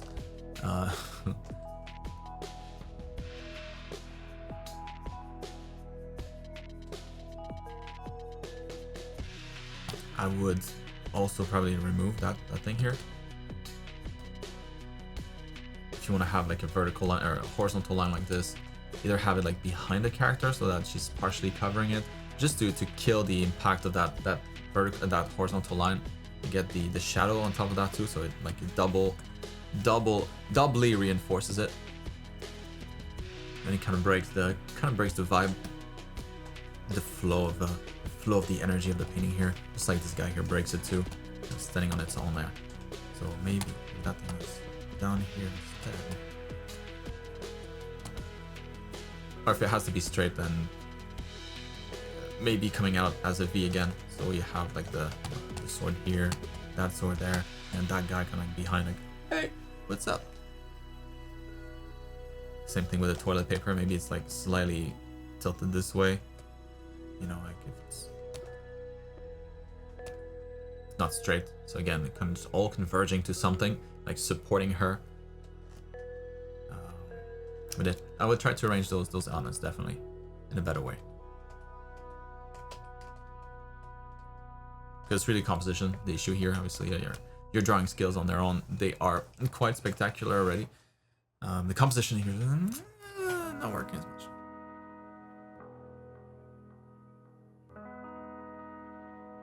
Oh, the house guards. Moving on. Shoo.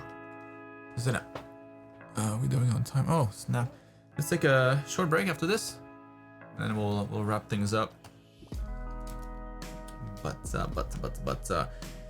see what we have here. So I applied your suggestions for the mermaid piece. I haven't touched on the tail, hands, and hair yet, but do you think the background is too chaotic that it takes away the focus from the character?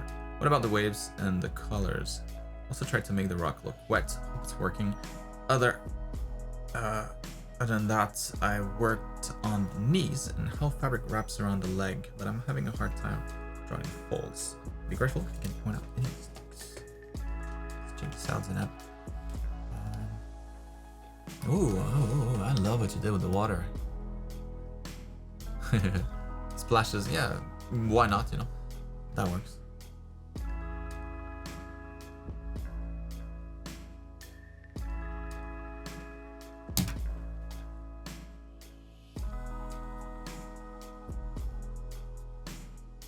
I think it's not bad right now, but you would need more detail on your character. So the tricky part, you know, with managing like busyness or like noise in a painting is that you always try to have a contrast, you know, so that one stand out versus the other ones. If everything is busy, it's hard to make up anything. But if the wrong thing is busy, then the eye will be attracted to that and not to another thing that might be more important. Like in her case, there's no noise here, too much. It's actually no noise at all, but there's a lot of noise in the texture in the water. So right now, the way that she is, she's not pulling the weight of the focal point enough. You know, she's not exciting enough compared to the background. But if you have a lot of frequency in the hair, for example, you know, suddenly if we start to see a lot of like those of highlights in here, you can see like maybe like more hair detail. Maybe that'd be enough to bring it back to her to compete with the noise in the background. Same thing if you have, you know, like scale detail on her tail. Maybe those details will be enough again to win against the background. So it's just a matter of having a little more frequency of detail on the focal point versus the rest.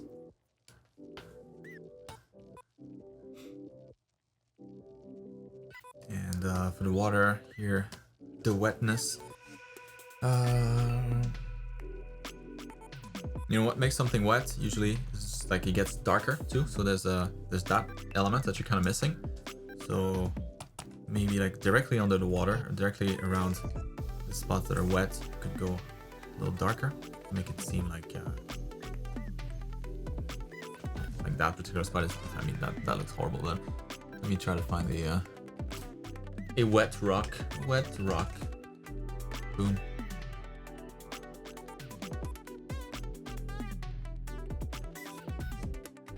Oh, and when it's wet, also you're gonna get a lot of reflections.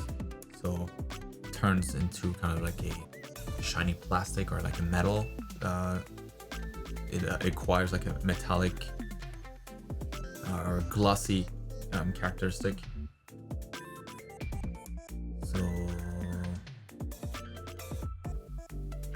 So yeah, I think maybe don't need to work too much on the colors, but but making this stuff reflective.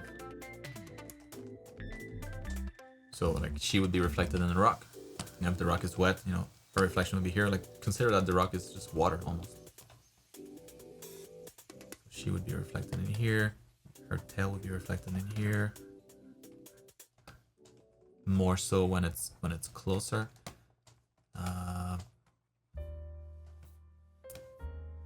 The sky would be reflected in here too. So you know, if it's like a dark red sky, we'd see that in the reflection here.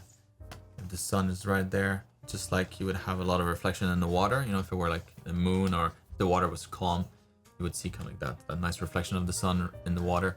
You would do the same what happened here on the rock. The rock is kind of like a calm sea, calm ocean.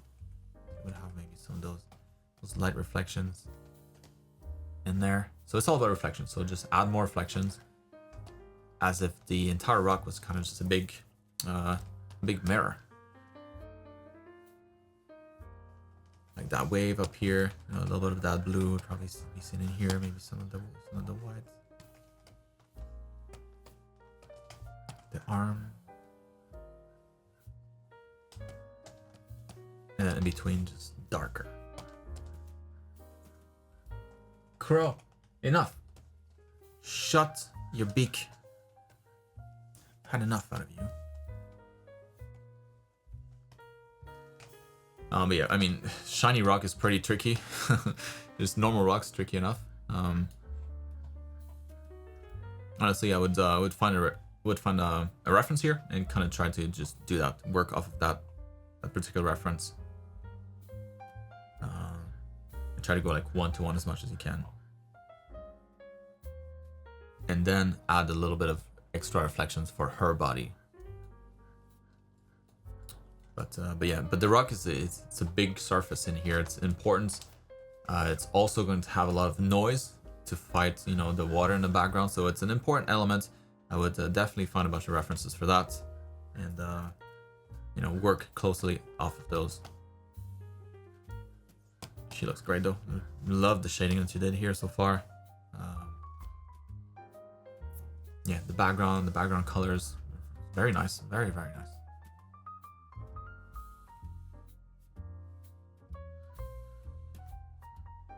Yeah, man, on the right track for sure. And then these, ooh, yes.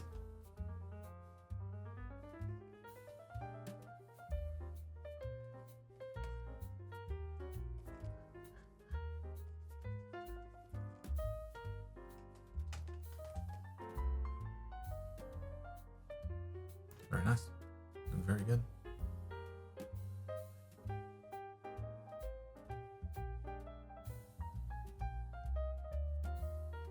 Yeah, those are great studies. Not much to say on those other than good job. Nice line quality in here, like just the weight of your lines, the outside. Looks good, man. Really beautiful sketches.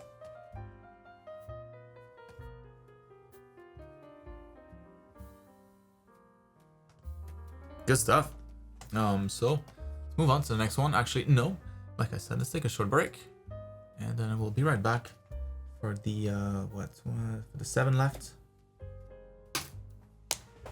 I'll see you in a little bit.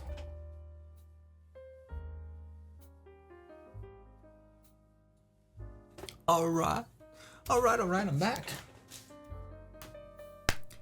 Let's keep going. So, where did I leave from? So, next up was Brad. Let's go, Brad. You're up on the chop block. Here we go. So, my character design for term 5. I tried to keep more consistent shape language throughout the design from your previous feedback. The design is loosely based on a mage from a book series that I really enjoy. She defends the kingdom from necromancers and the undead from a long bloodline of highly skilled charter mages. She carries the knowledge of her entire ancestry. Let me know what you think. Ooh, very cool. So love a detailed backstory. Gives a lot more meaning to the character, like literally. and it helps with design as well because you get like a much stronger direction of where you're going with this when you have like a somewhat of a goal in mind. So very cool. What do we have here? Is there a benefit to have the hero shape in the 3D over 2D? Oh, yes, there is. So it's going to be mostly for like surface details. So for example, you know, let's see how the let's say you have something like this, you know, part of your hero shape, and then maybe like another part of it, or let's just use that, I guess. So let's say part of your hero shape is gonna have like these kinds of details like this, and like wavy fold or something, you know, and so that could be like a part of your hero shape. That's where the surface is treated that way. And then maybe like another part is a lot more like hard surface, maybe like a harder shell. So maybe a transition from something that's kind of like nice and soft this way, you know, where you have kind of like a light source maybe coming from that side here. And then on the opposite side, maybe it transitions to something that's a little bit more like hard surface. So maybe something a little bit more flat like that. And then for the rest of it, it's mostly flat. So I mean, that could be, you know, it's completely random here, but that could be part of your hero shape. So maybe it starts pretty soft and then transition to something that's a little bit more hard edge, where you might want to emphasize like the corners maybe a little bit more here, so you get like more of a highlight there. And that kind of stuff is going to be only possible with mostly, it's going to be a lot easier with volumes. So maybe also this is perhaps like a concave part of the design. So kind of, you know, anyway, so that could be part of your hero shape, and that's why, you know, without using any lines here, the shading kind of communicates a lot more information. And not only that, but in your shading, you could also have like a part maybe that's kind of matte, like this one, like these little. Actually, let's do the opposite. Maybe this part here is mostly matte finished, and then like another portion of your hero shape will be maybe a little more shiny. And that's again something that you can only do with a little bit of shading.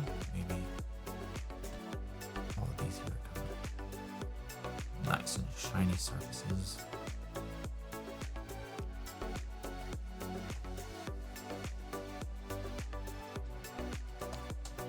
You know, and then the other stuff isn't. So that is the benefit of using shading for your hero shape. If you're going to shade your character, obviously. If not, if you're planning on keeping it mostly as a line art drawing like this without any shading, just like flat colors, then yes, kind of pointless. But for character design, usually like you'll want a little bit more information. So that, let's say this turns into a 3D model for like a game or a film or something, that the 3D artist has all the information that he or she needs to create like proper shaders for that character. So design wise, I think he did a really good job. It's a really cool character.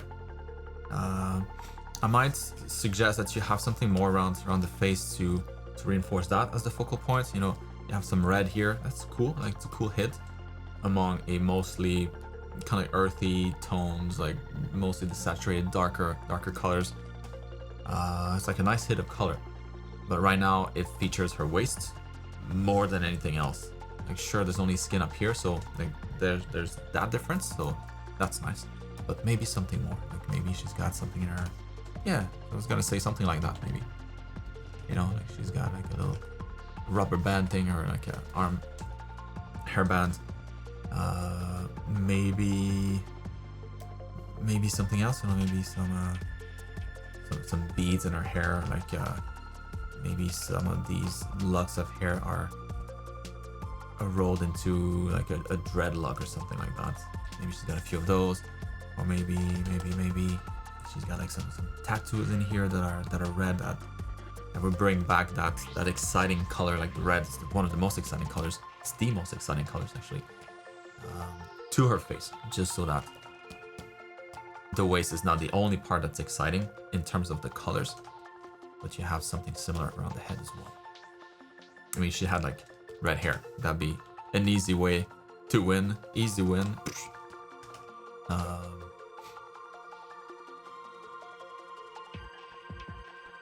Yeah, maybe like a different color for the hair.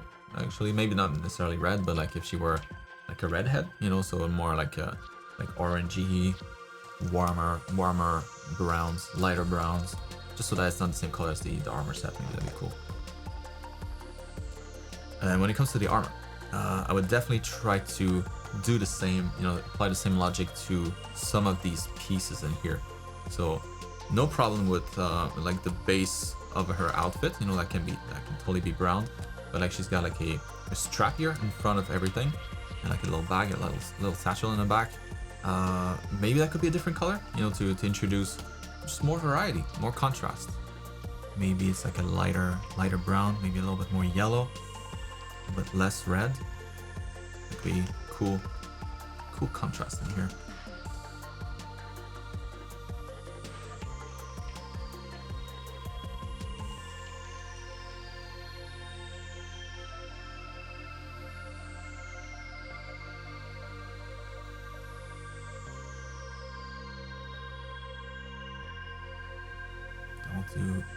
Don't want to change the design. A slightly different shade of brown. Maybe something more like just like a lighter leather or something. Just so that it stands out. You know, it's clearly like a different layer that she's got on top of her main armor. It could be very similar in color, but maybe slightly different. At least a little different. I think it's gonna help. Love the shape language otherwise. Very, very cool. It's a busy design, but it works. You know, you have a lot of areas of little detail, so it's not too busy everywhere. You get those rest areas that are most definitely needed in here. Like another example of maybe a good spot that would be good to change the colors or to just alter the color a little bit. Be like this flap here that she's got in front of her torso. Maybe that blue is a slightly different blue.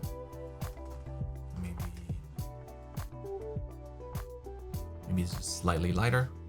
Maybe just a slightly different hue.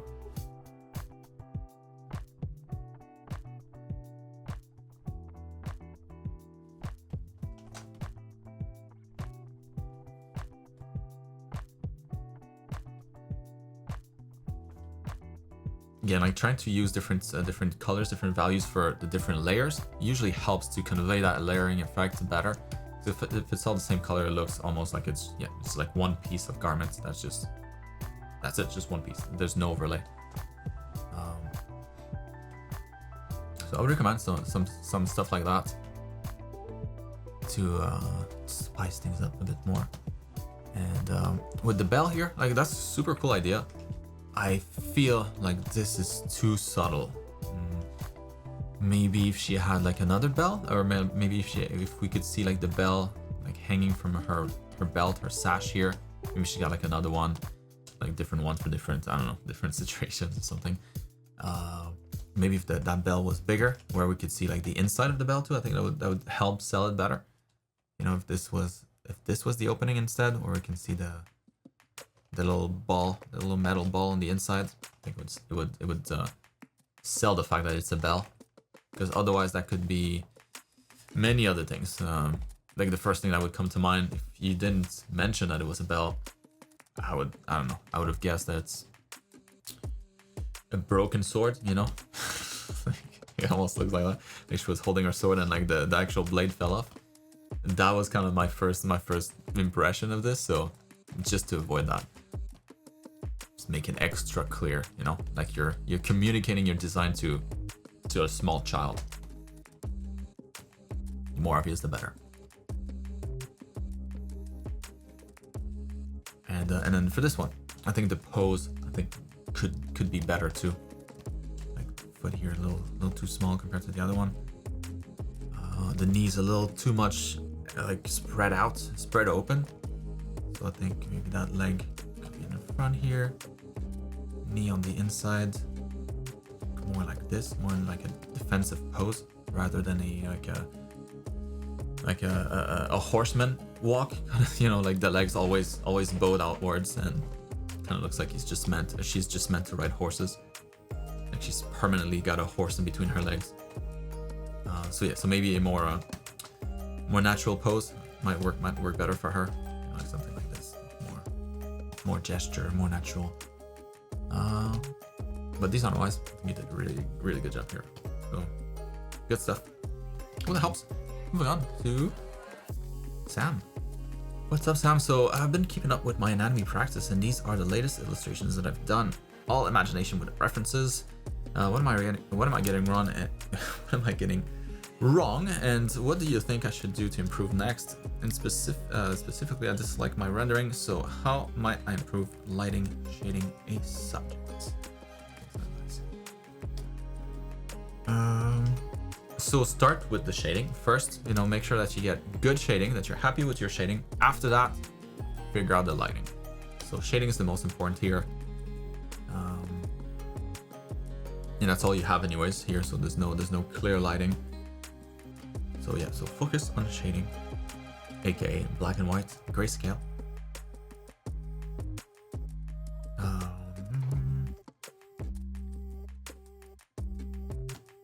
I think it would help me if I understood like what you dislike in it.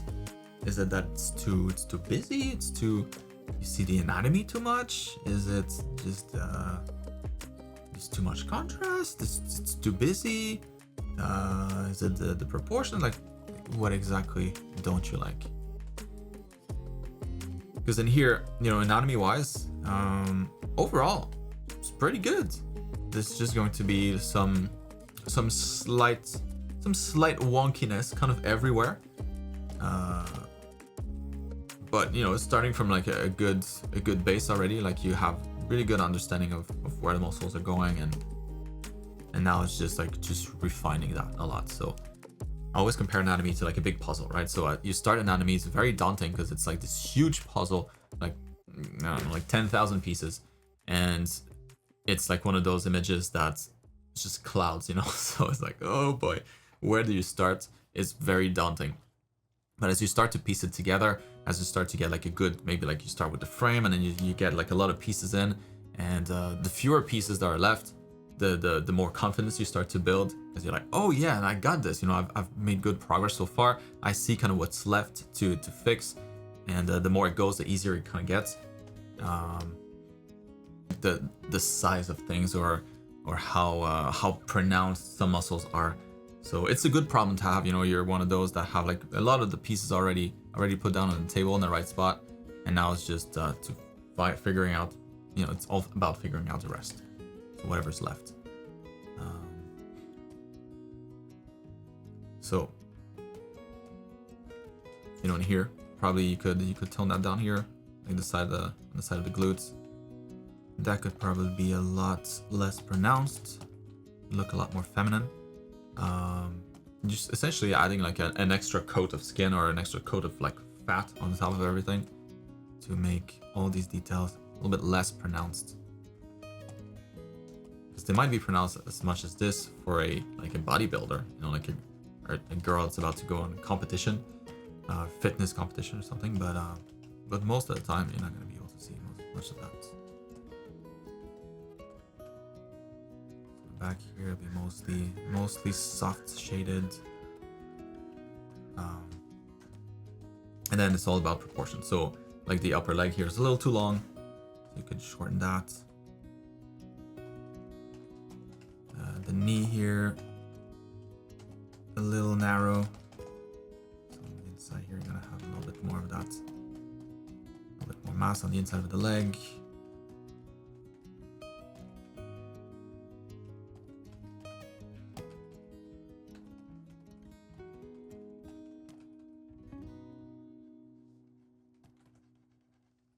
but yeah, I'm not gonna do the whole thing. It's just a little bit of that, you know, kind of refining overall. Mostly has to do with proportions. So the muscles themselves, not so much. I think they're pretty solid. They're pretty good. It's just going to be like how long certain muscles are versus other ones. Like in here, you know, like the bicep a little too long compared to the forearm. That forearm muscle would be a lot higher. Probably the hand could be, or the arm could be a little longer too. Lower that in here. Then you get the forearm. And then the biceps, triceps, brachioradialis group here. So you can go pretty heavy on the details, and like if you want the muscle definition to be if you want it, you know, if you want it to be very visible, you can definitely have it, but the proportion is going to be the most important. So the muscles will never look good if the proportions are way off.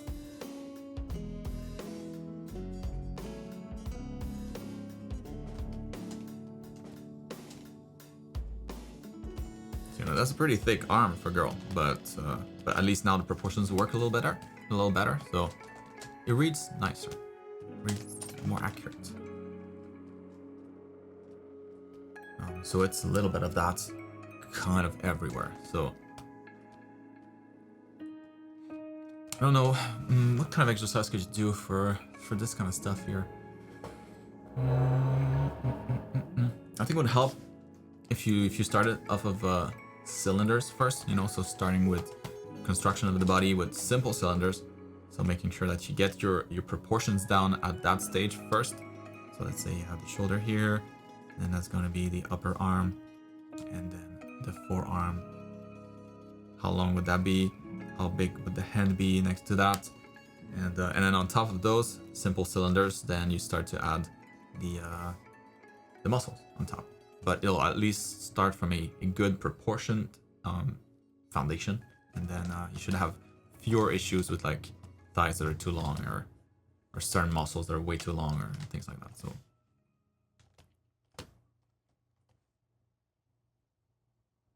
hope that helps, Sam.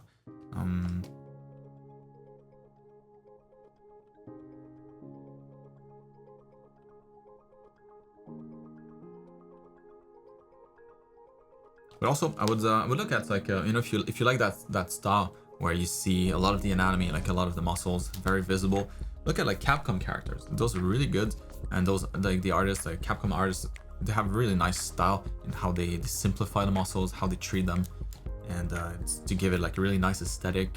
So it will look busy, it will look muscular, but maybe with less detail than what you have here. So I would look into that also, like supplement, studying from those more stylized muscular bodies, and while you implement like a stronger construction where you pay closer attention to the proportions. I think should be good moving forward. Hope that helps. Moving on to Kevin. Teenage Mutant Ninja Turtle. What's up, Kevin? So this week, as promised, I wanted to start my own picture from my head with references, of course, and I wanted to know how this looked so far with 1 point perspective and anatomy. Any fundamentals I need to improve on in this picture?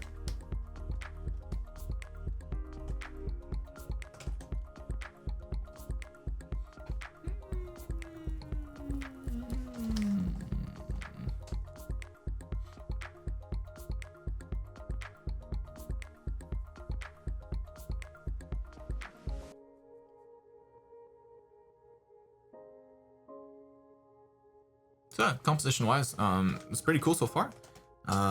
You would just want to make sure that you have like something in the back here, you know, to justify all this space. But yeah, I mean, a lot of cool opportunities. Maybe he's like in a side street or something, and those are the buildings there, and then you have maybe like the other side of the street with like more buildings, like street here, sidewalk, maybe like some cars passing by, and like a lot of light behind him, and so he's like this dark shadow against the lights. Menacing, you know. Could be super cool. A lot of stuff that we could do here, but yeah, so far it's kind of a symmetrical, pretty safe composition. So good, really good place to start. No problem here. The enemy looks pretty solid so far.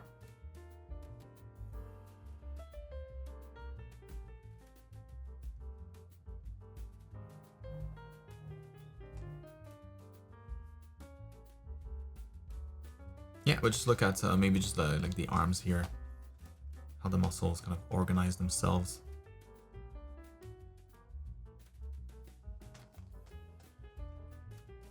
Biceps, this would be slightly different from this angle, and like if you're reaching back here, most of what you're going to be able to see would be, yeah, like the back of the shoulders and a little bit of the bicep, but the bicep will be facing forward, so probably won't see it as much as what you had here.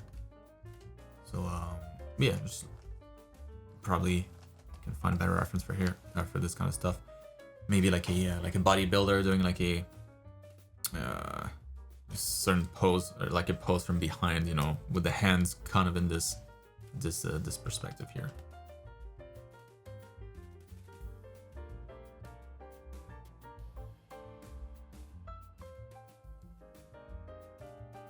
But aside from that, so far so good. I don't think there's any like glaring mistakes. Yeah, no like foundation issue here that could throw you off rails later down the process. I think so far so good. That's all I got. What the hell? Moving on to Sarah. What's oh, that's cool. So Sarah, so I hope you're doing good. Thanks. I didn't really have time to go for art school assignments. Therefore, here is yet another piece of personal art. So this is my original character, Sharon.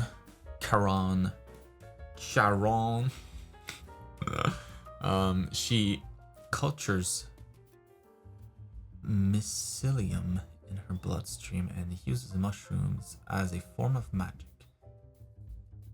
What the heck is mycelium?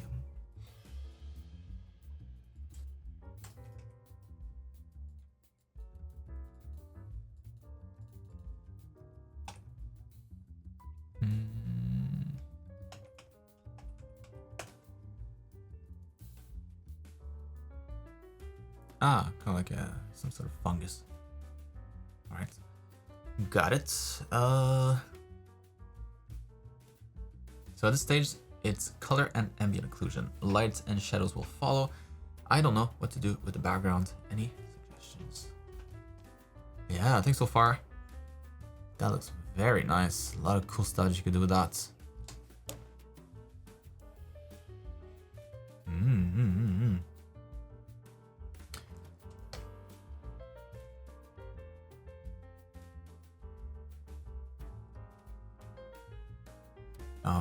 One thing that I might recommend, you know, like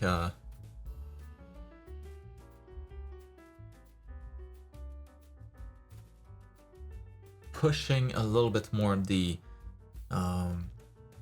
like the shading on the face, just like that, the roundness this way. You know, like if you look at my face right now, for example, like cheeks a little brighter than down here, right? Because like from the side, it's not flat. It's more of a curve. So maybe you can introduce a little bit more of that. I think you know, if you went into gradient maps and lighting later, I think that would support all of that better. Same thing like right above here, like above the nose, maybe having a little bit of shadow here. Push the fact that this is not flat. Something on the side of the eyes here, under the cheeks, maybe a little bit more shadow around the nose here to make it seem like it's sticking out some more. I think you could push that just a little bit more. You could make this shine quite a bit more once you're done with your lighting.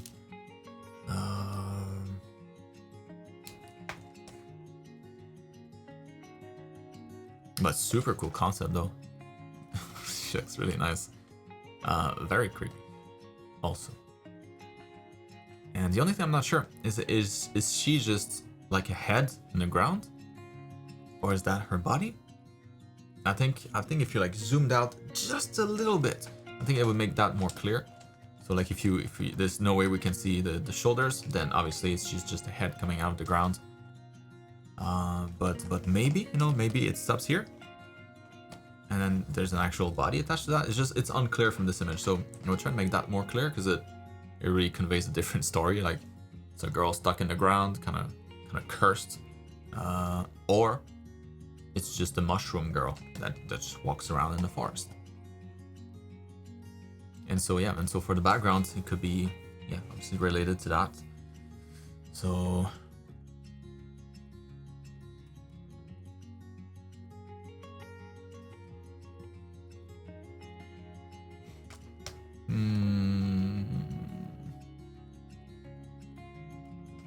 it will depend also on like the light setup that you want to use for this. So if the light is coming from the front, then the background's not as important.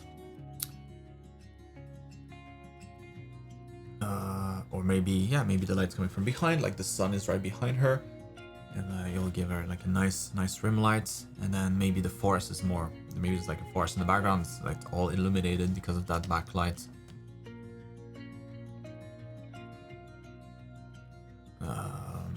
But so my recommendation is not going to be so much in like as to what you could do.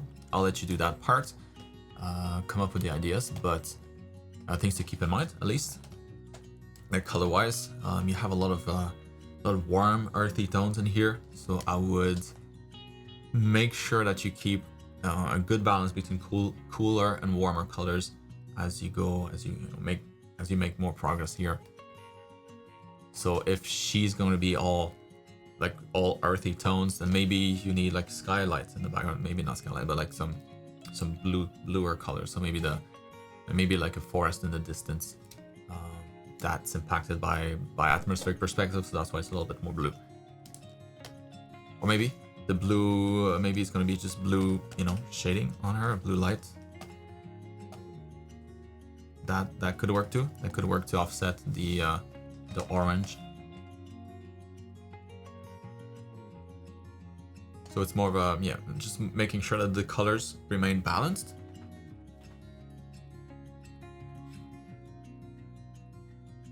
But in the back, if you have anything that looks kind of like what we see here, like trees or like roots that are kind of that shape with a bunch of big mushrooms, I think the most important part of this painting is definitely her. The background is not so much important. So as long as it doesn't clash with it, as long as it's not like super busy, or the color's super saturated, or as long as it's not made like more red, I think you'll be good. So. The house. Very looking forward to see what this looks like once you slap on some lights. It's very good starts.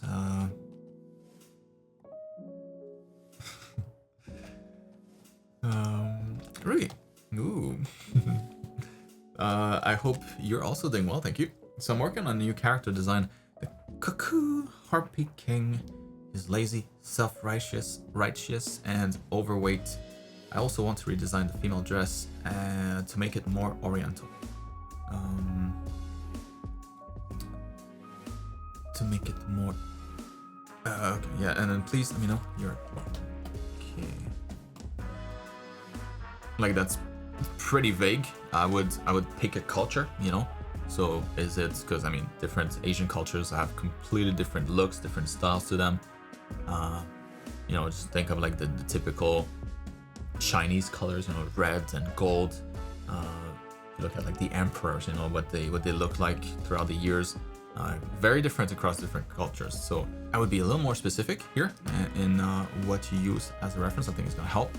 This king right here definitely looks more like a queen right now. So something in the face here is very feminine. I'm sure that the red lips contribute a little bit to that. So let's try to maybe remove some of that lipstick. And the eyes also, like maybe smaller eyes would help convey that he's fatter. Also a man.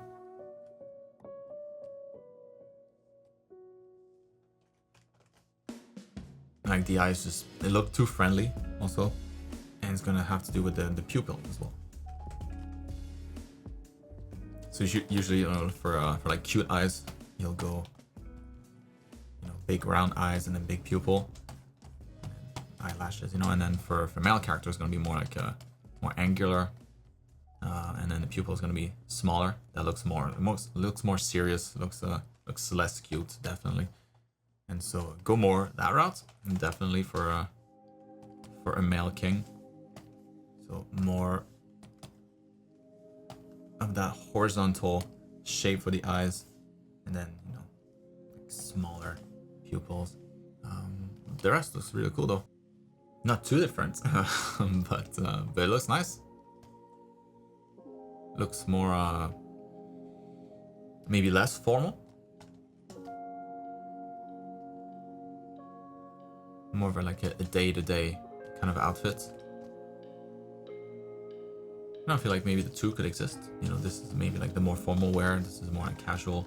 But it's a cool design, like shape language wise. I think you did a great job here. It's pretty simple, but you got repetition, you got good use of colors. You know, you're not overboard with the amount of colors.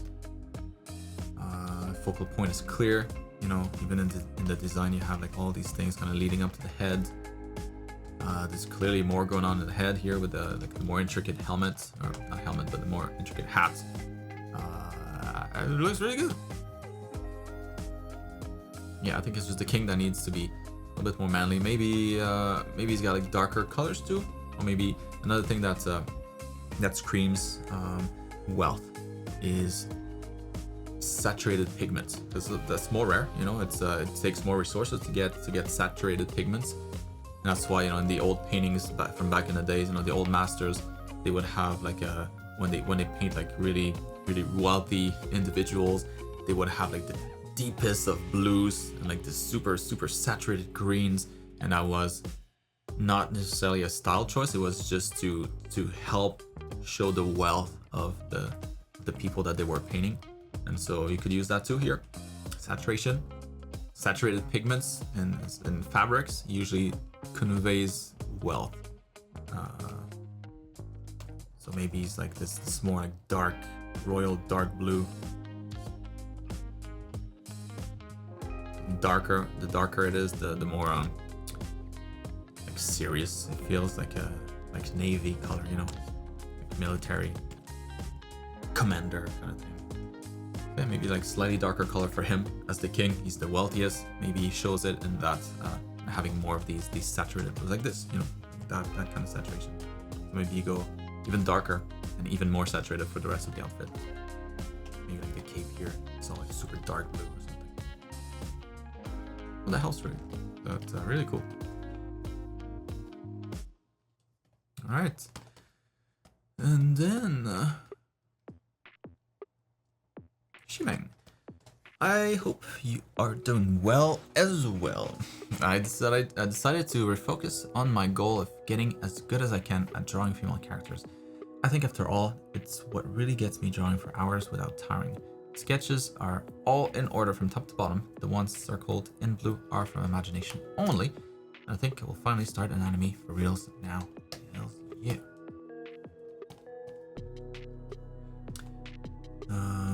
That also happens to be my favorite thing. We have that in common.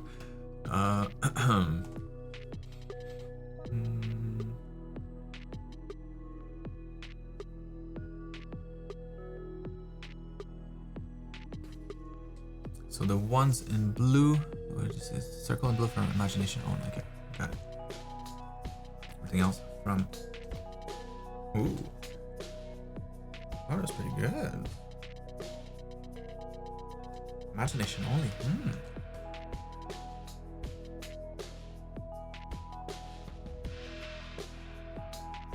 This is very good, dude.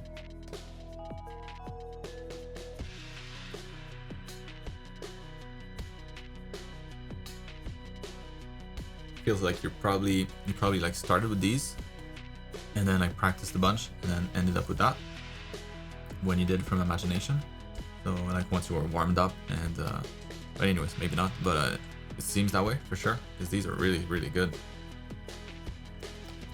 Especially when if done from imagination.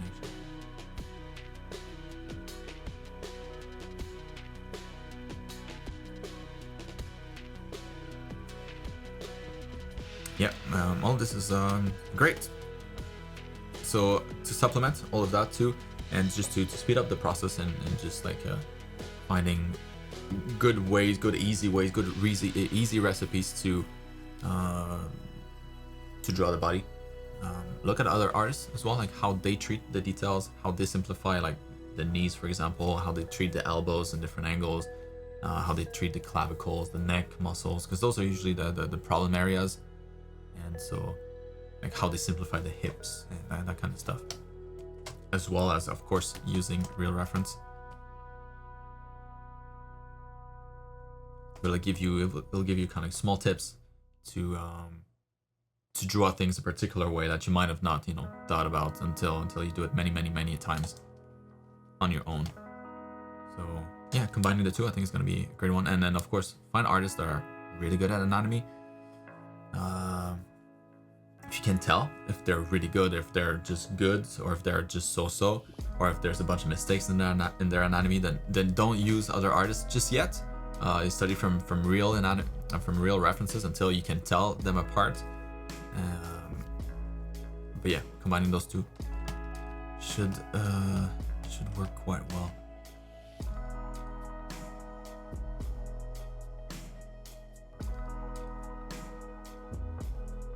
And with these sketches, the only thing I would maybe recommend that you do less of is like less subdivisions like this, because it makes it a little harder to read. So I mean, if it helps you, of course, you can leave them, but I feel like your perception of volumes is good enough that you don't need it too much. So maybe in some angles, maybe when you're foreshortening the limbs a lot, then maybe it's worth it. But when like standing poses like this, I think you can do without. So that you're not just looking at a bunch of details, but you're actually looking at like the silhouette, like what really matters, not the details. Yeah, I don't know what happens between these and these, but do more of that, because it's a clear improvement here. So good stuff, very good. And then it was Hannah. Ooh, what's up, Hannah? I hope you had a good week too. Here's my almost finished lines for the page 3. Finally back in the swing of things with this comic, so I hope to have page 4 done a lot more quickly. Soon we'll finally be out of this mega crowded scene, which I'm really looking forward to. Yep, that's a lot of drawings for just one page.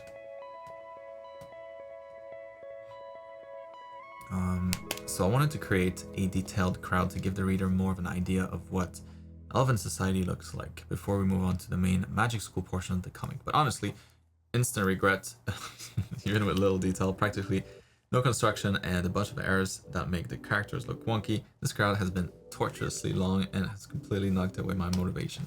Lesson learned. The comic needs to be sustainable, so I won't be doing that again. Yeah, feels like you guys both, you and Liv, both struggling with this stuff. Learning the hard way, I guess, but that's good. At least for the rest of the comic, you'll know exactly what not to do. You just gotta cheat more.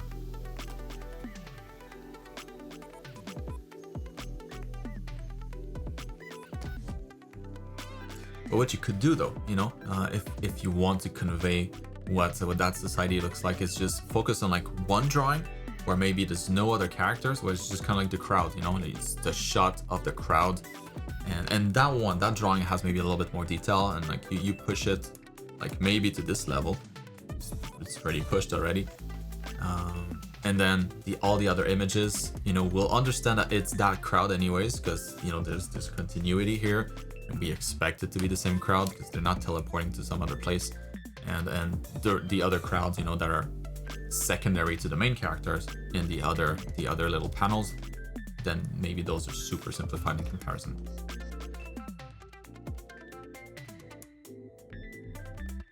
It's a weird burn outside. But this looks good though.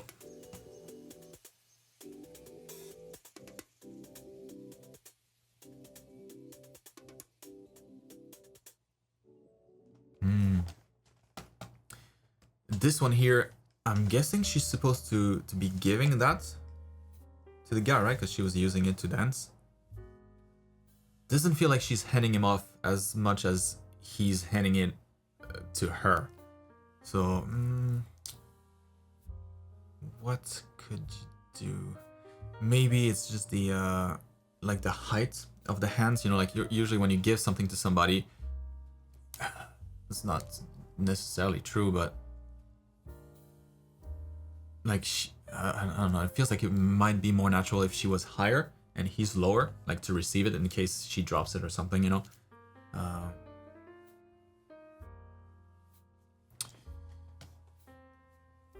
And then maybe it would sell that better, because right now it feels like you look at this, and then it looks like, oh, that guy is, wait, he just gave it to her, but she had it already. Oh no, she's giving it to him.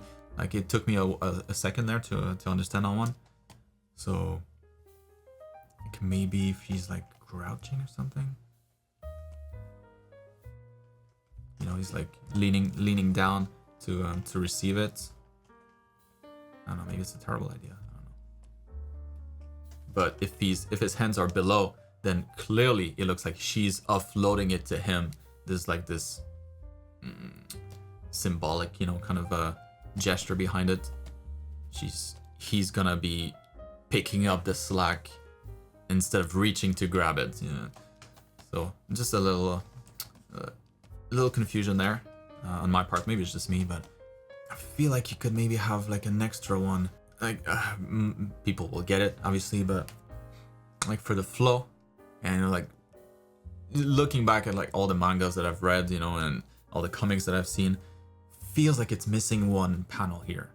Like I feel like you would want to see her like turning around and going in this direction, or like some movement towards the altar. Before she kind of just magically teleports there. Because when you have like that disconnect here, when like a character teleports, sometimes it can suggest that it's a different character.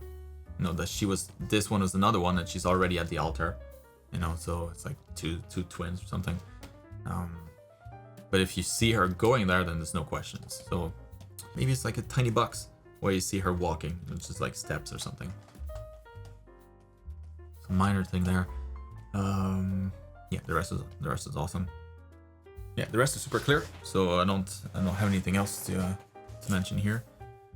Beautiful drawings, super cool environment. Like it feels like there's a lot of people there. You know, it feels like it's an event. It's happening. It doesn't feel like an empty place. So you definitely got the crowd. You know, the work it's not wasted. Clearly, it feels like it's densely packed with people. And it's a cool setup for anything. Like stuff's happening, you know. It's not deserted. So yeah. So anyways, Hannah, well, that helps. Beautiful stuff. So this is it for this week. We're done. So hope that was helpful, guys. Really cool. Really cool submissions this week. And once again, see a lot of progress. This is exciting for me as well. It's motivating me. Yeah, I'm proud of you. So I hope that you have a great rest of your weekend, and that you have a great creative week ahead of you. I hope to see you guys next week. Have a good one.